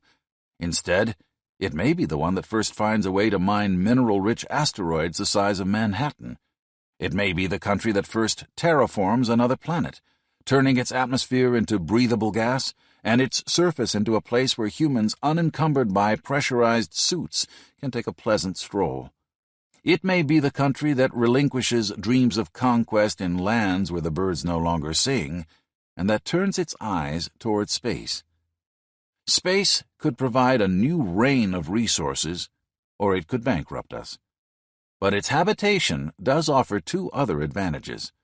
The first, international cooperation. No single nation can afford the price of extraterrestrial development. To turn the wastelands of asteroids and planets into lands of plenty would involve consortia including Russia, Europe, and Japan. Those partnerships are already under development, though too often we are not involved in them. The second, and perhaps more important advantage of following in the footsteps of Captain Kirk, man has yet invented no way to prevent war. We have found no method for shaking the consequences of our biological curse, our animal brain's addiction to violence. We cannot free ourselves from our nature as cells in a superorganismic beast, constantly driven to pecking order tournaments with its neighbors. We have found no technique for evading the fact that those competitions are all too often deadly. Carl Sagan, Werner Erhard, and the followers of Buckminster Fuller feel that the mere threat of nuclear annihilation will weld us together as one world society. If only the great communicators, they say, can shrill at us loudly enough about the threat of Holocaust, all nations will see themselves as brothers, realizing their common stake in the survival of the species. Unfortunately, Sagan, Erhard, and Fuller, much like you and me, have been known to quibble harshly with others who share their goals but differ in beliefs. Even the peacemakers cannot entirely restrain the urge for battle. Nor can human beings as a species stop their inexorable itch for war. We're like a teenager in the days before the sexual revolution who has been told that masturbation will drive him insane. His guilt makes him feel nearly suicidal, but he still can't stop himself from the unspeakable act. We've found ways to halt illnesses, we've invented means to leapfrog continents in hours, and someday we will find a way to stop war, but only if we survive long enough. Until then, our task is to outlast our own impulses. Our task is to outwit the Lucifer principle. You could think of us as a species trapped in a car hurtling out of control toward a tree, the steering locked, the brakes frozen. We could sit behind the wheel and pretend that if we felt enough guilt, the tree would disappear, or we could throw ourselves out of the auto's door and live. For us, the equivalent of hurling ourselves to safety is moving a few humans off this planet, putting enough of our kind into colonies in space so that if the rest of us down here on Earth disappear, those left in the rotating habitations above could keep the species going. Hopefully, the survivors could carry on the knowledge we've acquired so far, and with that wisdom and their own fresh discoveries, someday learn to overcome what we could not. We need a new horizon, a new sense of purpose, a new set of goals, a new frontier to move once again with might and majesty, with a sense of zest that makes life worth living through the world in which we live. One of the few frontiers left to us hangs above our heads. The Luciferian Paradox. The Lucifer Principle. Over 200 billion red blood cells a day die in the interests of keeping you alive. Do you anguish over their demise? Like those red corpuscles, you and I are cells in a social superorganism whose maintenance and growth sometimes requires our pain or elimination, suppresses our individuality, and restricts our freedom. Why, then, is it of any value to us? Because the superorganism nourishes every cell within it, allowing a robustness none of its individual components could achieve on its own. Take, for example, the Mediterranean superbeast known as the Roman Empire. Rome was an evil creature with a despicable lust for cruelty. Julius Caesar, according to Plutarch, took by storm more than 800 cities, subdued 300 nations, and fought pitched battles at various times with 3 million men, of whom he destroyed 1 million in the actual fighting and took another 1 million prisoners. Caesar did not carry out these deeds with kindliness. When he leveled enemy cities, he occasionally killed off every man, woman, and child just to teach would-be resistors a lesson. The governors sent to rule the Roman provinces periodically lost their tolerance for nonconformists and punished them brutally. They crucified a backcountry preacher of peace and humility named Jesus because his views differed from the standard-issue dogmas approved by imperial authority. But the former carpenter was only one of thousands who twisted for hours, hanging by nails from a crude wooden beam. Even the affluent folks back in the home city of Rome were hungry for the sight of blood. Their favorite recreation was an afternoon at the Colosseum watching desperate captives disembowel each other in the arena. Roman sports fans took bets on which contestant would manage to live until nightfall. Rome stamped out or swallowed entire rival civilizations. She even reduced the land she most revered, Greece, to a sleepy, sycophantic, occupied territory. Rome, in short, was a vicious society, one whose habits could make anyone with the slightest scrap of moral sensitivity physically ill. Yet Rome's rise was part of the world's inexorable march to higher levels of form. By force, sometimes sadistic force, she brought an unprecedented mass of squabbling city-states and tribes together. In the process, she allowed an exchange of ideas and goods that radically quickened the pace of progress. What's more, during the 300 years between Augustus and the imposition of Christianity under Constantine, she made an additional contribution. She introduced pluralism, an easygoing attitude that allowed wildly diverse cultures to live peacefully side by side. Just how much the empire had contributed to her sometimes oppressed citizens could be seen when Rome fell. A set of heroes impelled by ideals of ethnic conquest led their rebel bands against the colonialist power. The Mavericks toppled the hegemonic tyrants forever and turned the city of Rome into a ruin. In the process, they brought despair to Europe. During the next 200 years, half of the continent's population would die. Plague ran rampant. Multitudes starved to death, denied the food that had once been transported on Roman ships and roads. Without a stable organizing force, the paved highways on which provisions had traveled sank into disrepair.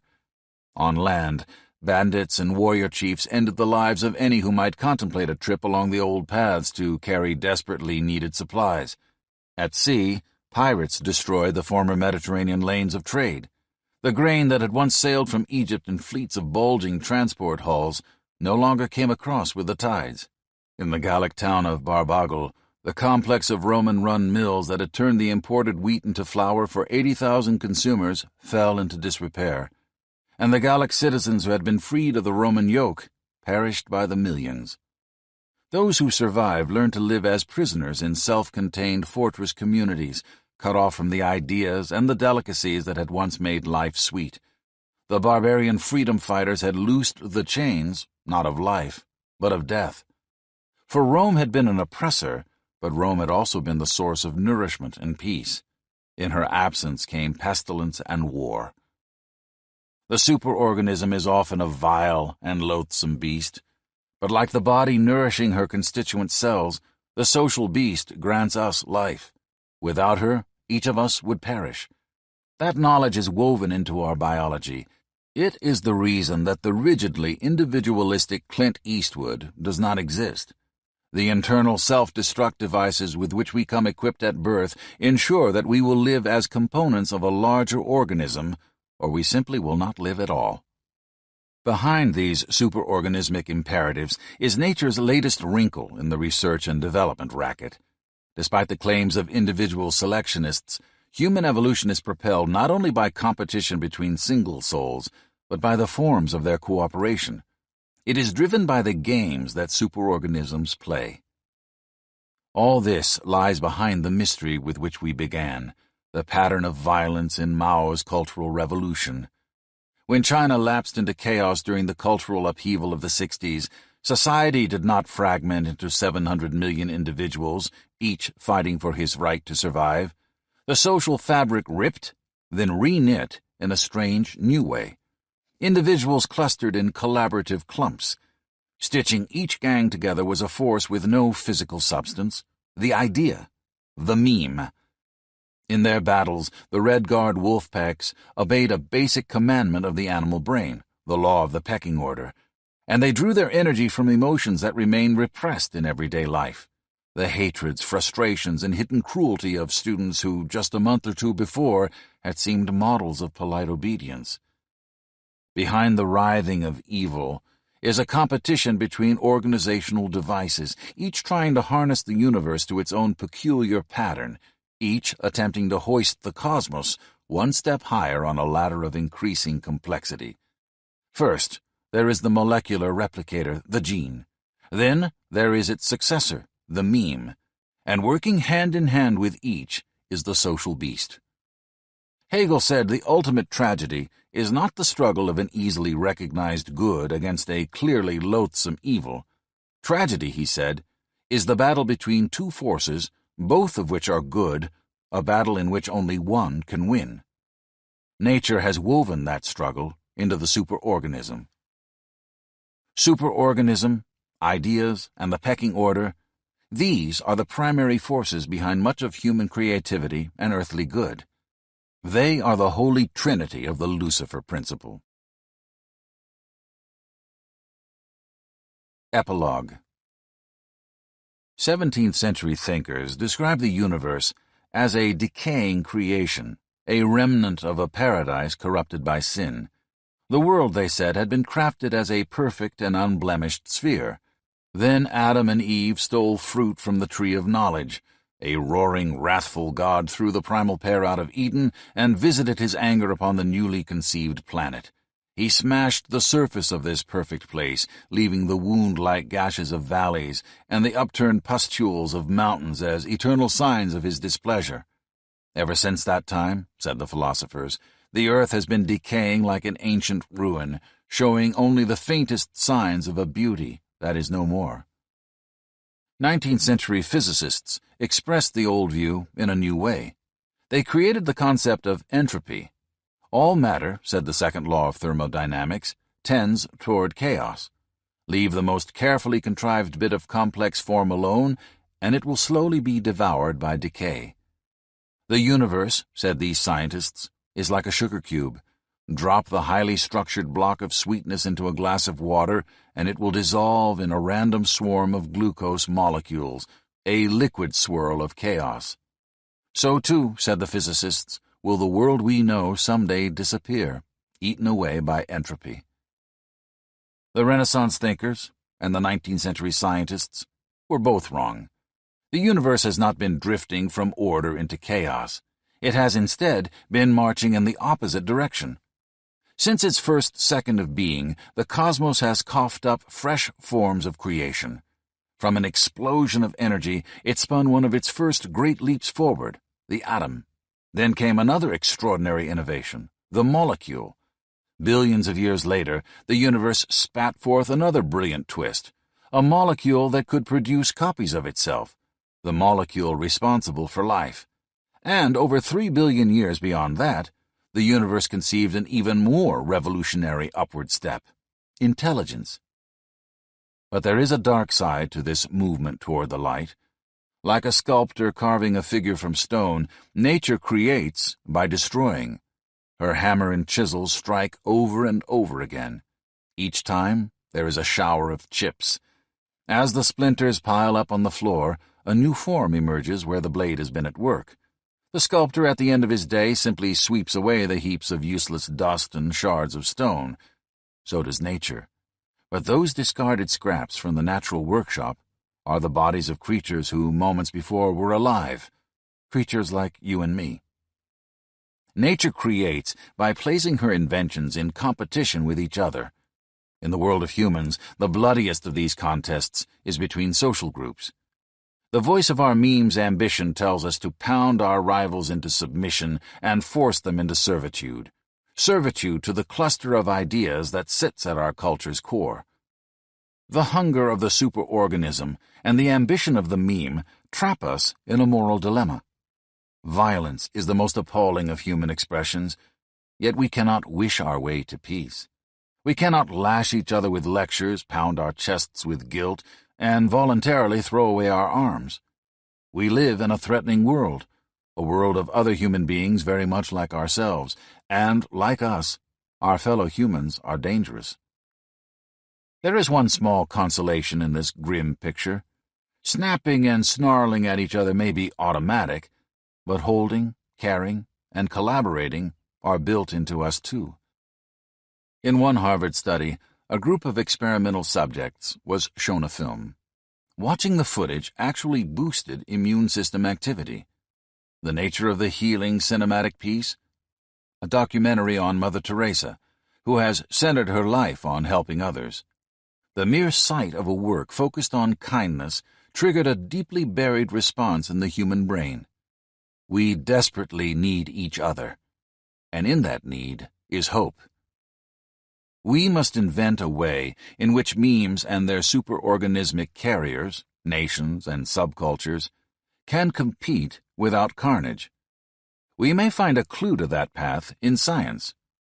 A scientific system is one in which small groups of men and women cohere around an idea, then use the powers of persuasion and politics to establish that idea's dominance in their field, and to drive rival hypotheses, along with those who propound them, to the periphery. In the struggle for control over scientific journals, over the committees that determine what lecturers will be allowed to speak at scientific symposia, over who will get tenure, grants, prizes, and over all the various other PowerPoints that determine which ideas and researchers will be admired and which will be shunned, battles can become intense, insults snide and biting. Occasionally, a pitcher of water is even dumped on someone's head. But there is no violence.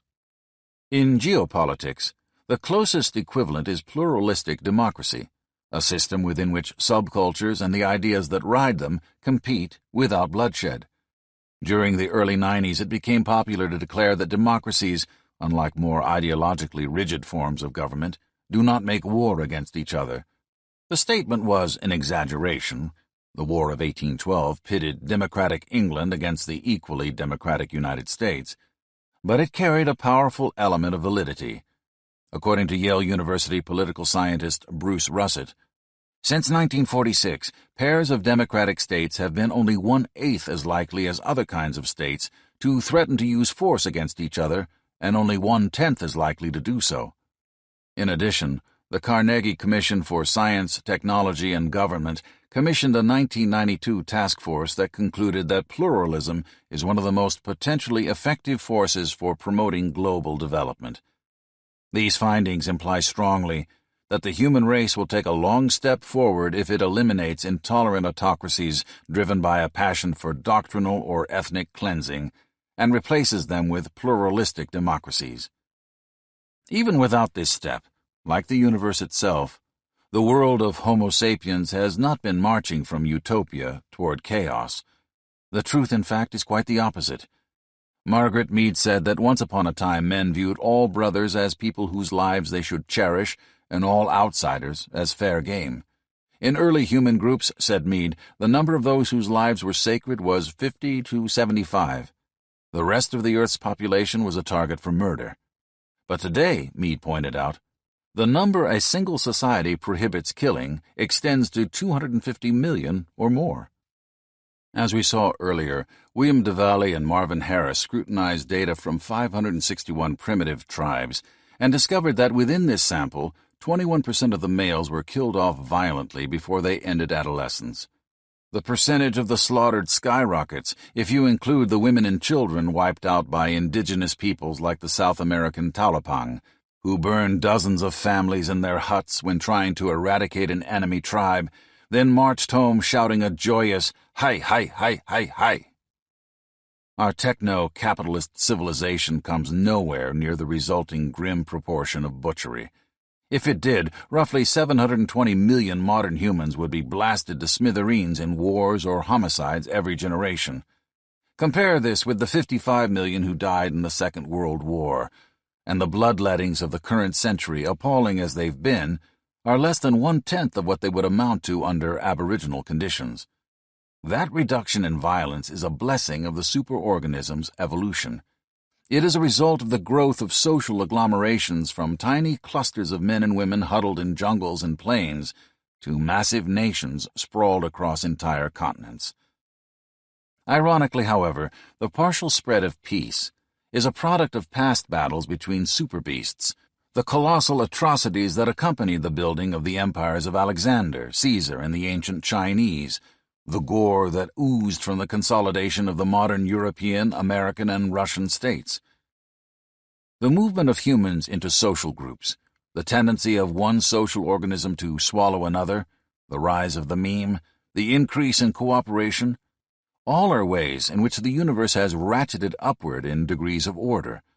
But under the natural urge toward more intricate structures, higher planes of wonder, and startlingly new and effective forms of complexity, there is no moral sense. There is no motherly nature who loves her offspring and protects them from harm. Harm, in fact, is a fundamental tool nature has used to refine her creations. No, we are not Clint Eastwoods, nor were we meant to be. We are incidental microbits of a far larger beast, cells in the superorganism. Like the cells of skin that peel in clustered communities from our arms after a sunburn, we make our contributions to the whole of which we are a part. Sometimes we make that contribution with our life, sometimes we make it with our death. Superorganisms, ideas, and the pecking order, the triad of human evil, are not recent inventions programmed into us by Western society, consumerism, capitalism, television violence, blood and guts films, or rock and roll. They are built into our physiology. They have been with us since the dawn of the human race. But there is hope that we may someday free ourselves of savagery. To our species, evolution has given something new, the imagination. With that gift, we have dreamed of peace. Our task, perhaps the only one that will save us, is to turn what we have dreamed into reality, to fashion a world where violence ceases to be. If we can accomplish this goal, we may yet escape our fate as highly precocious offspring, as fitting inheritors of nature's highest gift and foulest curse, as the ultimate children of the Lucifer principle.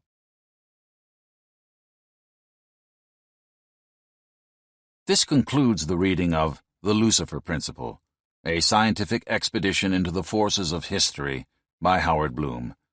Copyright 1995 by Howard Bloom.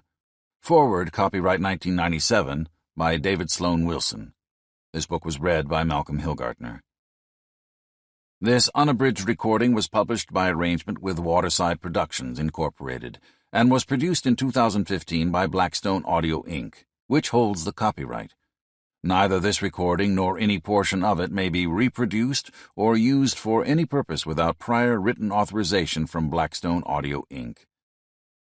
If you would like to obtain a monthly update telling you about new releases, call 1-800-SAY-BOOK That's 1-800-729-2665. For a complete listing of our titles, visit our website at www.downpour.com. Thank you. Thank you.